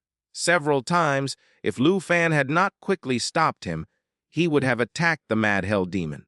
Although he did not get that many monster kills, their experience points definitely flowed into Bao Bao's body, making his level increase quite rapidly. Soon, the group encountered their first dungeon boss. Of course, this dungeon boss met a miserable fate, being shattered by the Mad Hell Demon in one hit. But the rich experience points provided by this boss helped Bao Bao reach level 5. What Lu Fan had not expected was that after reaching level 5, Bao Bao would learn another skill, Chain Lightning Active Skill LV Win. Release a lightning bolt that can jump between multiple enemies, causing chain damage. Damage will increase by 20% for each jump up to 8 jumps. When used on a single target, the lightning bolt can jump between Blue Dragon King, Wrath of the Storm, and the enemy, with damage increasing by 50% per jump. Another damage output skill, and an area of effect magic skill at that. This skill was similar to the Lightning Mage's second profession skill, Chain Lightning, though their power could not be compared. Moreover, while Chain Lightning was only a single attack when dealing with a single person, Leaping Thunder could continuously jump between Bao Bao and the enemy, increasing in damage each jump. Thus, this skill could also be seen as a multi-hit single-target skill. No matter what, all 8 jumps would definitely be completed, maximizing the damage output. Generally speaking, mage skills were much more numerous than other professions. It was because of their many skills, mages have high burst damage. Releasing all skills at once made it difficult for both players or monsters to withstand. However, mages would not throw out all their skills at one go. Instead, they would selectively use more practical skills first. After all, they had one major limitation, which was their mana pool. This was a hidden attribute, like a person's stamina that couldn't be shown numerically but existed and could be sensed by those who had undergone profession change. Mages pursued increasing their mana attribute not only to increase their magic attack damage, but also to increase their defenses. Just like how some close combat profession players increased their endurance attribute for both defense and stamina. Therefore, it was not simply better for mages to have more skills. Along with numerous skills, they needed a sufficient mana pool to support the usage of such skills. For Bao Bao, he was a Blue Dragon King, which was basically made to use magic spells. He practically had an infinite mana pool. Under these conditions, each additional skill represented a huge increase in his magic damage output. Before, he could already dominate monsters with just Roaring Thunder and Heaven's Punishment. With another skill added, how could the monsters here possibly withstand it? Whatever monster appeared, he could just spam skills at it. Bao Bao's combat style was just this simple and brutal, but was undeniably incredibly effective. Therefore, the appearance of Leaping Thunder significantly increased Bao Bao's strength. Moreover, among Lu Fan's pet dragons, none had learned a new skill at level 5. Lu Fan estimated that Bao Bao's frequency in learning skills would likely be extremely high. He will most likely be the one with the most skills among all my children. When he fully matures, Lu Fan could already imagine dozens of skills being frantically thrown out. How could someone possibly withstand that bombardment? The name Bao Bao is quite fitting indeed. He, Lu Fan, had the Fallen Corpse Holy Dragon King use Fallen Corpse control to enslave the defeated boss, adding it as new cannon fodder, using it to continue the advance. Afterward, the group encountered many monster attacks and quicksand vortex ambushes. However, because Lu Fan was well prepared and had the Mad Hell Demon nearby, these dangers were basically non-existent. Any danger was absorbed by the cannon fodder, while Lu Fan's group felt like they were on vacation, not having to worry about anything. However, the group did not want to just coast along, do nothing and gain experience points. To train their skills in combat, Jian Ying and others would still choose to fight alongside the Mad Hell Demon and Bao Bao whenever they encountered monsters. At first, each wave only had 10 to 20 monsters, which was not enough to share amongst them. Not especially after Bao Bao learned his new skill and his damage output increased dramatically. Oftentimes, the battle would end before Chun Q could even prepare her skill.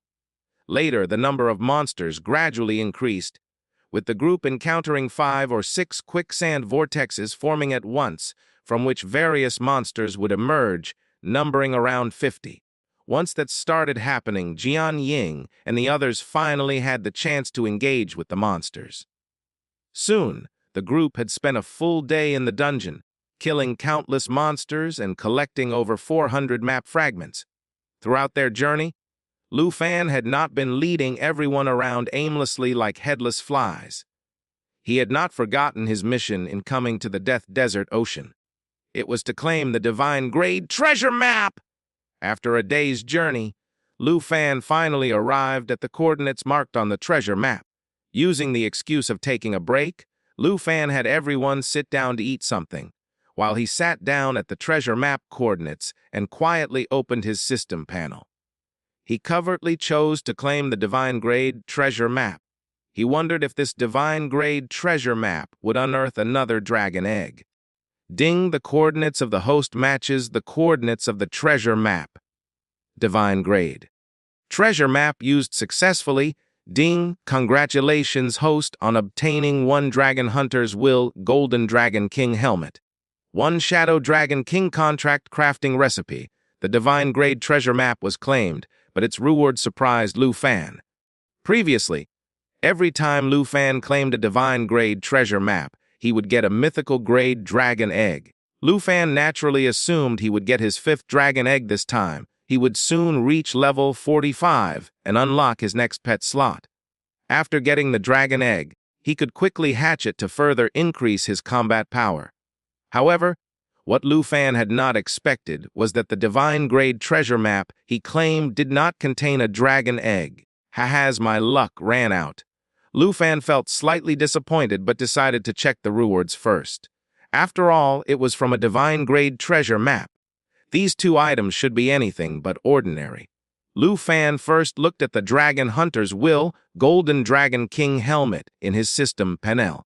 Sure enough, it was a mythical grade item, part of the mythical grade equipment set. Dragon Hunter's Will Golden Dragon King helmet.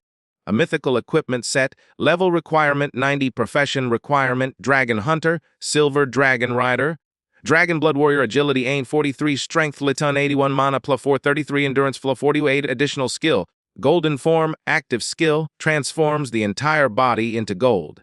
In this state, caster will be immune to all damage. However, at the same time, caster will not be able to move, attack, or use any skills. Can exit Golden Form state at any time while active. Maximum duration 3 minutes.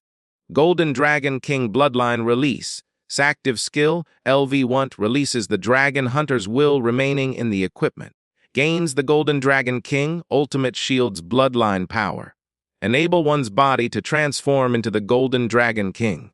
Once transformed, user will receive Strength ups level x50, Agility lufus level x50, Endurance ups level of 200, cannot enter riding state while transformed into Golden Dragon King, an equipment set bonus. Golden Dragon King Bloodline Release level so once a 1 summon 2, Golden Dragon King Bloodline Release level for 1.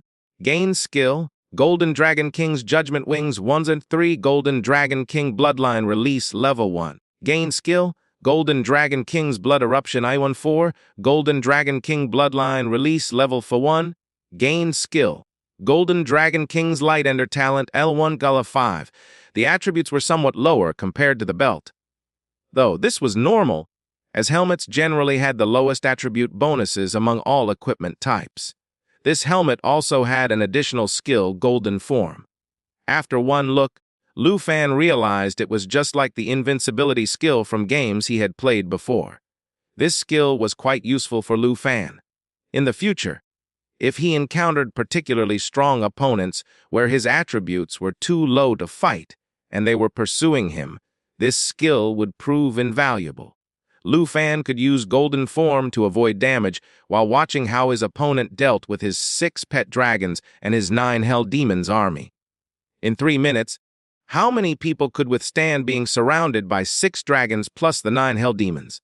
Moreover, Lu Fan had never had a helmet equipment before. So, this could be equipped to greatly increase his overall combat power. However, this was a level 90 mythical grade equipment, and Lu Fan was still far from being able to equip it.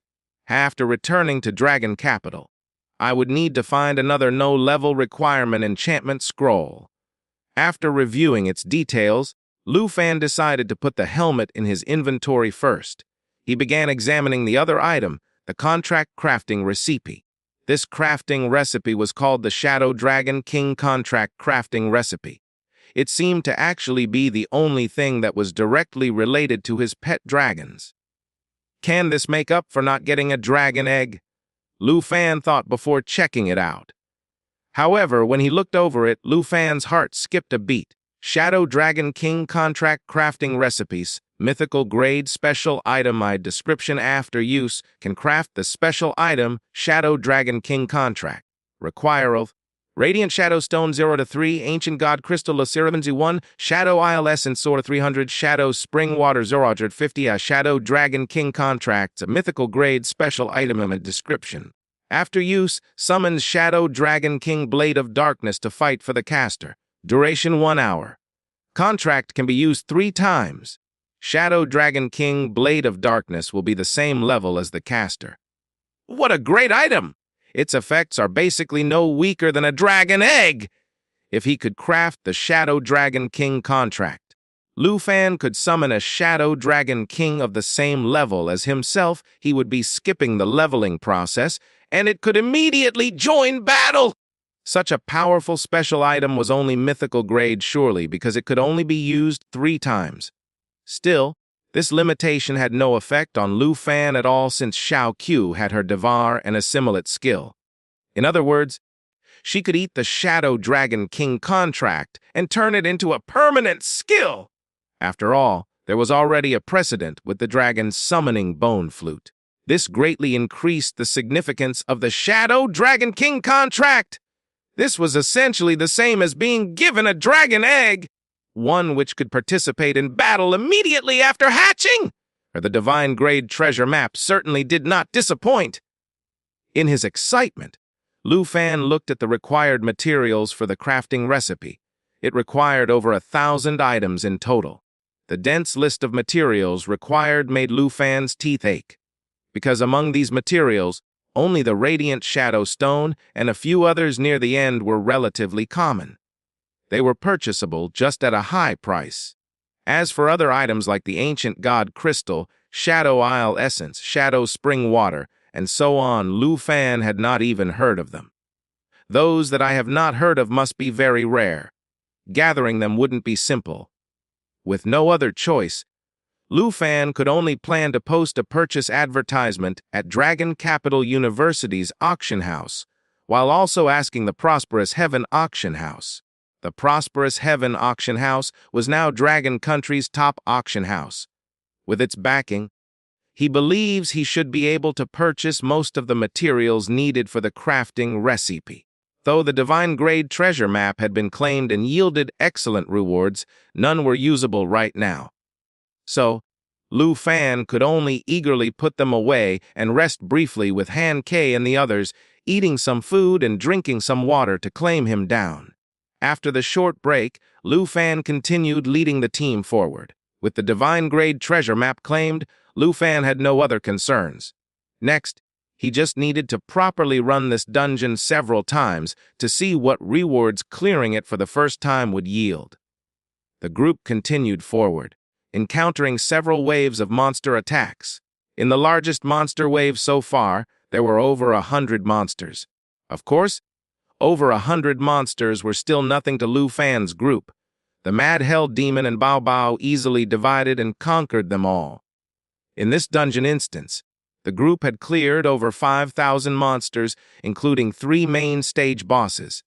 These monsters provided massive experience points to Lu Fan's group. Qinchu Tao Xiaoman and Xiao Kui had leveled up once, while Han Ke, being at a lower level, gained 2 levels. Bao Bao leveled up the most. He had already reached level 8. Such rapid leveling was due not only to this dungeon's high level. It did provide enormous experience points, but Lu Fan's accelerated growth aura having reached level 7 played a key role too. Currently, he was providing nearly 5 times the experience points boost to his pet dragons. At this rate, Bao Bao would likely enter his growth period in just a few days. Finally, after the 4th main stage boss whimpered and was killed by the Mad Hell Demon's mace, Bao Bao and Han Ke leveled up again, while Zhang Ying and Xiao Kui also gained a level. At the same time, Lu Fan found 2 more map fragments on the boss, completing the 500 required map fragments. Lu Fan felt accomplished as he took out all the map fragments and combined them into a most complete retreat route map. Holding the map, Lu Fan saw a bright line running through it with clear coordinates. Moreover, the group's current position was right along the retreat route. Following the map's guidance along this route should lead them to where the tyrant died and the lost treasure. After identifying the coordinates and direction, Lu Fan led everyone along the map's retreat route. After just a few steps, he felt something rubbing against him. Looking over, Lu Fan saw Xiao Qi holding her head high, as if she had done something remarkable and was waiting for praise. Lu Fan was confused about what she meant. Remembering Xiao Qi had just leveled up, Lu Fan checked her attribute panel and was surprised to find she had learned another new skill. Jade Mirror Image's active skill, LV1, can target friendly units to create 2 mirror image projections. Mirror image projections gain all the skills of the friendly unit, with attributes at 30% of the original, maximum simultaneous mirror image projections per unit 2. Effect is doubled if applied to those of the dragon race or teammates with dragon bloodline. Incredible! Xiao Qi, you've learned yet another powerful skill at level 36. No wonder this little girl is looking so proud and seeking to be praised. Lu Fan was delighted, thinking how accomplished Xiao Qi had become. After reaching her maturing period, she had first learned Dragon Domain, and now, after gaining 1 level, she learned Jade Mirror Image. This was simply too amazing! Lu Fan decided to have Xiao Qi use Jade Mirror Image on himself. A green light flashed, and beside Lu Fan appeared an identical copy of himself. It was indistinguishable from the original except for having a blank expression, seeming slightly dull. Lu Fan could sense and control this mirror image projection easily. It was not much different from the feeling of controlling the fallen corpse Holy Dragon Kings. He could feel that this mirror image projection was quite powerful. Having access to all his equipment like the flaming meteor sword and underworld serpent's cry, and could even use dragon language magic. The only pity was that the mirror image projection could not summon pet dragons. That would make it truly invincible. Because Lu Fan had dragon bloodline, the mirror image had 60% of his attributes, making it quite formidable. At this state, the mirror image projection would certainly be able to handle third-profession players. Moreover, Xiao Qi could create 4 mirror image projections of Lu Fan. Together, their power would be comparable to the original. Furthermore, this was just a copy of Lu Fan. What about mirror image projections of Xiao Yi, Xing Chen, and the others? In the future, they might see 5 Xiao Yes casting great cataclysms simultaneously. 5 Xing Chens all transforming into galaxy overlords and releasing neutron star and neutron star annihilation. That thought alone was exhilarating. Oh, right. He could never forget Bao Bao. 1 Bao Bao was already quite terrifying, just imagining 5 Bao Bao together, casting various skills together. Lu Fan believes even those that reached divinity could not possibly withstand that. More amazingly, Jade Mirror Image was only at level 1. And it was already so useful. When its level increases in the future, would Xiao Qi not be able to create even stronger mirror image projections? Furthermore, even more mirror image projections per unit. Without doubt, though Xiao Qi was a support specialized dragon, she was Lu Fan's most beloved dragon child. Not only was she well behaved, but the power increase she brought to Lu Fan was incomparable to any other pet dragon. While Lu Fan was feeling pleased, the sudden appearance of another Lu Fan startled everyone. Tao Xiaoman even drew her sword to attack, though it was not clear if she wanted personal revenge or was truly frightened by seeing 2 Lu Fans standing together. Lu Fan quickly explained, and everyone realized the other Lu Fan was a summoned mirror image projection, not some desert illusion. Such an interesting skill fascinated them, especially Tao Xiaoman, who wanted to try it herself. Unfortunately, Xiao Qi's skill could only be used on friendly units, Lu Fan and his pets and summons, not on others. So Tao Xiaoman would never get to see an identical mirror image projection of herself. However, she was quite crafty. After learning this was Lu Fan's mirror image projection, with only 60% of his attributes, she proposed a PvP match with the mirror image projection. She figured while losing to Lu Fan was normal, surely she could not possibly lose to his mirror image projection, right? The result proved the opposite of her thoughts. Lu Fan's mirror image projection could use all of his skills, so it simply used Flash Spirit Leap to appear beside Tao Xiaoman and easily knocked away her weapon with one sword strike. There was no help for it. Even at 60%, the attribute gap was still too large. It was still able to completely effortlessly dominate Tao Xiaoman. So, the sparring match ended as quickly as it began. Tao Xiaoman went completely emo afterwards, swearing never to spar with that monster again. Everyone laughed, then continued forward along the map route. After another half hour and several waves of monsters, Lu Fan's Black Dragon Perception passive triggered, making him stop. Ahead, within a 1-kilometer radius, the previously calm desert suddenly seemed to sense Lu Fan's group approaching and began to boil. It was as if what was underneath them was not sand but a pot of boiling water. Immediately after, a massive quicksand vortex formed, its area of effect far exceeding any monster wave the group had seen before. "Looks like the boss is about to appear," Lu Fan casually said, causing everyone else to turn solemn. They were now clearly preparing for battle. Sure enough, from the center of the quicksand vortex, monsters began to emerge. They seemed to have mastered the power to control the quicksand. They were walking on it as if it was solid ground. This time, they were more lifelike tyrants' attendants. Their skin was intact, looking almost identical to when they were alive except for their blank expressions. However, many magic runes appeared on their bodies, granting them power far exceeding what they had in life. They were monsters called Tyrant's Attendant Corps. They were all level 70 difficult boss, platinum equivalent to level 75 gold grade boss. There were 30 of them in total, definitely troublesome enemies for the average player. A team of players would need to separate them and defeat one by one.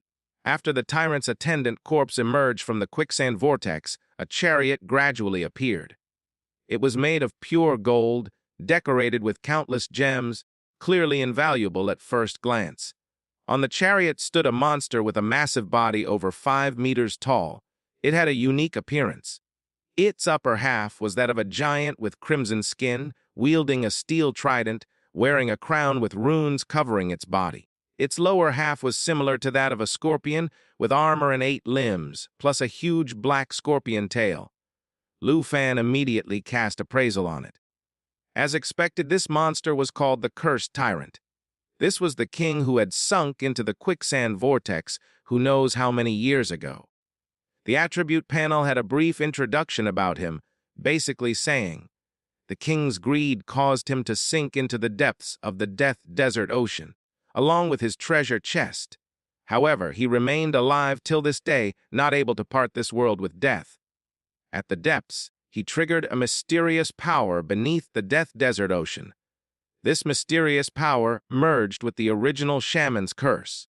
Combined with the tyrant's greed and selfishness, it had transformed him into his current form. Now, his brutality has increased, and he gained control over the Death Desert Ocean, becoming its new ruler. Anyone who enters the Death Desert Ocean would be killed by him, and their treasures would be plundered, stored in his treasure chest. This boss was unsurprisingly a level 70 nightmare boss. Combined with so many boss attendants, clearing this would indeed be difficult for ordinary players. However, for Lu Fan, who had solo cleared the Dark Castles, this was merely child's play. Xiao Kui, Fallen Corpse, Holy Dragon Kings, give our Mad Hell Demon here some buffs, Lu Fan commanded, not planning personally to action. Xiao Kui responded with a Fai and began casting various skills on Mad Hell Demon, causing its attributes to dramatically surge. More terrifyingly, Xiao Kui also used her Jade Mirror Image skill. Instantly, 3 Mad Hell Demons stood side by side, all almost identical. Although each Mad Hell Demon mirror image projection only had 1/3 of the original Mad Hell Demon's combat power after Xiao Kui's buffs, each mirror image projection's attributes became absurdly high. They were not much worse than the original's base attributes. That was not all. The Fallen Corp's Holy Dragon Kings also had their Holy Light Radiance Aura skill, which could simultaneously affect all three Mad Hell Demons. Under various enhancement skills, any random mirror image projection would be no weaker than the original Mad Hell Demon's base form. As for the original Mad Hell Demon, its attributes increased enormously, power likely approaching that of a level 95 epic boss and nightmare. The Cursed Tyrant, having just emerged from the quicksand vortex, had no idea what kind of enemy he was about to face. He just pointed his steel trident at Lu Fan's group and opened his mouth, hoarse voice rolling like thunder. "Humans who have strayed into my death desert ocean, hand over all your treasures. If you do, I can turn you into dried corpses, buried forever in the sand, rather than food for the ugly, filthy death sandworms." Before the Cursed Tyrant could finish speaking, Bao Bao could no longer contain his aggressive nature and soared into the sky. Instantly, roaring thunder, heaven's punishment, and chain lightning were simultaneously cast. They bombarded the Cursed Tyrant and the tyrant's attendant corpses.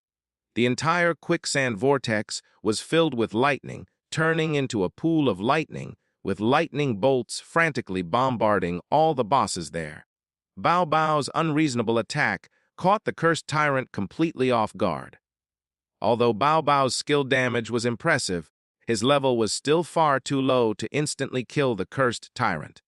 Moreover, his skills caused the Cursed Tyrant great pain and enraged him. "You dare to resist? In that case, I'll bury you in this yellow sand!" The Cursed Tyrant endured Bao Bao's skills while raising his steel trident up high. Instantly, the entire Death Desert Ocean seemed to obey his command. The previously silent desert in the distance suddenly rose like a tidal wave, forming a 100-meter high wave that swept toward everyone. Everyone felt as if they were standing in seawater, not only rising and falling, but their feet were also sinking. They were temporarily trapped in place, unable to escape. All around, they could see giant waves formed by sand, approaching from all directions. Being caught under them would certainly be dangerous. This boss really does have some tricks up his sleeve.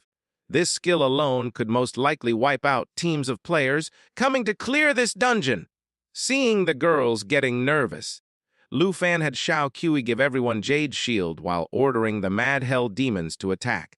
The three Mad Hell Demons leaped up simultaneously, easily escaping the sand trap. They soon began spinning their iron maces.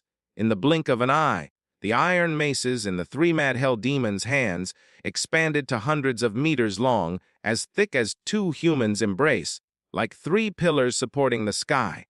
Up in the sky, the Mad Hell Demon's strongest attack skill, Mad Sky Breaker Strike, was activated. The three Mad Hell Demons wielded their iron maces like iron whips, frantically smashing down on the Cursed Tyrant and his attendants. All that could be seen were the shadows of thick iron maces continuously dancing, stirring the entire quicksand vortex into chaos, nearly dispersing even Bao Bao's skills. Occasionally, when the three Mad Hell Demons' Mad Sky Breaker Strikes collided, they would create massive sparks and thunder like explosions. How could the Cursed Tyrant possibly withstand such a fierce barrage of attacks? He and his poor attendants, under the barrage of the three iron maces, were as fragile as paper dolls. One Mad Hell Demon alone was enough to sweep away the Cursed Tyrant. Yet, this was three Mad Hell Demons enhanced with multiple buffs, all combined. They naturally could instantly kill the Cursed Tyrant! In the quicksand vortex, neither the Cursed Tyrant nor the Tyrant's attendant corpse escaped from the Mad Hell Demon's iron maces. They became the shortest-lived boss and boss attendants. The surrounding sand waves had not even reached Lu Fan's group before subsiding. After all, the Cursed Tyrant who cast the skill was now shattered by Mad Hell Demon's Mad Sky Breaker Strikes. His body broken to pieces. With the caster dead, the skill naturally got interrupted. This allowed Qin Qiu and the others to secretly sigh in relief. They were also marveling at how the Mad Hell Demon truly deserved its reputation as one of the historical 9 Hell Demons, displaying such terrifying power under Xiao Kui's skills. It was hard to imagine what kind of scene it would be if Lu Fan's entire 9 Hell Demons army attacked together. Add to that 6 pet dragons. Lu Fan's combat power could no longer be described simply as terrifying. After the main boss and his boss attendants were all beaten to death, a massive amount of experience points once again caused golden light to flash over. Oh, it's over so quickly! Tao Xiaoman looked at her sword, only half drawn, finally realizing what had happened. Looking ahead, the original quicksand vortex no longer has quicksand flowing, as the curse of the Death Desert Ocean disappeared with the cursed tyrant's death. However, where the cursed tyrant had been, there was now a crater dozens of meters deep from the mad clubbing of 3 iron maces. Thinking back to the Mad Hell Demon's barrage earlier, Tao Xiaoman unconsciously gulped. Seeing how slow her reaction had been, Lu Fan flicked her forehead and said with a smile, "Of course it's over. Come on, let's quickly find out where the lost treasure is. Once we find it, we can consider this dungeon instance cleared." Oh, That hurts! Lu Fan, you bastard! Don't think I won't hit you just because you're strong! Tao Xiaoman covered her forehead, where she had been flicked, grimacing in pain while fighting with Lu Fan. The others were used to this sight. After all, this was not the first time Lu Fan and Tao Xiaoman bickered and fought. Now that the boss was dead and the entire dungeon had become quiet, with no quicksand vortex appearing and no monsters spawning, everyone gathered near the boss's corpse to search for the lost treasure needed for the mission. However, with the quicksand vortex gone, there was nothing here except monster corpses and yellow sand. Everyone used their weapons as tools to search through the sand below. Even Xiao Yi, the fallen corpse holy dragon kings, and other pet dragons were digging through the sand, determined to dig at least a meter deep to find the lost treasure. However, after searching for a while, everyone came up empty-handed. Finally, Han Ke cleverly noticed something unusual about the cursed tyrant's corpse. Although he had been beaten to death by the Mad Hell Demons, his lower half, the scorpion-like body, was relatively intact. It was unlike the other body parts that had been smashed by the iron mace. Han Ke wondered, since the cursed tyrant valued his treasure chest so much, could he have hidden it inside his own body? Han Ke shared this idea with Lu Fan, who found it reasonable. Subsequently, Lu Fan had the Mad Hell Demons take action by smashing open the relatively intact lower half. The scorpion-like body was indeed very sturdy. Even the original Mad Hell Demon had to strike 5 times before completely breaking open this lower half. If it were any other player, they probably would not be able to break through this boss's remains in 3 days. And this dungeon is truly interesting. Before Lu Fan could marvel further, a gray mist burst from the cursed tyrant's shattered corpse, instantly spreading and enveloping everyone. Immediately, everyone's faces turned grayish, yellow, clearly affected by some kind of debuff. Lu Fan, being immune to all debuffs, naturally showed no changes. Seeing that the boss was like a cockroach that would not die even after death, and had even set such a trap for them at the end, Lu Fan got somewhat annoyed. Xiao Ku! At Lu Fan's command, Xiao Kui immediately understood. Light appeared around her body as rays of jade light shone on everyone, helping clear this unknown debuff. The debuff effect was very strong. Although Lu Fan and Xiao Kui reacted quickly, the momentary debuff effect still made all 4 girls feel unwell with their faces pale. Han Ke, who had the lowest attributes, even fell on her bottom, clutching her chest, having difficulty breathing. "Artie, are you okay?" Lu Fan hurried over to help her up. After taking a few seconds, Han Ke's complexion recovered a little. She forced a smile at Lu Fan. "I'm fine. I was poisoned by the boss earlier." Although Xiao Kui cleared it, the dizzy and nauseous feeling did not immediately go away. "Even so, I'm much better now. I actually don't feel anything unusual. I just need more time to recover." "That's good." Lu Fan sighed in relief, then looked toward the other 3 girls, asking about their condition. Jian Ying and others also indicated that although they still felt some discomfort, it was just the lingering effects of the debuff. It was nothing serious. Lu Fan was completely relieved. He viciously cursed. This bastard is really nasty, setting up such a trick even after death. Next time we run this again, I'll personally take action and cut him to pieces. The four girls could not help but laugh at this. This incident was just a small episode, and they had already moved past it. Actually, Lu Fan had already considered whether the remains of the boss might explode. That was why he had the mad hell demons continue to attack the corpse instead of doing it himself. He believed that his position and that of his auntie and the others was far enough from the corpse. So far that even if something unexpected happens, they would not get affected by it. However, he had not expected the boss to be so vicious, with poison gas that could spread so quickly and affect such a wide area. It was apparent he would need to be even more careful in the future. Lu Fan looked at the boss's corpse. After the hard shell of the lower half was broken, sure enough, it revealed a huge treasure chest made of some unknown metal. The treasure chest gleamed with gold and was decorated with various gems. Both the chest's material and the gems must be extremely precious materials. Lu Fan smiled at this sight and said to Tao Xiamen, "Here's the wealth to rival a nation that you've been dreaming of. Tao Zi, why don't you go and open the chest? Maybe you'll become richer than your father." Tao Zi shook her head like a rattled drum. "No, that's fine. I'm afraid if I open this chest, not only won't I get richer than my father, I might have to leave this world earlier than him." Lu Fan smiled and immediately sent his cannon fodder, the mad hell demons, forward to open the treasure chest. When the chest opened, white light burst forth with no unexpected surprises. As Lu Fan had anticipated, there were no more tricks, not from inside the chest. Instead, it contained the completion reward for this dungeon instance. The white light gathered and split into 5 clusters, appearing before everyone. It seemed like the first clear of this dungeon instance indeed provided generous rewards. There were as many as 5 items!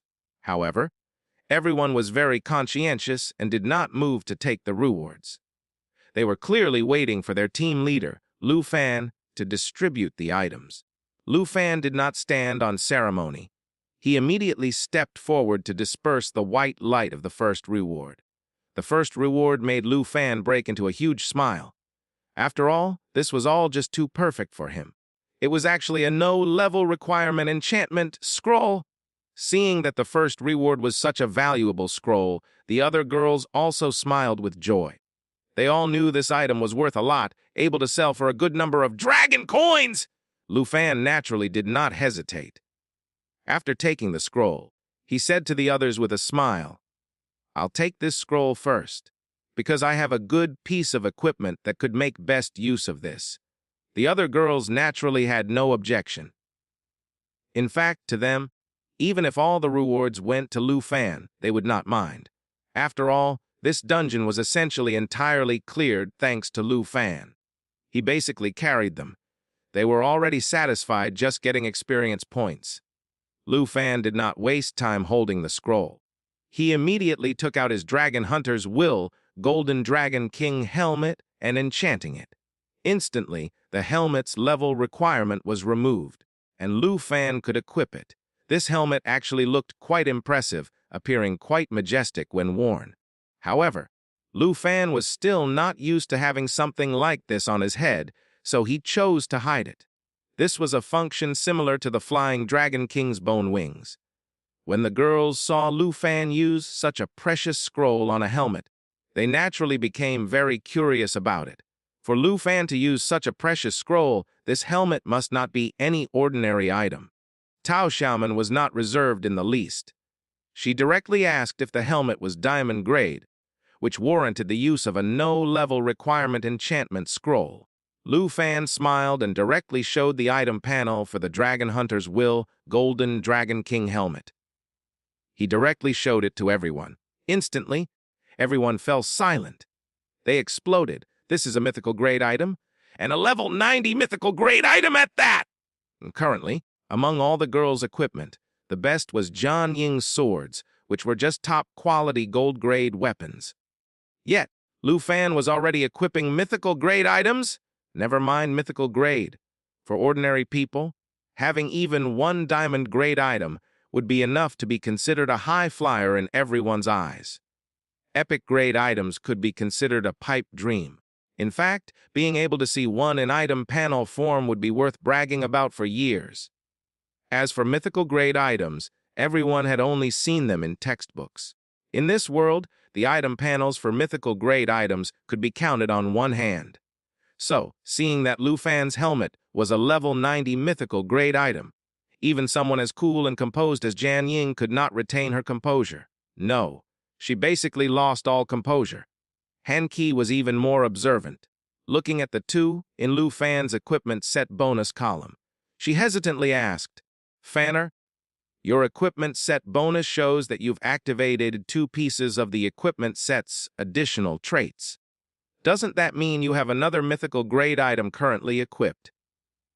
Lu Fan had nothing to hide from his auntie and nodded. "Yeah, my belt is also part of this equipment set. It is also a level 90 mythical grade item." This statement again triggered the girl's envy and jealousy. Just one such item could serve as an entire noble family's heirloom. Yet Lu Fan not only had 1 but 2, able to activate a 2-piece equipment set bonus. Tao Shaman was almost crying. She stared fixedly at Lu Fan's item panel with teary eyes. "We're all human. How can there be such a big gap between us? It's one thing that Lu Fan has so many powerful pet dragons, but he even has mythical grade equipment. With attribute enhancement higher than my base attributes, how is this fair? Where is the justice in this world?"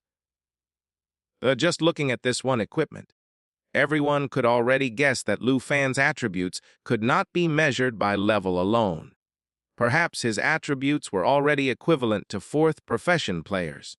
Lu Fan also noticed that after equipping 2 pieces of the Dragon Hunter's Will equipment set, the Golden Dragon King Bloodline release skill had leveled up to LV2. Now, the Golden Dragon King Bloodline release skill effect has dramatically changed. Golden Dragon King Bloodline release active skill LV2 releases the Dragon Hunter's Will remaining in the equipment. Gains the Golden Dragon King Ultimate Shield's Bloodline power. Enable one's body to transform into the Golden Dragon King. Once transformed, user will receive Strength Luff's level X100 Agility Sus level X100 Mana Fa level X100 Endurance Fuff level 400 cannot enter riding state while transformed into Golden Dragon King. The attributes provided by this transformation skill had doubled. With this equipment set, Lu Fan could surpass many high-level players. In the future, he would not even need Xiao Ye and the others. He could depend on himself to become a powerful Golden Dragon King. Happily closing the item panel, Lu Fan continued to check the next reward. When the glow of the second reward dispersed, Lu Fan discovered it was a crafting recipe. Moreover, it was a crafting recipe for cooks. Crafting recipe Flying Newpie Candy, profession requirement Enchanted Cook. Description after use, user will be able to master the method of cooking Flying Newpie Candy. Flying Newpie Candy after consumption, user will be able to fly for 2 hours. A consumable that could let others fly. This is a true treasure! It was perfect. After all, Jian Ying and the others currently could not fly, as they do not have any flight skills. But now, they could just eat this candy and their maneuverability would drastically improve. This is especially useful in dungeon instances with harsh environments. Although the Flying Newpie Candy name was quite worthy of ridicule, this was definitely a priceless treasure. Generally speaking, dungeon rewards would adjust somewhat based on the people clearing the dungeon instance. They would usually reward those clearing the dungeon with items they could use. Such a crafting recipe was naturally prepared by the dungeon specifically for Han Qi. This naturally needed to be given to her. Han Qi smiled as she accepted it, using it immediately. However, according to her, the materials needed for the candy were not currently available, so she could only make a few after they returned to Dragon Capital University.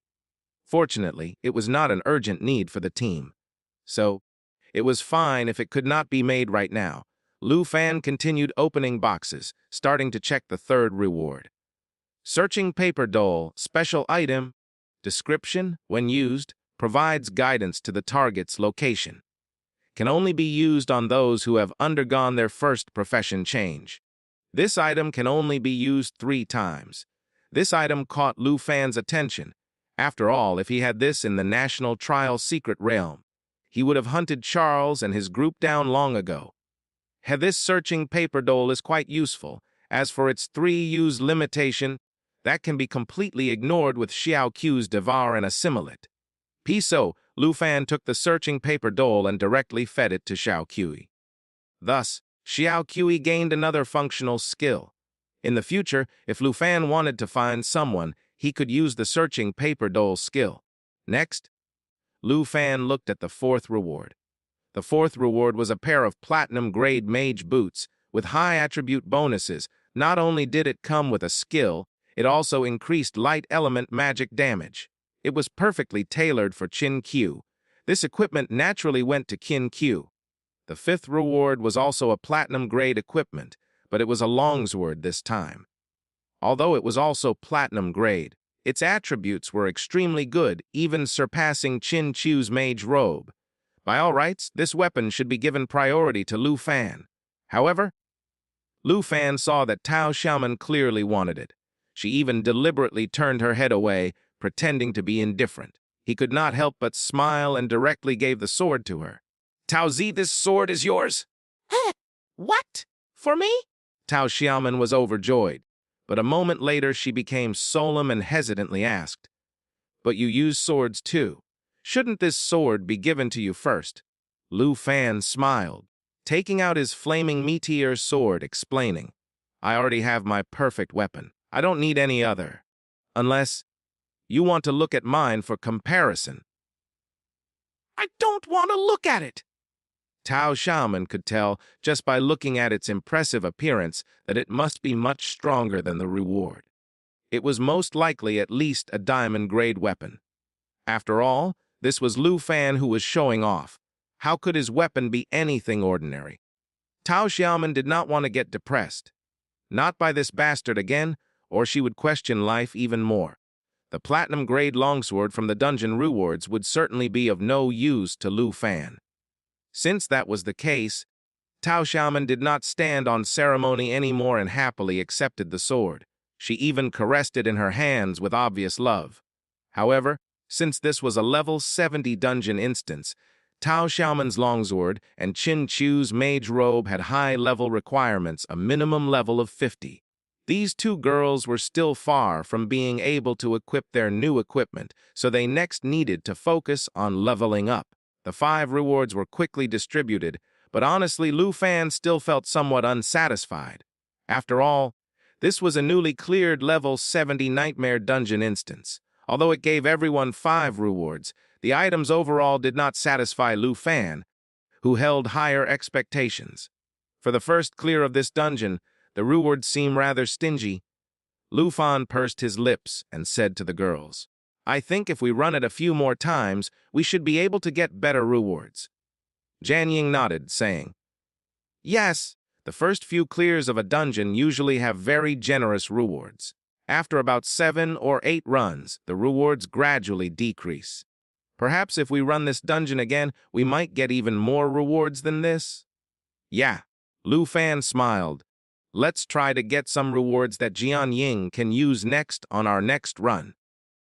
From the dungeon rewards, basically everyone got something they needed, except Jian Ying, who came away empty-handed.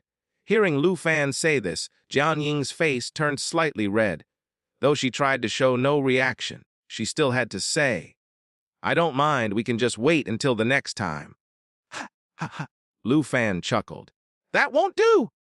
"We need to make sure everyone benefits from the dungeon rewards. Since we've run through the dungeon once from start to finish now, next time we run it, we should be able to improve our time. We might even be able to do 2 runs in a day. But for now, we're all tired after running this dungeon all day. Let's go out and rest first, then continue tomorrow." Everyone naturally agreed. Just then, the treasure chest had transformed into a transport array to leave this place. Lu Fan took the lead, bringing everyone to step onto the transport array to leave. While Lu Fan had been running the dungeon for a day, the outside world had turned into chaos. Just as Guhan was sighing, suddenly, there was a sound from afar. Guhan turned to look and saw that from the two extremistist country camps, a squad from each was advancing towards this place. Guhan frowned, not understanding why extremistist country guards would approach their location. However, dealing with extremistist country guards was not something Dragon Capital University staff should handle. So, Guhan did not pay much heed to it. The Dragon Country Guards naturally noticed this situation too and split into two squads, waiting within Dragon Country's designated territory for the other side to approach. They wanted to ask what was their purpose for getting so close to Dragon Country's territory. The two extremistist country guard squads quickly approached, and a Dragon Country Guard squad leader loudly called out, "Stop right there. Beyond this point is Dragon Country territory! If you have any business here, please maintain your distance and speak with me. Otherwise, I will consider you invaders and launch a counterattack." And everyone from Dragon Country thought the two approaching squads would stop there and state their business. What no one expected was that someone at the front of one of the extremistist country squads drew their sword and struck out, immediately creating a sword queue that appeared in mid-air. This one attack instantly killed the Dragon Country Guard squad leader who had just spoken, blood splashing everywhere. The other side had sent out a strong player. That sword strike just now was a third profession skill, lightning flash strike. The person who struck was definitely a third profession player, and not a low-level one at that. After all, the Dragon Country Guard squad leader was a level 50 knight with high defense. For the other side to use a third profession change skill and instantly kill him, their level must at least be above 75. This definitely was not the strength that ordinary extremistist country guards could possess. For those level 75 and above, they would generally be regarded as generals of extremistist country. The other side's sudden, deadly attack left Dragon Capital University's people stunned. They were completely unprepared for such a situation. Even so, the Dragon Country Guards were hardened veterans who had been through many bloody battles. They had reacted very quickly to the sudden change in situation. The deputy squad leader took over the squad leader's role and immediately roared orders. "Alert! Enemy attack!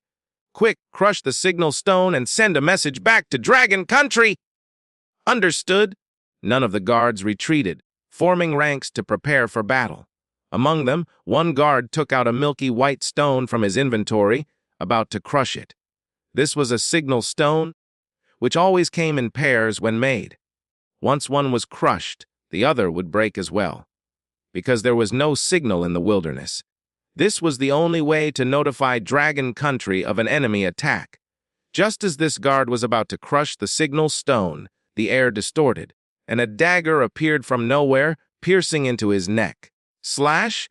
A red flash passed, and the Dragon Country Guard's neck sprayed blood, his head flying off.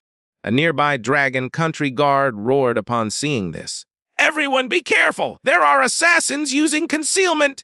Quickly protect the mages and priests." As he spoke, he raised his greatsword to strike at the now visible assassin. This assassin's level and power were quite impressive. Facing the greatsword, he easily parried it with his bloody dagger, then let out a contemptuous cold laugh. Not lingering to fight, he grabbed the signal stone from the ground while retreating back. He was naturally not the only assassin who had snuck in. As the sound of daggers piercing flesh rang out, 3 assassins appeared in the Dragon Country Guard's backline, instantly killing the mages, priests, and support personnel.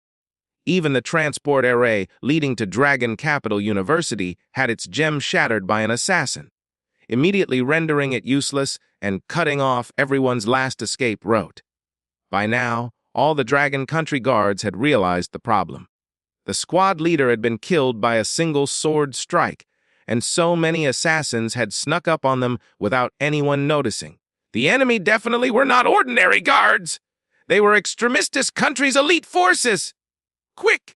Get back the signal stone. The Vice Squad leader's eyes were almost bleeding with rage. He roared before activating his skill, Charge, trying to catch the assassin who took the signal stone. However, several arrows trailing with fire streaked through the air, hitting him with deadly precision. Twang, the arrows vibrated, pinning the Vice Squad leader to the ground while he was charging, killing him instantly. Moreover, the sky flickered with flames as countless arrays appeared, raining countless fireballs that covered the entire Dragon Country camp. In an instant, the Dragon Country Guard's defensive line was torn apart. They were just ordinary guards, after all. How could they match the enemy's elite forces? Even Dragon Capital University's teachers and teaching assistants were not spared. An assassin had already reached their camp and instantly killed a mage teaching assistant. Guhan reacted by now, but fear did not make her lose her battle sense. As a Dragon Capital University teacher, she had rich combat experience. She immediately drew her sword and charged at the assassin who had entered their camp. Not just Guhan. Other Dragon Capital University teachers also began to counterattack. Although this assassin's level and strength were impressive, he was temporarily forced to retreat when faced with their pincer attack. However, it was all useless. Because the enemy mage's skills had already landed, countless fireballs crashed down, leaving them with nowhere to dodge. The camp was instantly destroyed, becoming a mess. More terrifying was that Extremistis country's close combat profession players had arrived and begun directly engaging the Dragon Country Guards. Though called direct engagement, it was really just a one-sided slaughter. Seeing the enemy's close combat profession players about to reach the camp, which would cause everyone to die, Guhan was frantic with worry. An elderly teacher of the night profession summoned his mount to face the approaching close combat profession players, shouting without looking back. "Everyone who can escape should quickly run away! Don't stay here to die in vain!" Escape. This is Extremistis country territory! Where can you run to? An enemy knight had already arrived, charging at this elderly teacher. After one exchange, the enemy used two skills in succession to unmount the teacher, slamming him heavily to the ground, where swordsmen rushed in to kill him. Seeing the situation so one-sided, Guhan could think of nothing else. With bloodshot eyes and tears flowing, her trembling hands took out a purple scroll from her inventory. Guhan crushed it directly, and immediately, lights from a transport array flickered and began forming. The forming transport array immediately attracted the enemy's attention. An archer immediately aimed at Guhan, planning to kill her before the transport array fully formed. From crushing the teleportation scroll to forming a usable transport portal took about 3 seconds. In those 3 seconds, killing Guhan would be too simple. However, just as the archer let loose his arrow, Guhan's body was pulled into the knot, yet formed transport array and disappeared along with it. The archer's arrow naturally missed. This scene made the archer pause momentarily before understanding what had happened. He immediately reported to his commander ahead. "Commander, someone used a random teleport scroll to escape from here."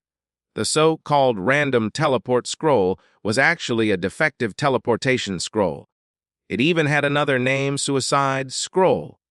Random teleport scrolls could teleport someone away, but where they would be teleported to was uncertain. It would randomly teleport the user to any location on the current map, and most likely to an extremely dangerous place. Because the more dangerous a place was, the more chaotic its spatial principles would be, making it more likely to be the random teleport scroll's destination. Therefore, over half of random teleport scroll users end up in perilous situations because of it. However, random teleport scrolls had one advantage. As defective products, they could pull users in before the transport array fully formed. Using a random teleport scroll to escape was much quicker than using a teleportation scroll. The middle-aged man addressed as commander, the person who had killed the Dragon Country Guard squad leader with one sword strike, was quite dismissive of this. "Let her run. She's just a Dragon Capital University teacher. She is not worth worrying about." Moreover, this is the divine bone forest. It is full of dangers. Even our god destroyer legion had to pay a considerable price to explore it.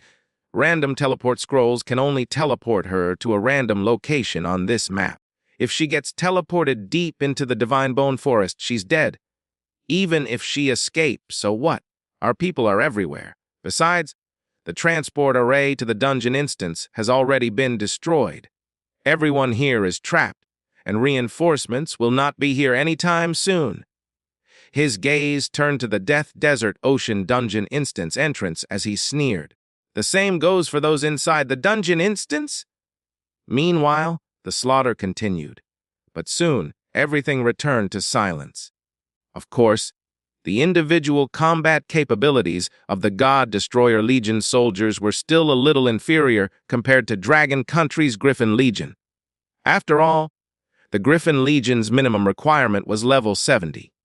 Extremistis Country lacked Dragon Country's abundant resources and population, so they could not really form a military unit comparable to the Griffin Legion. The God Destroyer Legion's minimum level requirement was 60, and they must have had their third profession change. They knew that they could not match the Griffin Legion in terms of quality. So, Extremistis Country expanded the God Destroyer Legion's numbers to 10,000 people. It was twice that of the Griffin Legion.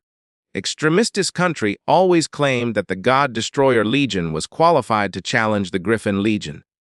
However, Tujing and Dragon Country would just grin at this, neither acknowledging nor denying it. Regardless, the fact that the God Destroyer Legion had the courage to challenge the Griffin Legion showed that they were truly an ace military unit. The person standing at the front was their general. He wore a cold smile, looking down at all the corpses here. Dragon Country guards, truly worthless. I really wish that when I led the charge earlier, it wasn't just a small Dragon Country camp, but a Dragon Country city! Now that would have been a satisfying invasion.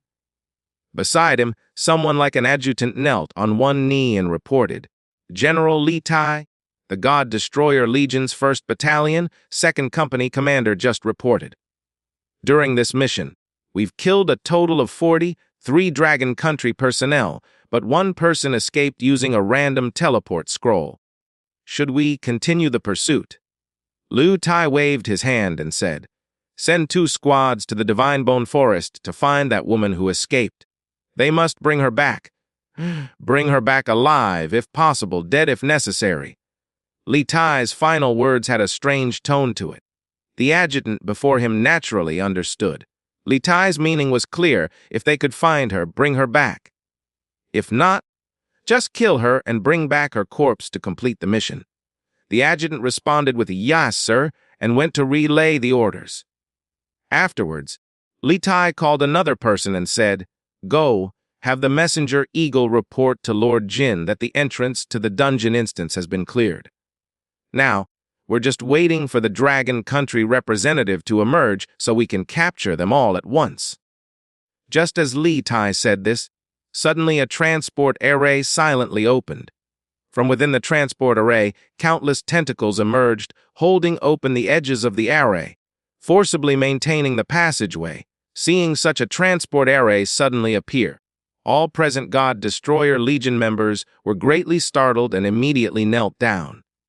Jin Zion walked out from the transport array, and everyone immediately called out, Welcome, Your Majesty, King Jin. Jin Zion nodded slightly and said, No need for messenger eagles. I've come here personally. He looked at everything here with satisfaction while asking, The Dragon Country representative is in the dungeon instance now, correct? Li Tai answered. Reporting, the target and his friends are all in the dungeon instance. Well done. Jin Zion nodded. Suddenly, from under his black robe emerged countless tentacles, a sight that made one's scalp tingle. These tentacles crawled over all the corpses present. Where the tentacles passed, the bodies immediately underwent changes. Their skin began to rot while emanating a purplish-black gas. The expressions on all the corpses uniformly became fierce. After completing all this, Jin Zion added, Arrange these corpses in a pattern to disguise this as a heretical sect's massacre. Although everyone here is dead and no one can send intel back to Dragon Country, eventually someone will discover the abnormality here. At the same time, the death of the Dragon Country representative would need someone to take the fall. Pushing this matter onto the heretical sects would be the best for us. Understood, Li Tai responded, then immediately ordered his subordinates to move all the corpses aside and disguise it as a heretical sex massacre. After giving the orders, Li Tai lowered his head again, asking Jin Zion if there were any other orders. Jin Zion said, "Just station the God Destroyer Legion in various nearby locations. Remember, don't let anyone approach this place, especially not people of Dragon Country. Only after I've killed Lu Fan and destroyed all the evidence here can outsiders be allowed to set foot here. This way, we can distance our extremistis country from Lu Fan's death. If anyone tries to approach the area, treat them as heretics and kill them without question." Understood. After Li Tai responded, he gathered his courage and asked with uncertainty, "Your Majesty, your subordinate wishes to speak. For mere Dragon Capital University students, wouldn't our God Destroyer Legion be sufficient to kill them? Why must you personally take action?" Jin Zion turned slightly. Though Li Tai could not see Jin Zion's face under the hood, he knew the other's eyes must be fixed on him at this moment. This made him suddenly feel as if he was plunged into an ice cave. A wave of chills was spreading through his body. He immediately realized he had spoken out of position, daring to say too much. If you don't even have this level of judgment, you shouldn't be leading the God Destroyer Legion. Jin Zion coldly said, "This person is the Dragon Country representative who, in the national trial, consecutively killed my son, Jin Cheng'en, Cherry Blossom Country's Masashi Ten, and even Star Strip Country's Moore family's heir, Charles. Moreover, in the national trial, someone saw him enslave a demon general and demon knights, setting aside his own pet dragon. Just one demon general and the demon knights alone, do you have confidence to face them head on with your God Destroyer Legion?" Demon General!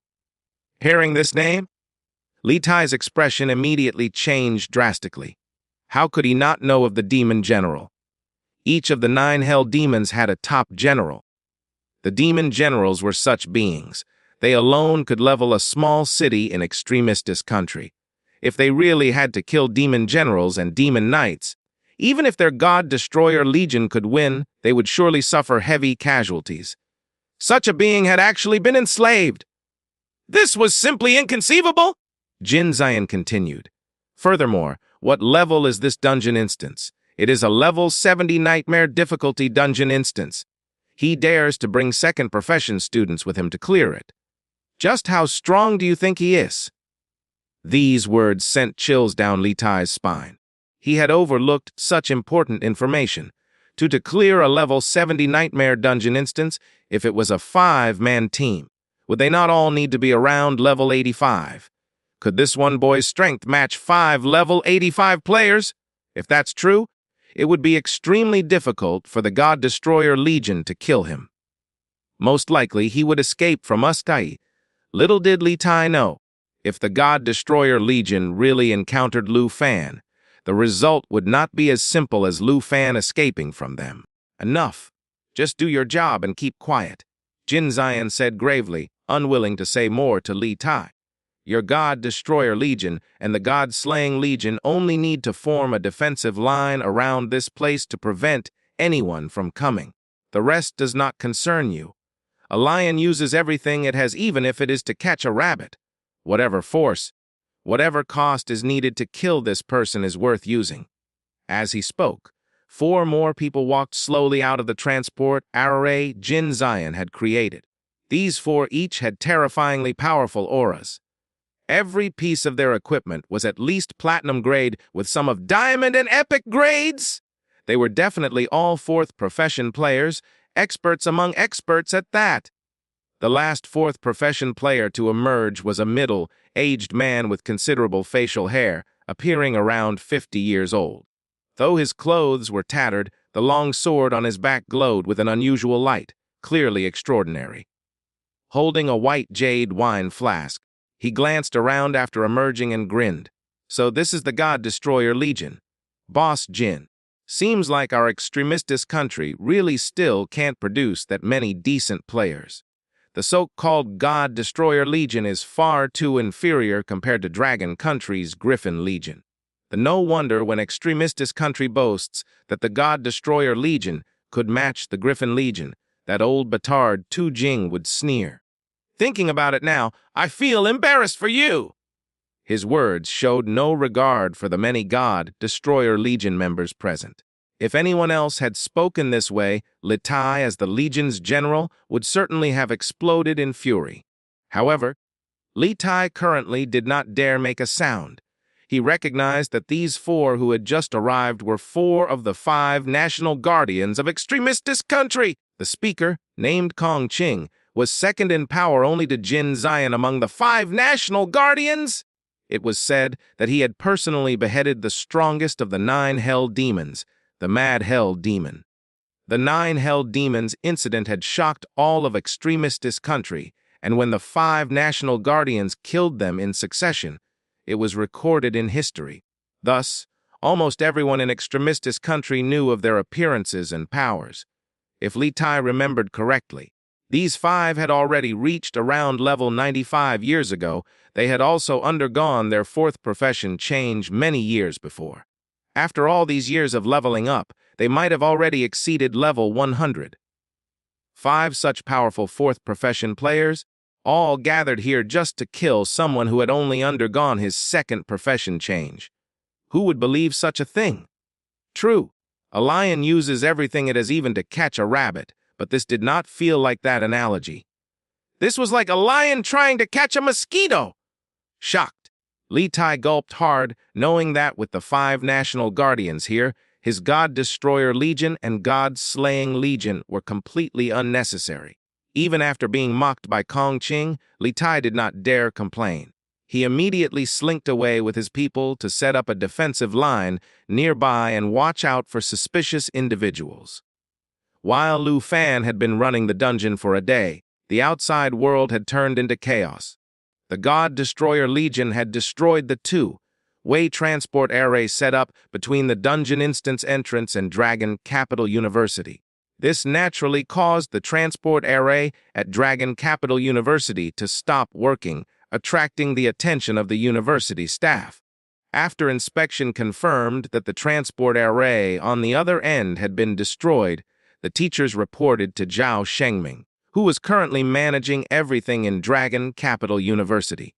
After checking, Zhao Shengming felt something was wrong and immediately contacted the Dragon Country Defense Bureau to check up on the situation at the area around the Death Desert Ocean Dungeon instance. As a result, the Defense Bureau discovered the guard team at the Death Desert Ocean Dungeon instance was uncontactable.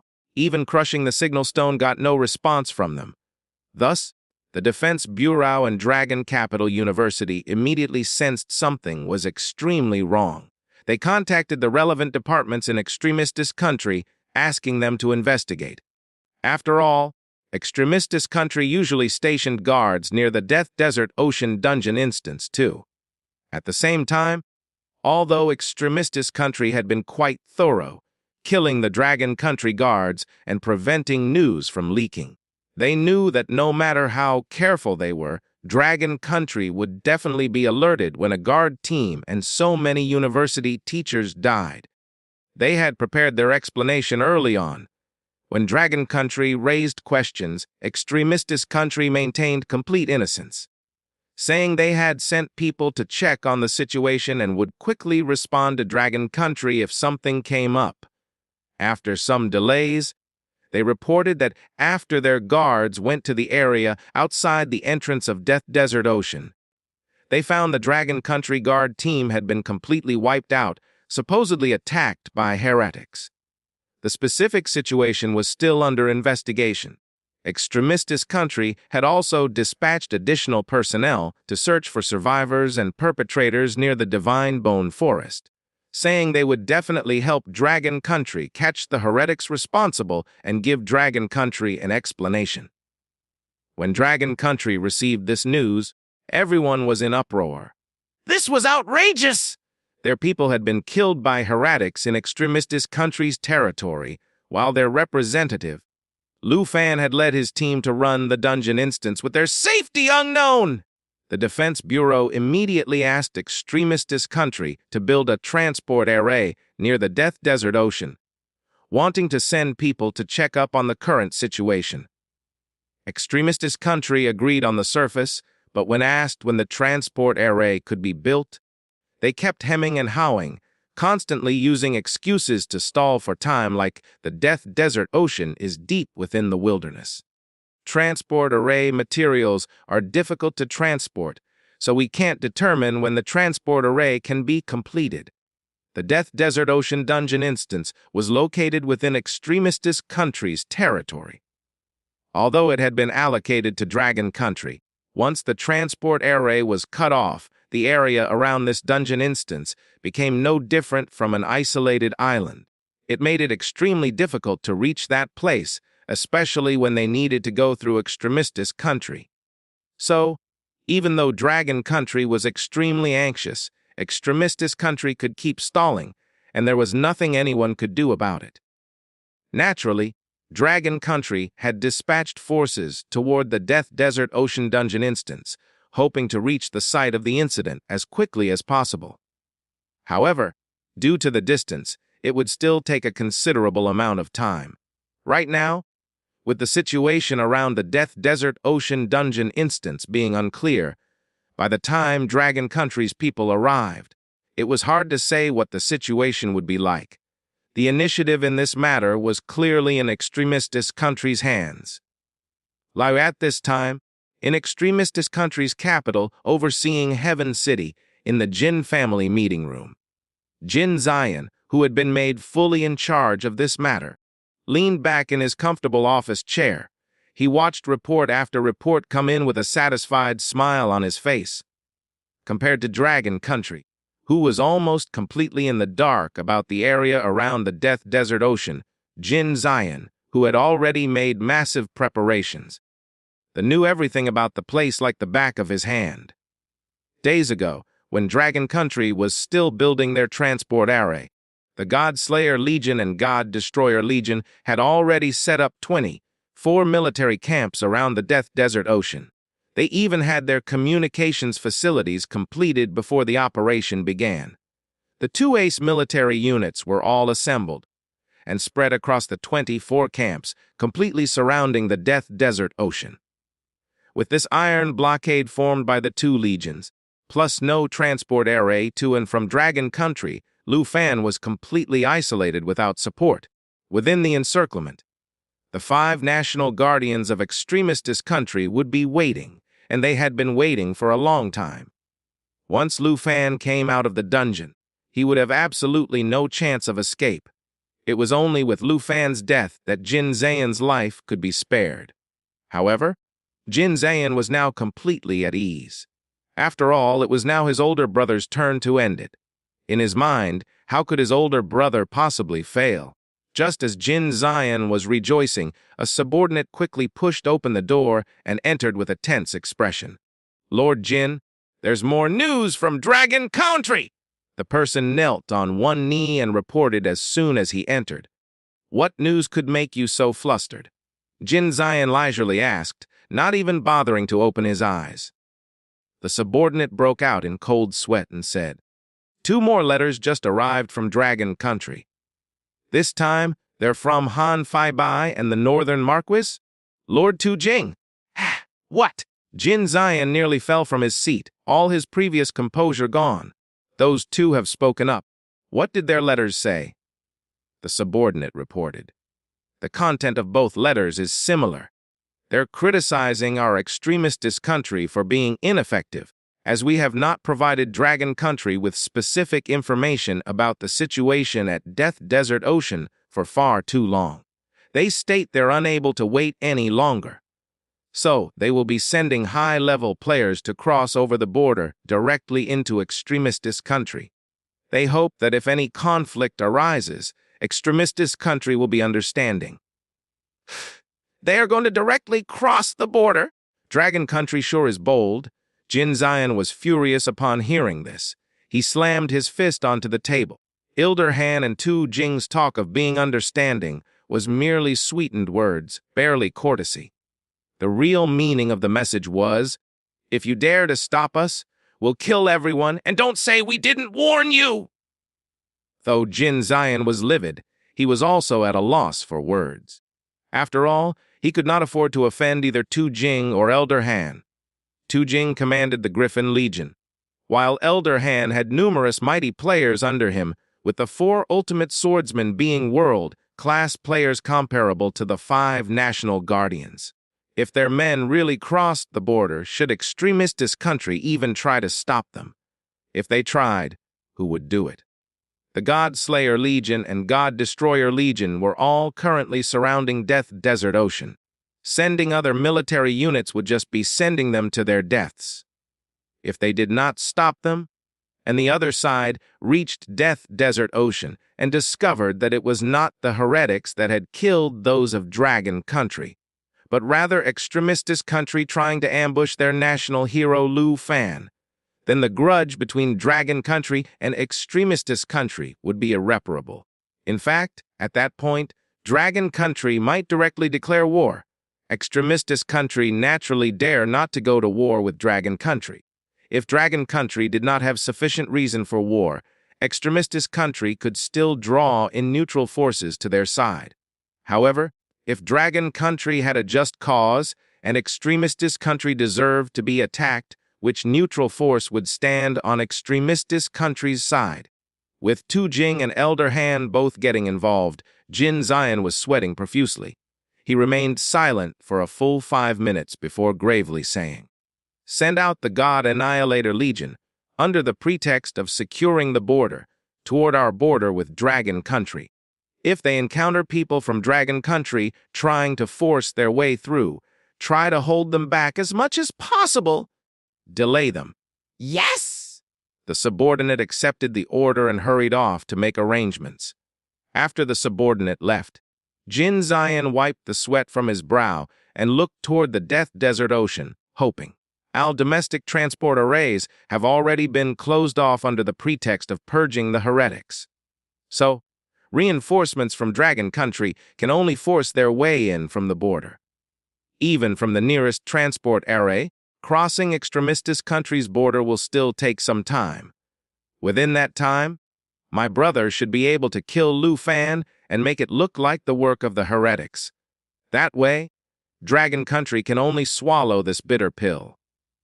But, with Han Faibai and Tu Jing being the ones who are sending out reinforcements, this matter is dire. I should still warn him about this. Muttering to himself, Jin Zion called over a subordinate and had them send a message to the God Slayer and God Destroyer legions, telling the 2 legions to watch out for Dragon Country's reinforcements. They also needed to inform the 5 national guardians present about this grave matter. The murder must be done without delay! One at the entrance of the Death Desert Ocean dungeon instance.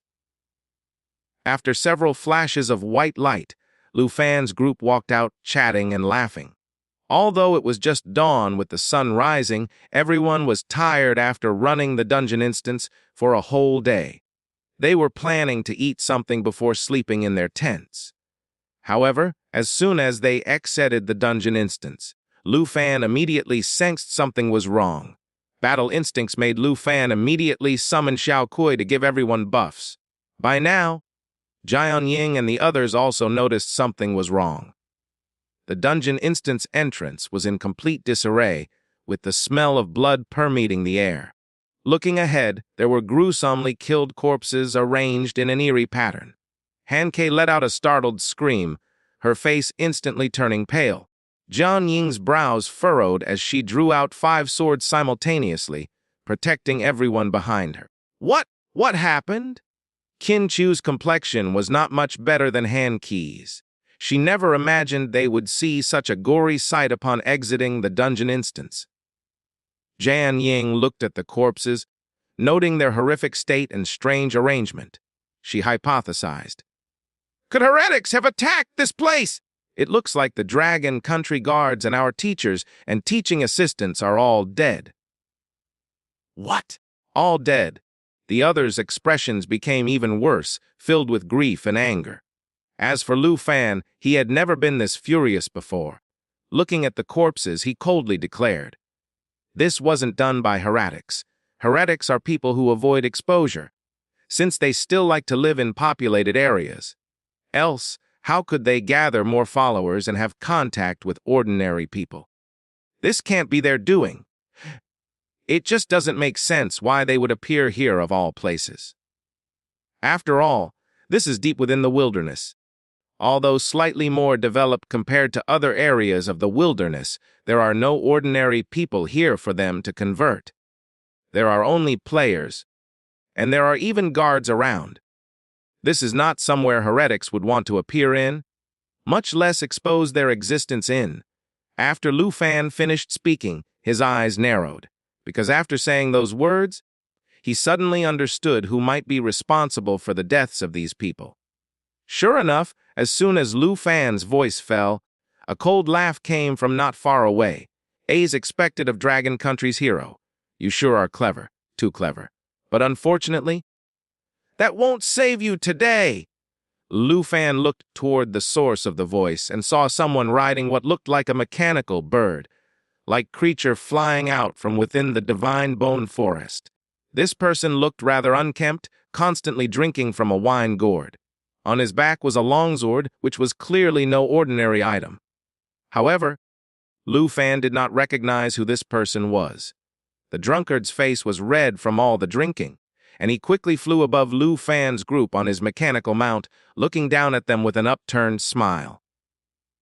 "Boss Jin is really interesting, even calling upon all of us out for brats like these. Even if they started leveling up from birth, these brats couldn't possibly have undergone their third profession change at their age. We could have just gotten the God Slayer Legion to kill these second profession brats and be done with it." Just as he finished speaking, another voice immediately came from elsewhere. "Second brother, you can't underestimate them!" In mid-air, a figure approached, leaving a trail of white energy waves. This new figure was an elderly woman, appearing to be in her 50s. Although her hair was white and her face wrinkled, her figure was like that of a young girl. She came riding an arrow, formed from condensed air. After reaching Lu Fan's location, the arrow dissipated in mid-air. The elderly woman did a flip in the air, landing steadily, and took the longbow from her back.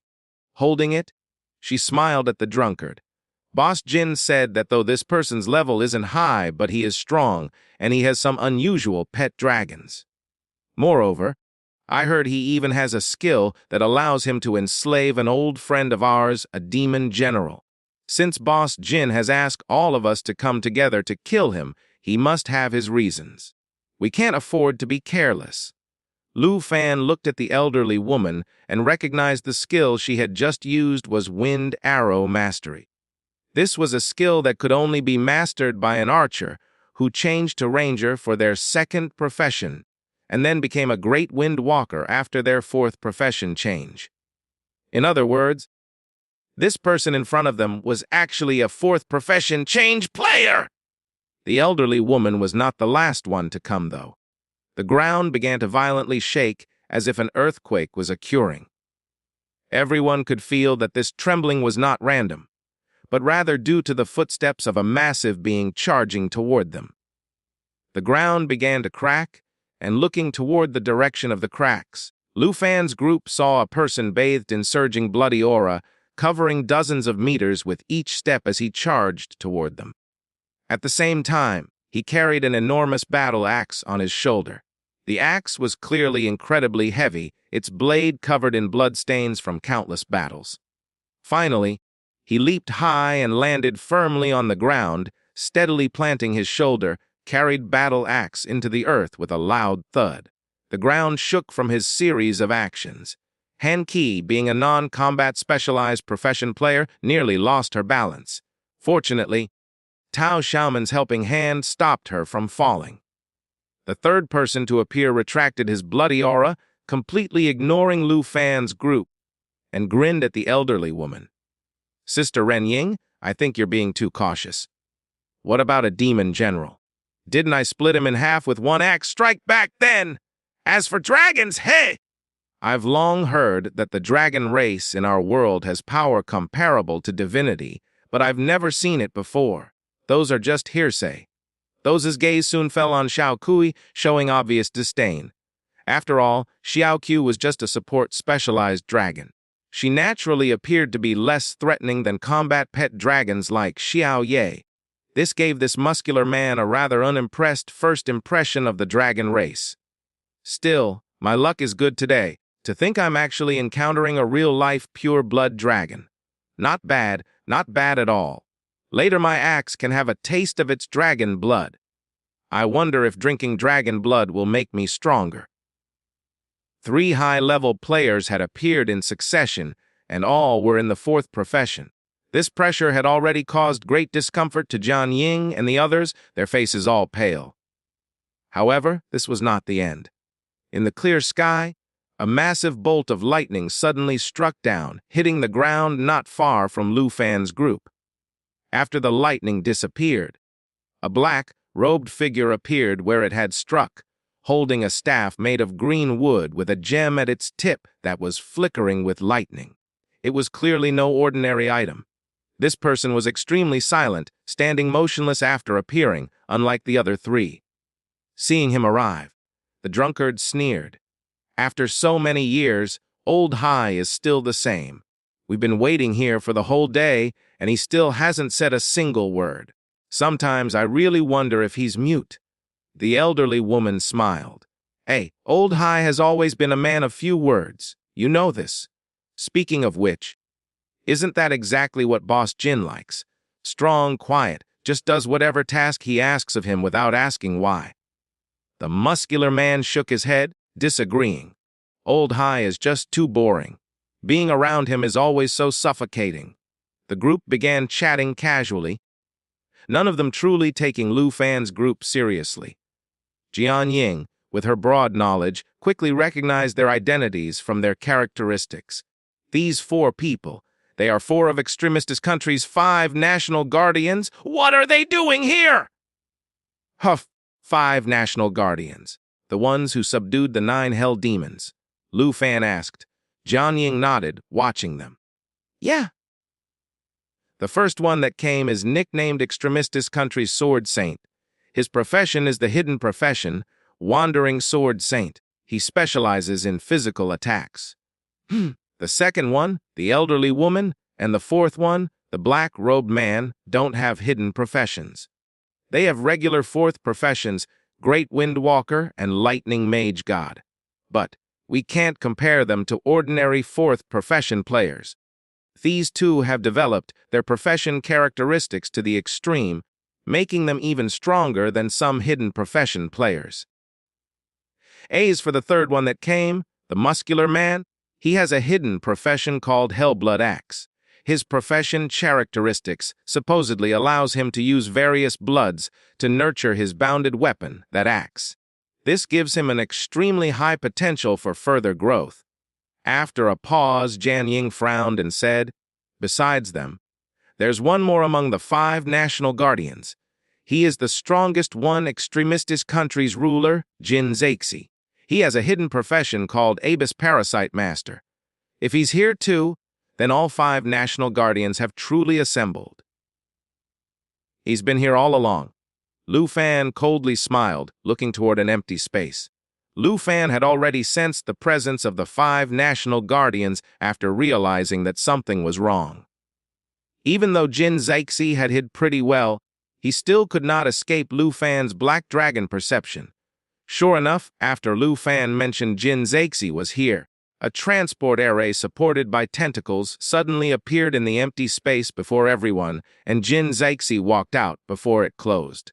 Moreover, tentacles burst from the ground behind Lu Fan's group, firmly wrapping around the dungeon instance entrance, giving them no chance to escape.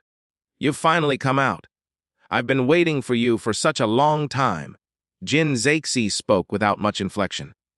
However, Lu Fan could hear the coldness in his words. His killing intent was clear and overt. Besides this, there was the oppressive pressure emanating from other 5 national guardians. This pressure made even powerful players like Jian Ying tremble uncontrollably, breaking into cold sweat. If even Jian Ying was like this, those weaker than her Qin Chu, Tao Xiaoman, and Han Ke were even worse off. Of course, there was one exception, Lu Fan. Lu Fan had been patiently watching the 5 national guardians emerge one by one. Acting like what they expected of him, they saw his group as fish on a chopping block. His goal was to catch all 5 of them in one net. He refused to allow a single one of them to escape. Lu Fan's anger towards these people had exceeded his first meeting with Jin Zhu. After all, just next to him were the corpses of over 40 people. They have been cruelly killed by these savages. Even if he did not know them, they were still people who supported him and were sent to protect him. How could he possibly let this go? Lu Fan needed to make them pay blood for blood? So what if they were the 5 national guardians? They were just guards protecting this land from the weak 9 hell demons. Thinking of this, Lu Fan gave a cold smile and did something puzzling. He put away his flaming meteor sword. This action confused both sides. The axe-wielding burly man, who was the most arrogant upon seeing Lu Fan put away his weapon, was briefly stunned before bursting into laughter. What? Giving up all resistance already? Though I have to say that it could be expected. We are, after all, famous as the 5 national guardians. It is natural for youngsters like you to be scared upon seeing us, but not even having the courage to resist. That is truly disappointing. If I'd known we were dealing with such cowards, I definitely wouldn't have bothered traveling so far to this godforsaken place. What are you talking about? The old woman rebuked while stroking her bowstring. If you hadn't come, wouldn't the dragon blood go to waste? In my opinion, after your battle axe absorbs dragon blood, its attributes will surely undergo earth-shattering changes. The burly man heartily laughed, saying, You have a point. Maybe my power will even surpass Boss Jin's because of this. The drunkard took a swig of wine, equally spirited.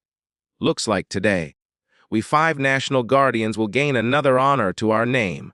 We will become the first dragon slayers in history. In future textbooks about us 5, there will be another glorious chapter. With that, all 3 of them laughed together. Their laughter irritated Lu Fan. Shut up, all of you! Lu Fan's single sentence silenced everyone present. The 5 national guardians had not expected that at this point, Lu Fan would not beg for mercy, but instead remain so domineering. Dead men sure talk a lot. Lu Fan sneered, then completely ignored the others, focusing only on Jin Zexi. You dare kill my people, even teachers from my university. Fine then. I'll make you watch as I slaughter 10,000 of your people. Jin Zexi made no movement, but his killing intent became several times stronger than before. For someone about to die, I really don't know where you get the courage to say such things from. Jin Zexi gave a cold laugh, then extended his hand in a gesture for everyone to attack. The 5 national guardians understood and immediately moved to attack. Slaughter 10,000 of our people. What a joke! Let me split you apart with my axe first. The burly man moved the fastest, stomping the ground forcefully and shooting forward like a cannonball. At the same time, streams of blood ki erupted from his pores, making him appear like a blood demon from hell. The pressure from him suddenly increased 100-fold. It seemed like his profession characteristics had some similarities with Andre, leaning towards the war god branch of warriors. He had both powerful enhancement-type buffs and charging skill, ones with unstoppable momentum. Such a powerful profession, combined with him being a 4th profession player, made this burly man unimaginably domineering. Facing him, even Tao Xiaoman could not hold her weapon steady. However, though his approach was fierce, Lu Fan never even glanced at him. Xiao Ku, Divine Tree of Life Form. At Lu Fan's command, Xiao Kui immediately took root in the ground, her body transforming, gradually expanding her frame to form a crystal-clear jade tree.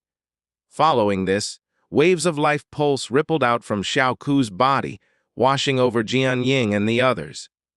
It made them feel extremely comfortable. They soon realized they had been covered in Xiao Kui's buffs, and stacked twice. Jian Ying had seen Xiao Ku's divine tree of life form before, so she was fine. But for Tao Xiaoman, Chun Qiu, and Han Kei, this was their first time being washed over by her life pulse in this form, so they were naturally all amazed. As for the burly man's oppressive pressure, it no longer felt as terrifying. Seeing Xiao Ku transform into a tree, the burly man was surprised, but he became even more interested in killing this dragon. "Blood prison axe!" The burly man roared as he leaped, raising his giant battle axe high. Instantly, the blood ki erupting from his body became even more intense, even producing a huge howling sound like a demon's roar. The blood ki concentrated on his giant axe as he brought it down. The blood chew moving across the axe head formed into a ferocious demon head with fanged jaws biting toward Lu Fan's group. It was an extraordinary strike. Though they claimed to look down on Lu Fan as just a second profession player, even as fourth profession players once the 5 national guardians moved, they did not hold back.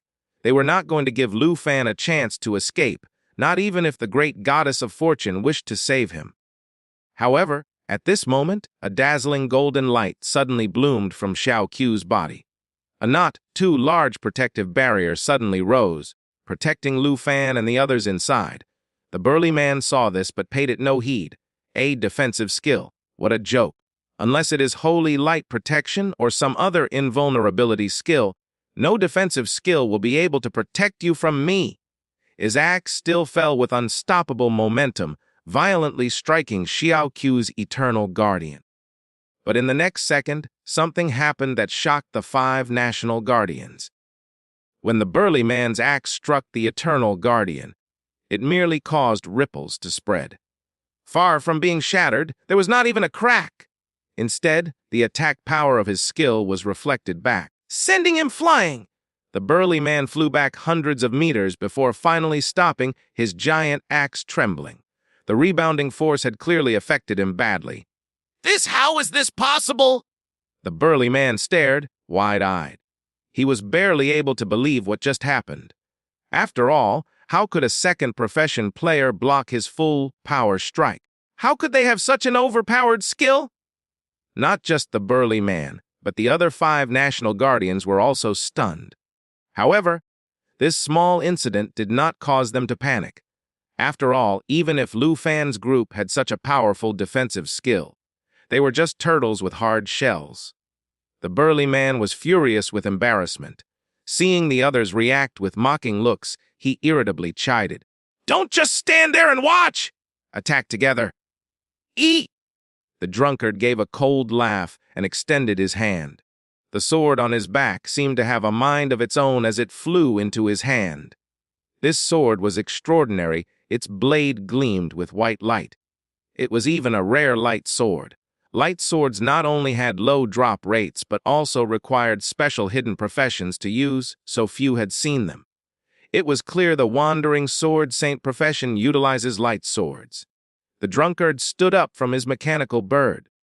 With the glow from the sword in his hand getting more intense, he slashed repeatedly with his light sword, each strike sending purple sword light flying through the air toward Lu Fan's group.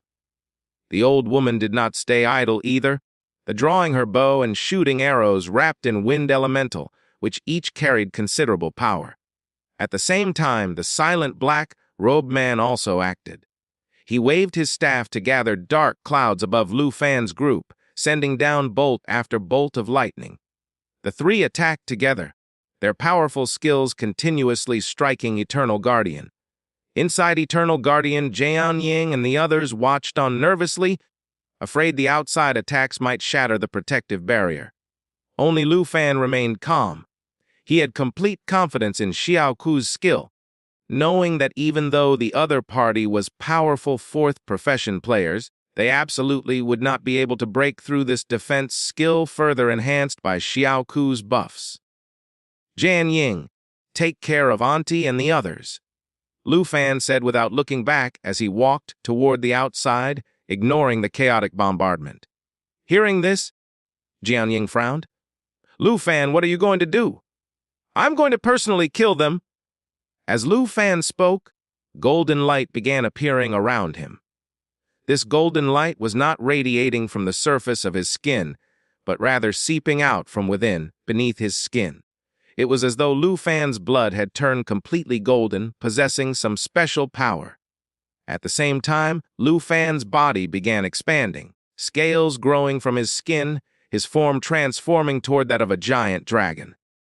This was the Golden Dragon King bloodline release! For Jin Zexi and his group, Lu Fan felt that personally tearing them apart would be more satisfying. However, Lu Fan knew that they were Extremistis country's top players. In other words, they were among the strongest, even amongst fourth profession players. Even with Golden Dragon King bloodline release, Lu Fan could not face all 5 of them head-on. So, calling for help was necessary. A summoning array lit up beside Lu Fan, and one of the fallen corpse Holy Dragon Kings emerged, opening his puppet sub, space outside of Eternal Guardian. Following this, monster after monster walked out. Not many in number, just 9. But these 9 were old friends of the 5 National Guardians. Naturally, they were the 9 Hell Demons! The appearance of the 9 Hell Demons greatly shocked the 5 National Guardians. The 3 who had been attacking the Eternal Guardian all stopped. They now faced the 9 Hell Demons with great wariness. What's going on? The drunkard instantly sobered up. Gripping his light sword, he questioned, "How can this brat summon the 9 Hell Demons?" They had fought the 9 Hell Demons before and knew of their terrifying power. Though they had indeed killed the 9 Hell Demons back then, that was only because the Hell Demons were scattered, and they could hunt them down one by one. That was how they had finally subdued the 9 Hell Demons. But now, all the 9 Hell Demons were here together. So, that advantage was completely lost. The pressure on the 5 National Guardians was immense. Even Jin Zexi was shocked. He knew Lu Fan had enslaved a demon general, and had guessed Lu Fan might have enslaved the diabolical Hell Demon. But he never imagined Lu Fan had all 9 Hell Demons! Even he felt tremendous pressure from the 9 Hell Demons that had just appeared, let alone his other 4 teammates. This sudden development stripped away the 5 National Guardians' earlier composure. However, the burly man was the first to react, coldly snorting, "All show and no substance! I don't believe a second profession player can really enslave the 9 Hell Demons! They must be imitations! Watch me split them all in half with one axe strike!" With that, he raised his axe and charged forward. His movement drew the attention of the diabolical Hell Demon. The diabolical Hell Demon's form dimmed as it activated its ghost walk skill. Then, it teleported in front of the burly man, bringing its fingers made of blades down from above. The burly man's pupils contracted as he raised his giant axe to clash head-on with the diabolical Hell Demon. Boom! It was a thunderous crash. The diabolical Hell Demon did not move a centimeter, while the burly man was forced back several steps. The burly man was shocked, exclaiming, "Something's wrong! How can these 9 Hell Demons be as powerful as the originals?" "How is this possible?" The others were also greatly alarmed. Sensing something was amiss. They could handle 1 or 2 9 Hell Demons, but how could they fight all 9 at once? Jin Zexi's voice grew heavy as he slowly said, "No wonder you could show such power in the National Trial's secret realm. You truly have some ability. Even so, everyone, we need not fear him. Even if he summons all 9 Hell Demons, we need not be afraid. We've killed them before, and now that they've appeared again, we just need to kill them again." While the 9 Hell Demons are fearsome, many years have passed. Are we not much stronger than before? Even if the 9 Hell Demons join forces, what is there to fear? Jin Zexi's words gave the 5 National Guardians some of their confidence back. After all, Jin Zexi was just stating facts. These were monsters they had killed before. What could 9 of them combined do? They themselves had truly grown stronger over the years. If these enemies got resurrected, they would just need to kill them again! However, was it really that simple? As an emerald green light shone from within the Eternal Guardian, it illuminated the 9 hell demons. Moments later, beside each 9 hell demon appeared 2 mirror image projections identical to the original, so lifelike that real and fake could not be distinguished. The 9 hell demons had instantly become 27 hell demons! This sight made the 5 National Guardians' eyes nearly pop out of their heads. The 9 hell demons were already like a nightmare to them. Now, it was far worse. The 9 hell demons had become 27 hell demons. How were they going to fight against this? Are they clones? Jin Zexi remained calm as he tore off his cloak, his body beneath expanding into a monster over 10 meters tall. Jin Zexi now resembled a humanoid octopus, with a giant eyeball on his enormous head, while his lower body consisted of countless tentacles of varying thickness supporting his frame. His body was covered in sticky mucus, though its special properties remained unknown. From Jin Zexi's appearance, it was clear he did not have a mage-type profession, but rather a transformation type like druid. The druid profession was rare in Dragon Country, but in Western countries, it was as common as any other profession. The profession characteristic was the ability to transform, enhancing one's attributes and giving the player power exceeding that of monsters at the same level. Jin Zexi's attributes had surged dramatically, and his countless tentacles provided diverse methods of attack. Additionally, after losing his human form, his remaining eye gleamed strangely as it scanned the 27 hell demons present. This seemed like a skill similar to appraisal, allowing him to easily determine their original attributes. As expected, they're all clones. Their attributes are only a third that of the original. Though they look intimidating, their power is far inferior to the original, Jin Zexi loudly announced, allowing the other 5 National Guardians to relax a little. As long as each hell demon did not possess the original's full power, the situation was still manageable. Though reduced by 2/3, their attributes were still formidable. Still, for players like them, dealing with hell demons at a third of their strength was not too problematic. Did you think this was it? Lu Fan had more surprises in store for them. The Fallen Corpse Holy Dragon King's aura-type skill, Holy Light Radiance, now shone upon all hell demons, while Xiao Q's life pulse continuously flowed, providing them with buffs. Each hell demon soon gained doubly stacked Spring of Life, along with Jade Shield and Jade Blessing.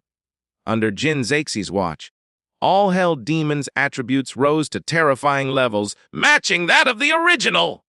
More terrifying was that these were just the clones' attributes. The original hell demons, after receiving a series of attribute enhancement, had attributes far exceeding their peak, 2 to 3 times stronger than when they wreaked havoc in Extremistis Country. With all of Xiao Ku's skills enhancing them, just 2 of these hell demons were enough to completely overwhelm the 5 National Guardians. Yet, here, there were 9 hell demons of equal strength, plus 18 clones matching the original. Worse, behind them Xiao Q was continuously buffing all the hell demons! The 5 National Guardians knew that to have any chance of victory in this battle, they needed to eliminate the support specialized pet dragon first. However, their opponent had transformed into a giant jade tree, maintaining an almost unbreakable shield while recklessly casting skills. This was something they could not do anything about. It was truly a death trap. Never mind the others, even Jin Zexi in his battle. Ready form felt his scalp tingling. He was considering whether to create a transport array. He wanted to immediately leave. The 9 hell demons, originally killed by the 5 National Guardians, still harbored deep resentment despite becoming fallen corpse puppets. Now that Lu Fan had buffed them and given them the order to attack, how could the hell demons and their clones remain still? Instantly, the 27 hell demons charged at the 5 National Guardians. Basically, each of the 5 National Guardians had to face 5 or 6 hell demons encircling them. Back then, it took all 5 of them to defeat just 1 hell demon. But now, the tables have turned. They had at least 5 hell demons against each of them. This made the 5 National Guardians suffer greatly. Even though their strength had improved significantly since then, they still could not possibly be a match against 5 level 85 epic grade bosses at once. Moreover, if one of them was an original, that was even more terrifying. A single strike from the original was something none of the 5 National Guardians could block. Originally, the 5 National Guardians saw Lu Fan as a lamb for slaughter, but now the roles of hunter and prey had completely reversed. Too busy trying to survive, the 5 National Guardians did not even notice that space around them began to distort around Xiaokua. The surroundings gradually transformed into a sea of clouds with peaks piercing through. Roar! Accompanied by a clear, resonant dragon roar. A golden glowing dragon, as if cast from flowing gold, flew out from Eternal Guardian. It was Lu Fan, transformed into the Golden Dragon King Ultimate Shield. Lu Fan had fully activated his transformation skill, becoming the Golden Dragon King. Naturally, the feeling was extraordinary. He could feel power coursing through his body as his skin felt like the world's hardest metal. It gave him the confidence to withstand any attack. At just level 2 Golden Dragon King Bloodline release, it provided Lu Fan with 4k fuss in each of his strength, agility, and mana attributes, and 16k sus in his endurance attribute. At the same time, Lu Fan did not hesitate to activate the belt's additional skill, Golden Dragon King's Shield, increasing his 3 attributes by 40% and his endurance attribute by 100%. The Dragon Hunter's Will equipment set skills and attributes alone gave Lu Fan 32k sus endurance. The current Lu Fan was completely impenetrable, absolutely unbreakable. What if these incredible attributes were combined with Xiao Qiu's skill enhancements? Xiao Qiu's skill effects on Lu Fan had double the effectiveness. Their effects were far more terrifying than when applied on the Hell Demons. Just in terms of his endurance attribute, with all skills stacked together, Lu Fan broke 150k. That's not 15k, but 150k! Never mind the 5 National Guardians. Even if one combined all 5 of their attributes together, 115k in endurance was an unreachable number for them. Unless they used a divine skill, they could not possibly break through Lu Fan's defense. Moreover, Lu Fan was being refreshed with over 40 Jade Shields every second. Even for divine skills, could it break through all of his Jade Shield? Even if it could, he still had his golden form. With that activated, Lu Fan was basically invincible. Well, for 3 minutes, but he would still be invincible nevertheless. Never mind the 5 National Guardians.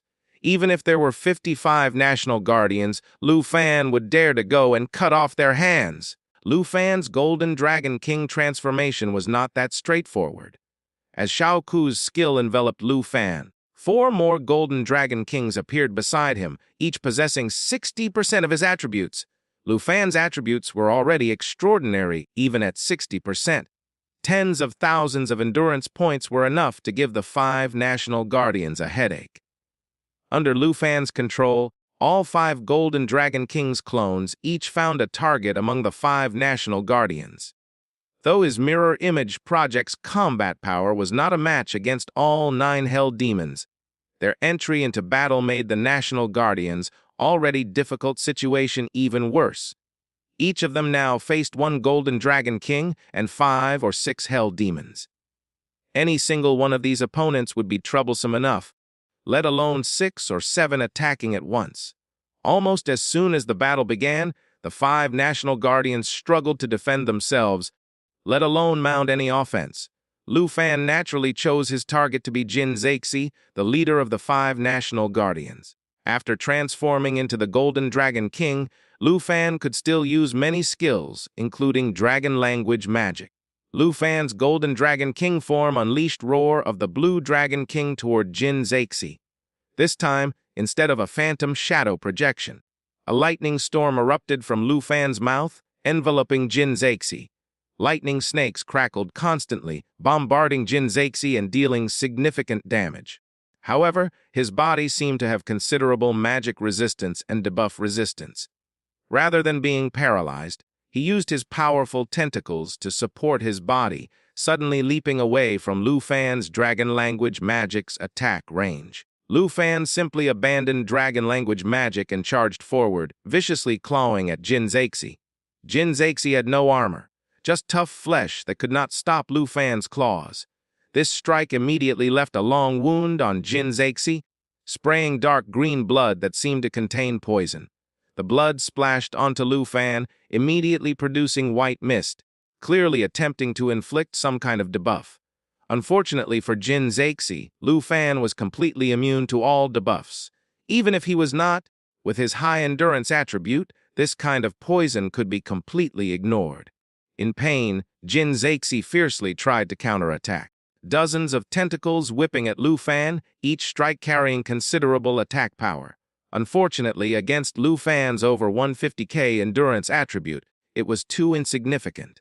The tentacles struck Lu Fan's body without causing much pain, let alone injury. Lu Fan's fighting style was particularly brutal. Each time his dragon claw fell, he would tear away several of Jin Zexi's tentacles.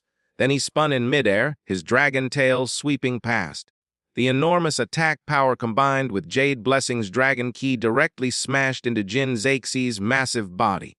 In midair, a diabolical hell demon mirror image projection had been waiting.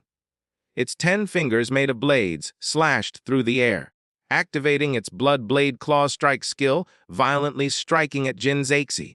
Jin Zexi's body was severely wounded in midair. Blood immediately rained down and corroded huge pits of the ground. It was not just the diabolical hell demon, though. The other hell demons were quick to surround, swarming him like mad dogs, making it impossible for him to escape their pincer attack despite his many powerful skills. This was complete domination! At this moment, boast Jin, save me, a strange voice whimpered on the battlefield. Jin Zexi looked back to see the usually quiet black-robed man had been driven into a corner. He was just a mage who needed protection from other players to display his true power. Although fourth profession players like them were very powerful even when alone, in true life or death situations, mages were typically the first to go down. The black-robed man had already used everything at his disposal, all his survival skills, but no one had come to his rescue. After all, everyone now had a golden dragon king and 5 or 6 hell demons surrounding them. Who could break free to save him? So now, the black-robed man was completely cornered. Jin Zexi wanted to save him, but how could he possibly do so? In his peripheral vision, a mad hell demon's strike had shattered the black-robed man's lightning barrier. Following this, space distorted above the black-robed man's head. It was Ghost Shadow Strike. A buff diabolical hell demon had used Ghost Walk to approach and raised its blade fingers. The diabolical hell demon's blade fingers fell, trailed with an eerie energy as it struck the black-robed man. As just a mage, how could he possibly withstand the diabolical hell demon's Ghost Walk's attack buff and Ghost Shadow Strike's multi-hit? With this one strike, the black-robed man folded. With continuous squelch sounds, the diabolical hell demon's blade fingers directly shredded the black-robed man, turning him into a bloody mess. Inside Eternal Guardian, seeing a player get killed for the first time, Han K nearly vomited. As for the other girls, though they still found it disgusting, they were fine. As for murder, what difference was there between these people and pigs? If they were going to kill others, even going so far as to mutilate their corpses, it was fair game! With their power and influence, who was going to help bring justice against them? This was the only equalizer.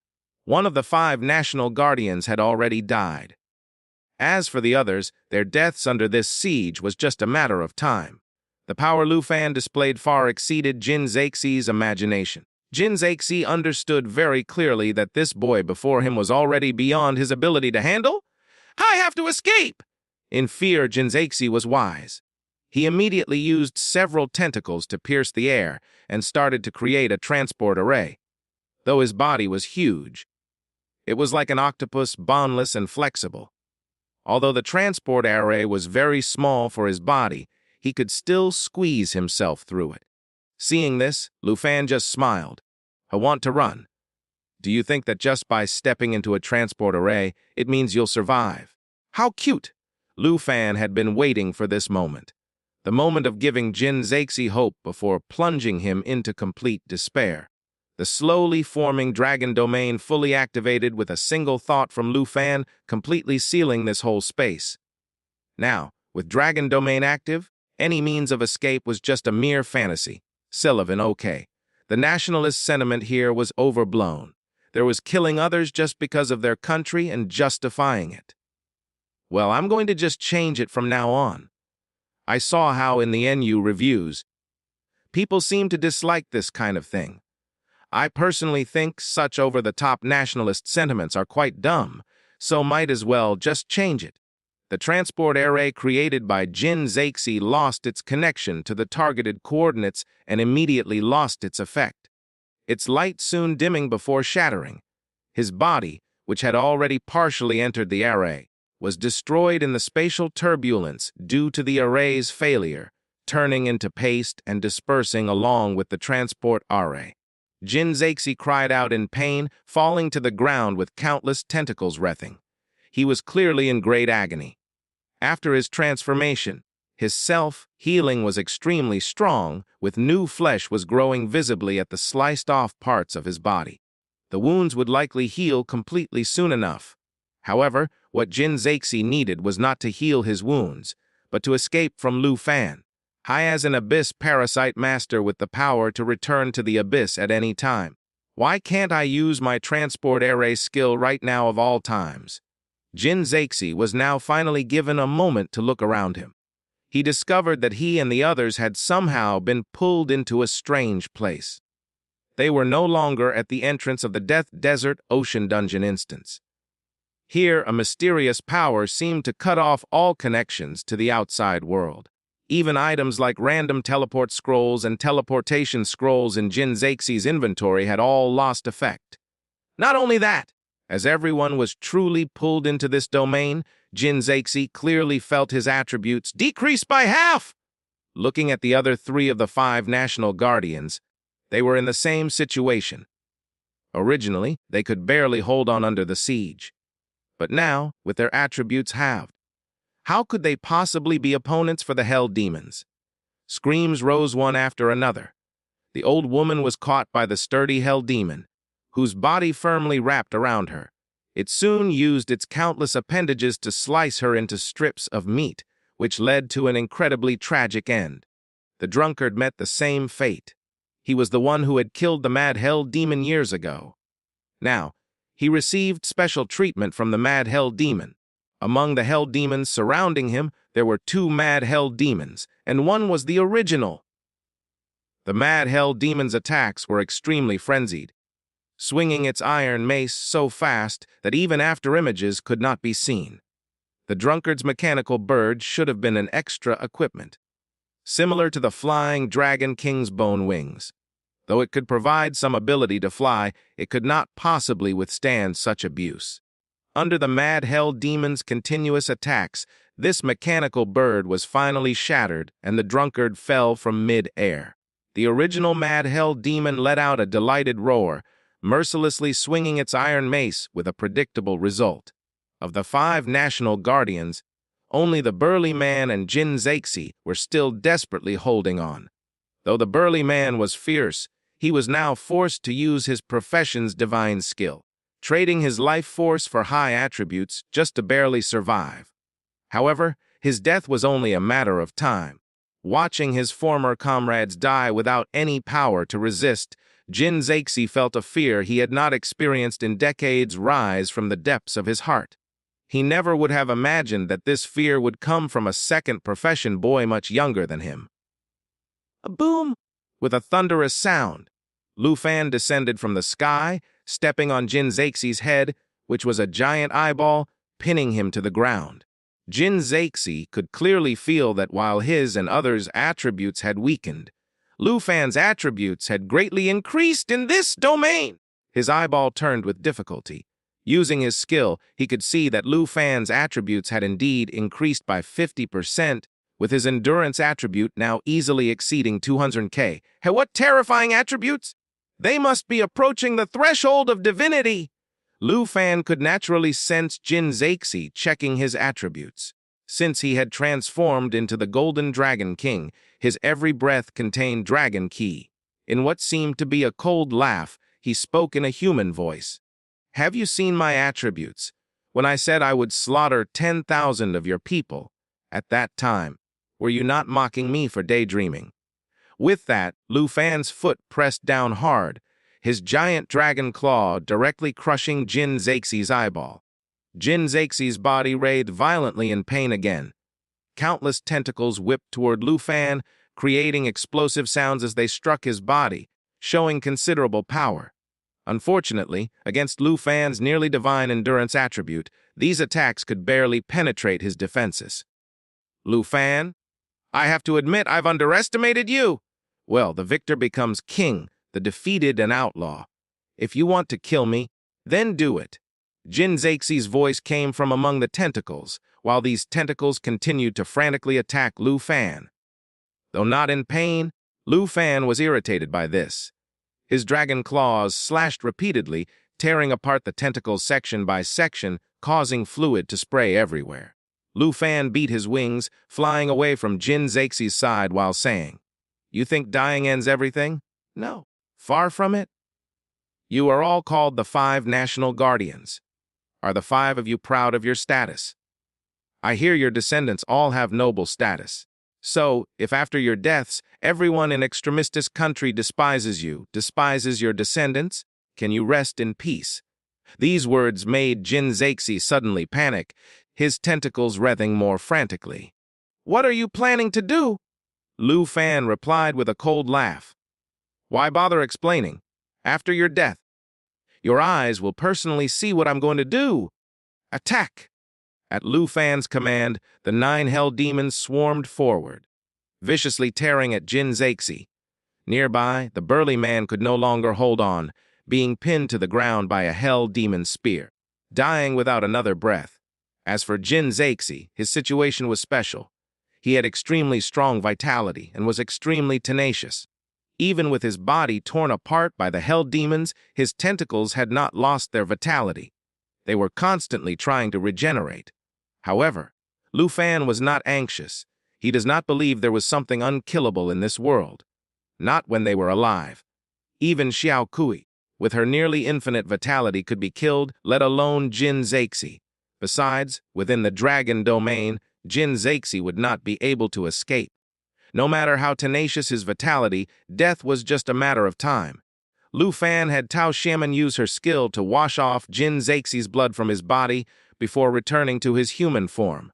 During this time, Jin Zexie's vitality continued to drain away.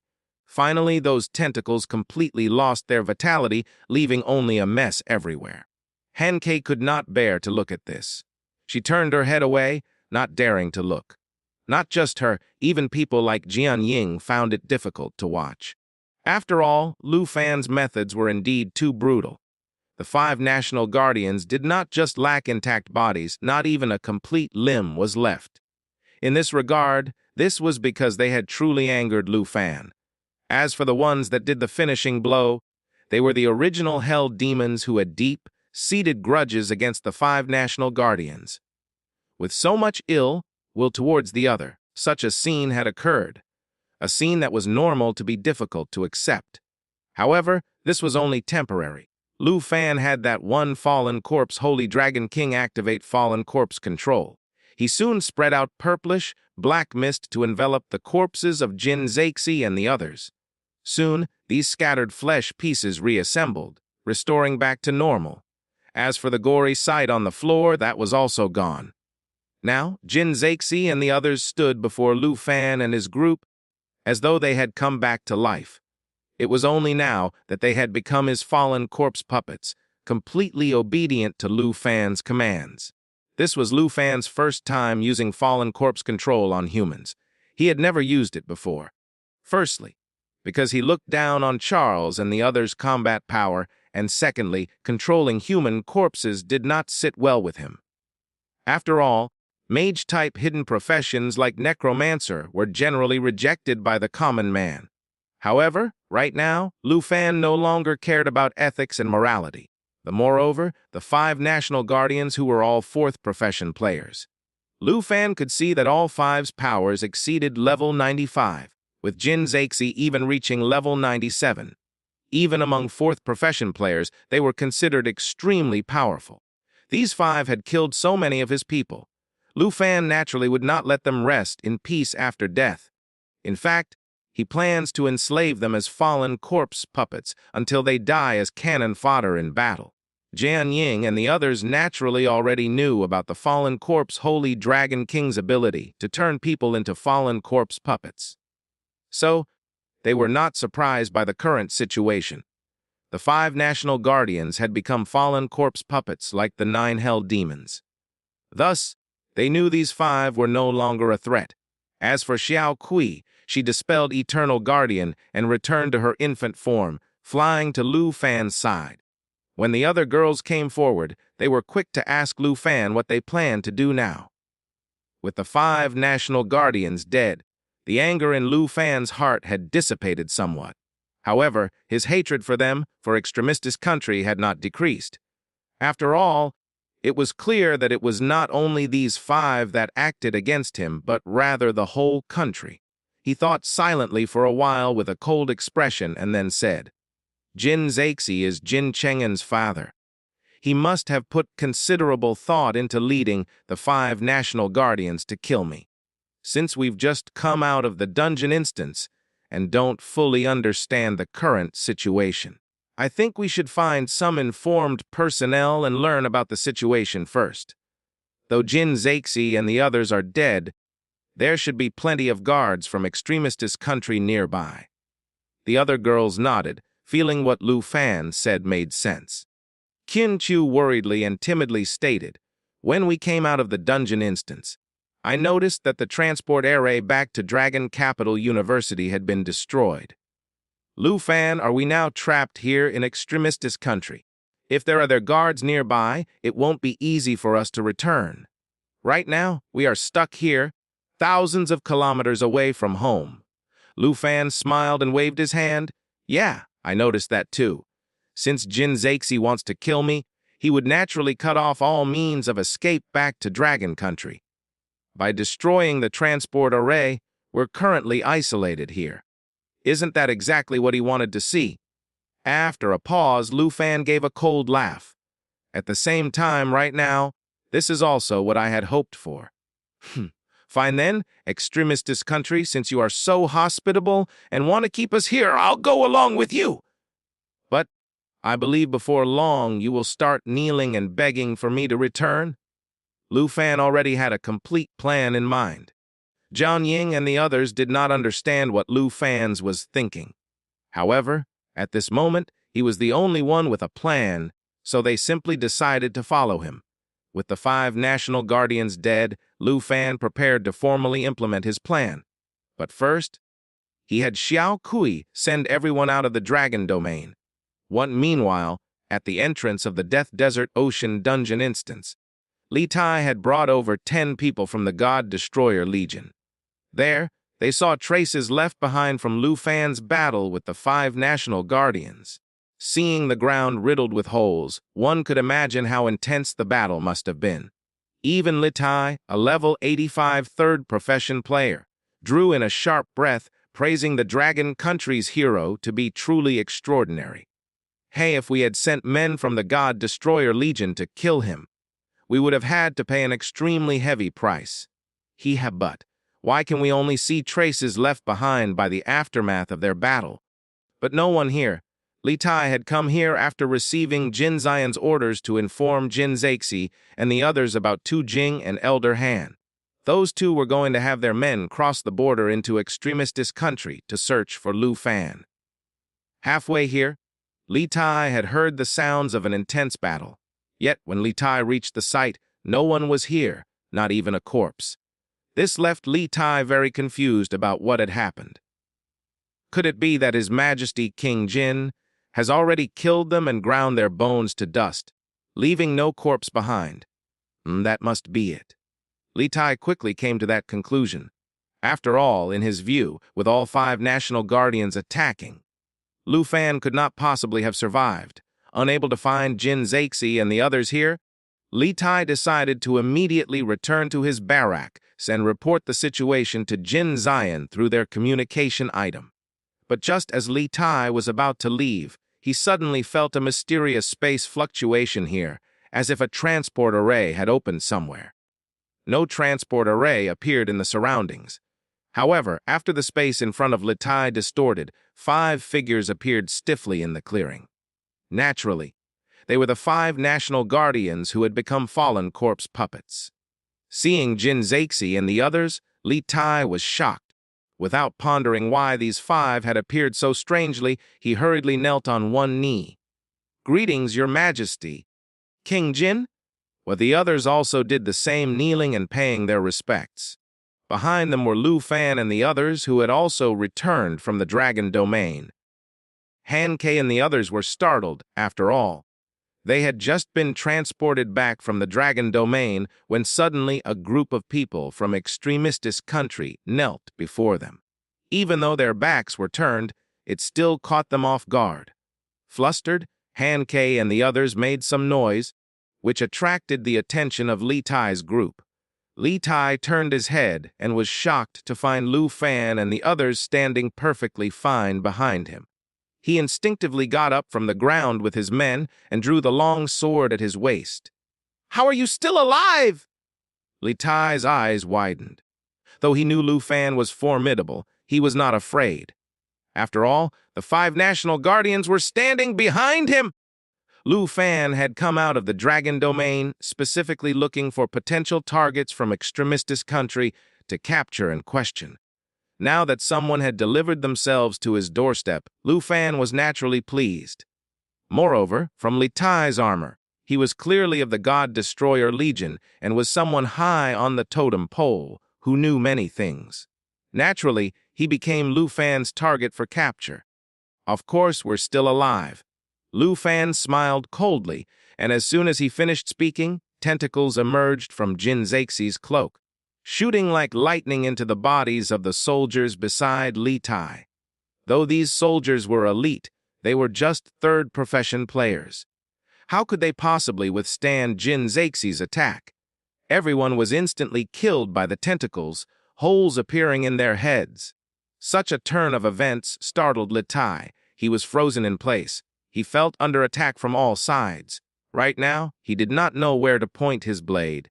He just looked incredulously at Jin Zexi, asking as though pleading, "Your Majesty, what is the meaning of this?" "You still think he's your King Jin?" Lu Fan shook his head with a chuckle, pitying the person for being too foolish. Hearing Lu Fan's mocking voice, Li Tai gradually began to notice. Jin Zexi and the black-robed figure had their faces concealed by robes and cloaks. Their features were mostly hidden. However, for the other 3, they showed their true faces. However, their complexion did not seem human. It was purple-blue, with stiff expressions with no emotion in them. "What in the world is going on?" Li Tai was completely taken aback. At this moment, the burly man expressionlessly approached him. Wielding his giant axe, he was clearly intending to attack. Li Tai naturally was not willing to wait for death. He immediately moved to resist. Unfortunately, his combat power was far too inferior compared to the burly man. After a few moves, Li Tai was overwhelmed by the vast difference in strength. His sword-wielding right arm got cut off by the axe, and he got kicked to the ground. Crack! The giant axe fell toward his head. However, the axe only embedded itself in the ground at an angle, axe blade barely touching Li Tai's neck. In fact, the burly man held the axe handle, not letting it fall to continue, and cut off Li Tai's head. Li Tai endured the intense agony of losing his arm. Yet, he dared not move. He could clearly feel something sharp pressed against his neck. He knew any suspicious move would be met with his decapitation. Lu Fan walked forward, crouched down, and casually removed the badge from Li Tai's chest. The God Destroyer Legion's badge was entirely different from the Griffin Legion's medal. They did not use gold, silver, bronze, or iron to represent their rank. Lu Fan was not clear what rank the other party was, but could confirm he was definitely different from the person who had just died. Someone who was much higher in rank. Lu Fan casually tossed aside the badge in his hand, no longer bothering to examine it. Instead, he directly asked, "Who are you? What is your relationship with Jin Zexi? And what is your mission?" Li Tai glared viciously at Lu Fan, gritting his teeth without speaking. Heh, quite stubborn, eh? Lu Fan smiled, standing up, the ring of resentment in his hand emanating a slight chill. Soon, a surge of resentment flew from the ring, infusing into the burly man. The burly man received Lu Fan's order and raised the giant axe, letting it fall. This time, Li Tai had chopped another arm off. At the same time, the resentment aura on the burly man began to take effect, causing numerous debuffs to appear on Li Tai. These debuffs were undoubtedly a form of torture for a person. Combined with losing both arms, the layered pain made Li Tai continuously wail while he rolled on the ground, nearly breaking down. The Ring of Resentment was only a level 15 gold-grade equipment. Lu Fan actually had the chance to get a better ring at the prosperous Heaven Auction House to replace it. However, he did not do so because the Resentment Aura skill was too useful to replace. Usually, Lu Fan relied on his pet dragons to directly steamroll through everything. He did not need the various debuff effects provided by Resentment Aura. But now, wanting to torture Li Tai rather than killing him directly, Resentment Aura truly shined. It was absolutely the most useful skill in his arsenal for this kind of situation. Lu Fan stood with hands behind his back, watching Li Tai rolling on the ground as he calmly said, "You now have almost every normal debuff on you. Poisoned, weakness, bleeding, stun, frenzy, and so much more. These debuffs would be fatal even for ordinary people, let alone you who is already severely injured. Not to mention any other effects. Just the bleeding effect alone is more than enough to take your life. Of course, death will be very slow. So slow you'll want to die but can't. After all, my pet dragon has a skill called Spring of Life. With its fooling effect, I can make sure your health points remain full at all times, full to experience the true pain of all those debuffs." After describing what would happen, Lu Fan snapped his fingers to showcase what he meant. Beside him, Xiao Qiu casted Spring of Life on Li Tai, fueling him with energy. Spring of Life was definitely an amazing buff for others. But for Li Tai, it was just fueling the flames! Spring of Life did not clear his debuffs, but it did prolong his life. This was true torture, one where he sought death but was unable to die. Li Tai understood his body's condition best, and naturally knew that if Lu Fan wished, he could truly trap him in never-ending suffering, one which he would be unable to escape. At this point, Lu Fan continued speaking. "Now then, I want to ask you several questions. If you answer honestly, my pet dragon also has a skill to clear all debuffs, which can free you from your suffering. Do know that I've already killed your 5 national guardians. A nobody like you isn't really worth my attention. If you're willing to cooperate and tell me everything you know, I can consider letting you go." Li Tai struggled to look at the 5 national guardians, discovering something was really off about them and realizing Lu Fan was not lying to him. Though incredulous that the 5 national guardians would die at Lu Fan's hands, the facts were there. He had no choice but to believe him. Therefore, although Li Tai was a soldier trained by extremist country, he knew there was no hope to change the situation and chose to submit. "I am willing to cooperate. I'll tell you whatever you ask, as long as you spare me," Li Tai pleaded through gritted teeth. Lu Fan nodded with satisfaction, smiling. "Good. Now then, let me ask you, who are you?" "I am Legion General Li Tai of the God Destroyer Legion of extremist country." Li Tai obediently answered Lu Fan's questions, not daring to conceal anything. The God Destroyer Legion was actually internationally renowned, and Lu Fan had heard of it before. He naturally knew that it was one of extremist country's 3 ace military units. He just did not expect that a Legion General of such a top unit would be so easily taken down. However, to be fair, it was not that Li Tai was weak. Rather, it was just that Lu Fan was too monstrous. After one question and another, Lu Fan basically understood his current situation. "Shi Jinzaxi, you really thought highly of me. You not only had the 5 national guardians come, but the God Slayer and God Destroyer legions as well. These are 2 ace military units we are talking about. To think that they are all stationed nearby, with 24 camps around this place, surrounding me like an iron net. Meanwhile, the God Annihilator Legion was also dispatched to Extremistes country's borders to intercept reinforcements coming from Dragon Country. If Jin Zexi was even more ruthless, would he not bring over 100 million Extremistes country civilians to surround and kill me? Still, having that many soldiers come is also a good thing. However many come, that is the number I'll kill. That's basically how it is. Li Tai was tortured by the various debuffs until he was crying and drooling. Everything I did was under King Jin's orders. Having the soldiers surround and kill those in your camp was not what I wanted to do. I can personally swear to heaven, I do not have a drop of blood of your people on my hands. Please, quickly clear these debuffs on me. Lu Fan would never believe his claim about not having those people's blood on his hands. However, everything else he said likely had a high degree of credibility. Even the locations of the 24 military camps Lu Fan had extracted from him. At this moment, Jian Ying returned from nearby, telling Lu Fan, "Among the corpses, Teacher Guhan doesn't seem to be there. Seems like he was telling the truth. Teacher Guhan must have really used a random teleport scroll to escape from here." Da Lu Fan nodded to show he understood. Li Tai quickly asked, "See, I told you I wasn't lying. I answered all your questions with truths. So, could you please spare me?" "Ah, of course," Lu Fan nodded, then waved his hand while saying, "I'll send you on your way." Li Tai froze after understanding Lu Fan's meaning of "on your way." He became both anxious and angry. "What do you mean? From the very beginning you never planned to spare me, did you?" "You never planned to keep your word." Lu Fan smiled. "No, I definitely keep to my word very well. But have you ever heard of anyone keeping their word to dogs? In your case, when I said, spare you, I just meant sparing you from further torture. For killing those people, innocent civilians, I will make you and your people pay back 10,000-fold.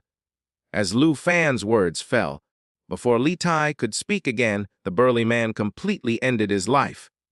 Lu Fan did not want to leave behind a corpse, which might make his auntie feel uncomfortable. So he used magma burst and had the flames turn his body to ash. After handling everything, Hanki took the initiative to ask, "Fanner, what should we do next? If what he said is true, then we're surrounded by soldiers who want to kill us, and they're all elites from the God Slayer and God Destroyer legions." Seeing his auntie's worried expression, Lu Fan could not help but smile, trying to comfort her. "Auntie, is this situation really as scary as you are phrasing it out to be? Are you afraid of them chasing after us?" "Not exactly." Hanki bit her finger, frowning deeply before sighing. "I'm mostly worried because we're thousands of kilometers away from our home. Although you're very strong, being in a foreign country, surrounded by enemies who want our lives, I just feel a bit." Lu Fan could understand his auntie's feelings. This was not their familiar dragon country after all. There were enemies all around them. Even with Lu Fan behind them, sheltering them, they still should not help but feel uneasy. Lu Fan further comforted her. "Don't worry, auntie. With me here, none of us will come to harm's way. If you feel uneasy, because this is not dragon country, then I'll just directly incorporate this area into our territory. How about that?" Lu Fan's words made Hanki burst out laughing. "Yo, can you be more serious?" Lu Fan scratched his head, thinking to himself, "Wait, my tone and expression earlier, did it seem like I was joking?" At this point, Tao Xiaoman also asked Lu Fan what their plan was going forward. Should they hide in the Divine Bone Forest and wait for Dragon Country's rescue, or find a weak point in the enemy's encirclement and break through? The latter would mean directly engaging with Extremistes countries' pursuing forces in the wilderness. Lu Fan thought for a moment and said, "I think our immediate priority should be to find Teacher Guhan. She used a random teleport scroll to escape from here. So, she isn't dead. But, at the same time, The Divine Bone Forest is a newly discovered area that is great for leveling. Naturally, that means there are numerous high-level monsters there. I'm quite worried about her. If she got teleported there, it would be extremely dangerous for her. If she's still alive, we need to find a way to rescue her from the Divine Bone Forest first. Other things can wait. A Lu Fan's suggestion received unanimous agreement from everyone. But the problem was how to find Gu Han. After all, the Divine Bone Forest was vast and located in the wilderness. There was no way to contact her. Finding someone here was like searching for a needle in a haystack. However, Lu Fan was not too worried. After all, could not he use the searching paper dole he obtained from the Death Desert Ocean dungeon instance? Lu Fan had Xiao Kui use the additional skill from Devar and assimilate searching paper dole. He had her set Gu Han as the search target. With a flash of glowing emerald green mist, a palm-sized paper dole appeared from thin air. Though ethereal, it was a very obvious figure. After appearing, the paper dole flew in a single direction. However, it stopped again 20 meters from Lu Fan's group, seemingly waiting for them to follow it to find Gu Han. This was Lu Fan's first time using this skill. I have to say, this skill sure is quite interesting. Let's go. Since this skill works, it means Teacher Gu Han is still alive. We need to quickly find her. Lu Fan called back to everyone. After they responded, they quickly followed behind him. However, while Lu Fan had left the site, the fallen corpse Holy Dragon King did not follow him. Instead, he opened up his puppet space at where he stood, from which emerged 9 hell demons one after another again, this time with monsters from the 9 hell demons' army. After these monsters appeared, they formed into groups of hundreds and began dispersing in all directions like a flood. Besides the 9 hell demons' army, the 5 national guardians were also mixed in among them, following this monster tide. As for Lu Fan, he acted as if he did not see any of this. This was all part of his plan. He was going to have his fallen corpse puppet army complete their task. After all, he does not really need them with him. He and his pet dragons were more than enough to handle the monsters in the Divine Bone Forest. Chin Q noticed this, though. Driven by curiosity, she quickened her pace to Lu Fan's side and asked, "Lu Fan, why did you release so many fallen corpse puppets? What are they going to do?" "What else?" Lu Fan grinned.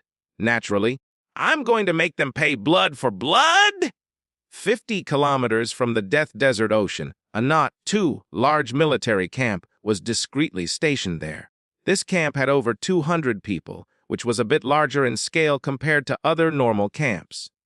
After all, this camp was one of the 2 main camps among the 24. It was a command center personally overseen by the God Destroyer Legion General Li Tai. At this time, Li Tai had been gone for a long time and had not yet returned. Thus, everything in the camp seemed to be in perfect order.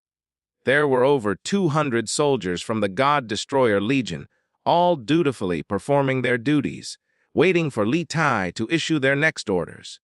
In the command center, the God Destroyer Legion's adjutant hung up the phone and helplessly complained to a subordinate beside him. "Lord Jin is really too cautious. It's just Dragon Country's Han Fai Bai and Tu Jing saying they're sending reinforcements. In this short span of time, he had already called us 3 times. All 3 times, he just keeps asking if Legion General Li has delivered the message to His Majesty. King Jin? Dragon Country is more than 1,000 kilometers from us. There is so much unexplored wilderness and their water bodies in between us. Even for 4th profession players, coming here wouldn't be easy. By the time their reinforcements arrive, King Jin would have long since killed that Dragon Country brat. Ha! The subordinate beside him chuckled and lowered his voice. I heard His Majesty. King Jin had made Lord Jin take responsibility for his failures in the national trial. If anything goes wrong with today's operation, King Jin will certainly severely punish him. I believe this is why he's so nervous. Actually, in my opinion, Lord Jin can completely put his mind at ease. with King Jin and the 4 other national guardians from extremistis country taking action together. How could they possibly fail to kill a second profession player? A's for reinforcements from Dragon Country. I actually hope they arrive sooner. This way, our God Annihilator Legion will have a chance to kill the reinforcements sent by those 2 jinx. Once they accomplish this feat, it would prove our 3 ace military units' might to the world. Haha, you make a good point. The adjutant's confidence suddenly surged. Everyone says our extremistis country's 3 ace military units are several levels below Dragon countries. I'm already sick and tired of hearing that. For example, Dragon country's Griffin Legion. What's so great about them? They just have 1 griffin each. Without their griffins, they're nothing. In fact, I really hope Tu Jing sends his Griffin Legion as reinforcements. If they do, we can justifiably kill their men, steal their griffins, and make our own Griffin Legion. I wonder if Tu Jing would die of rage when he sees that. With these words, everyone in the command center burst into laughter. Being chosen as one of extremistis country's 3 ace military units, everyone present had their own pride. To them, it was natural for them to look down on the Griffin Legion and think their God-Destroyer Legion could crush anything. To be fair, this was a symptom of an echo chamber, one which reality had not hit since they had never truly experienced the pain of war firsthand. Just as everyone was joking around in good spirits, suddenly, a transport array appeared in the middle of this large command center. This change made everyone tense up,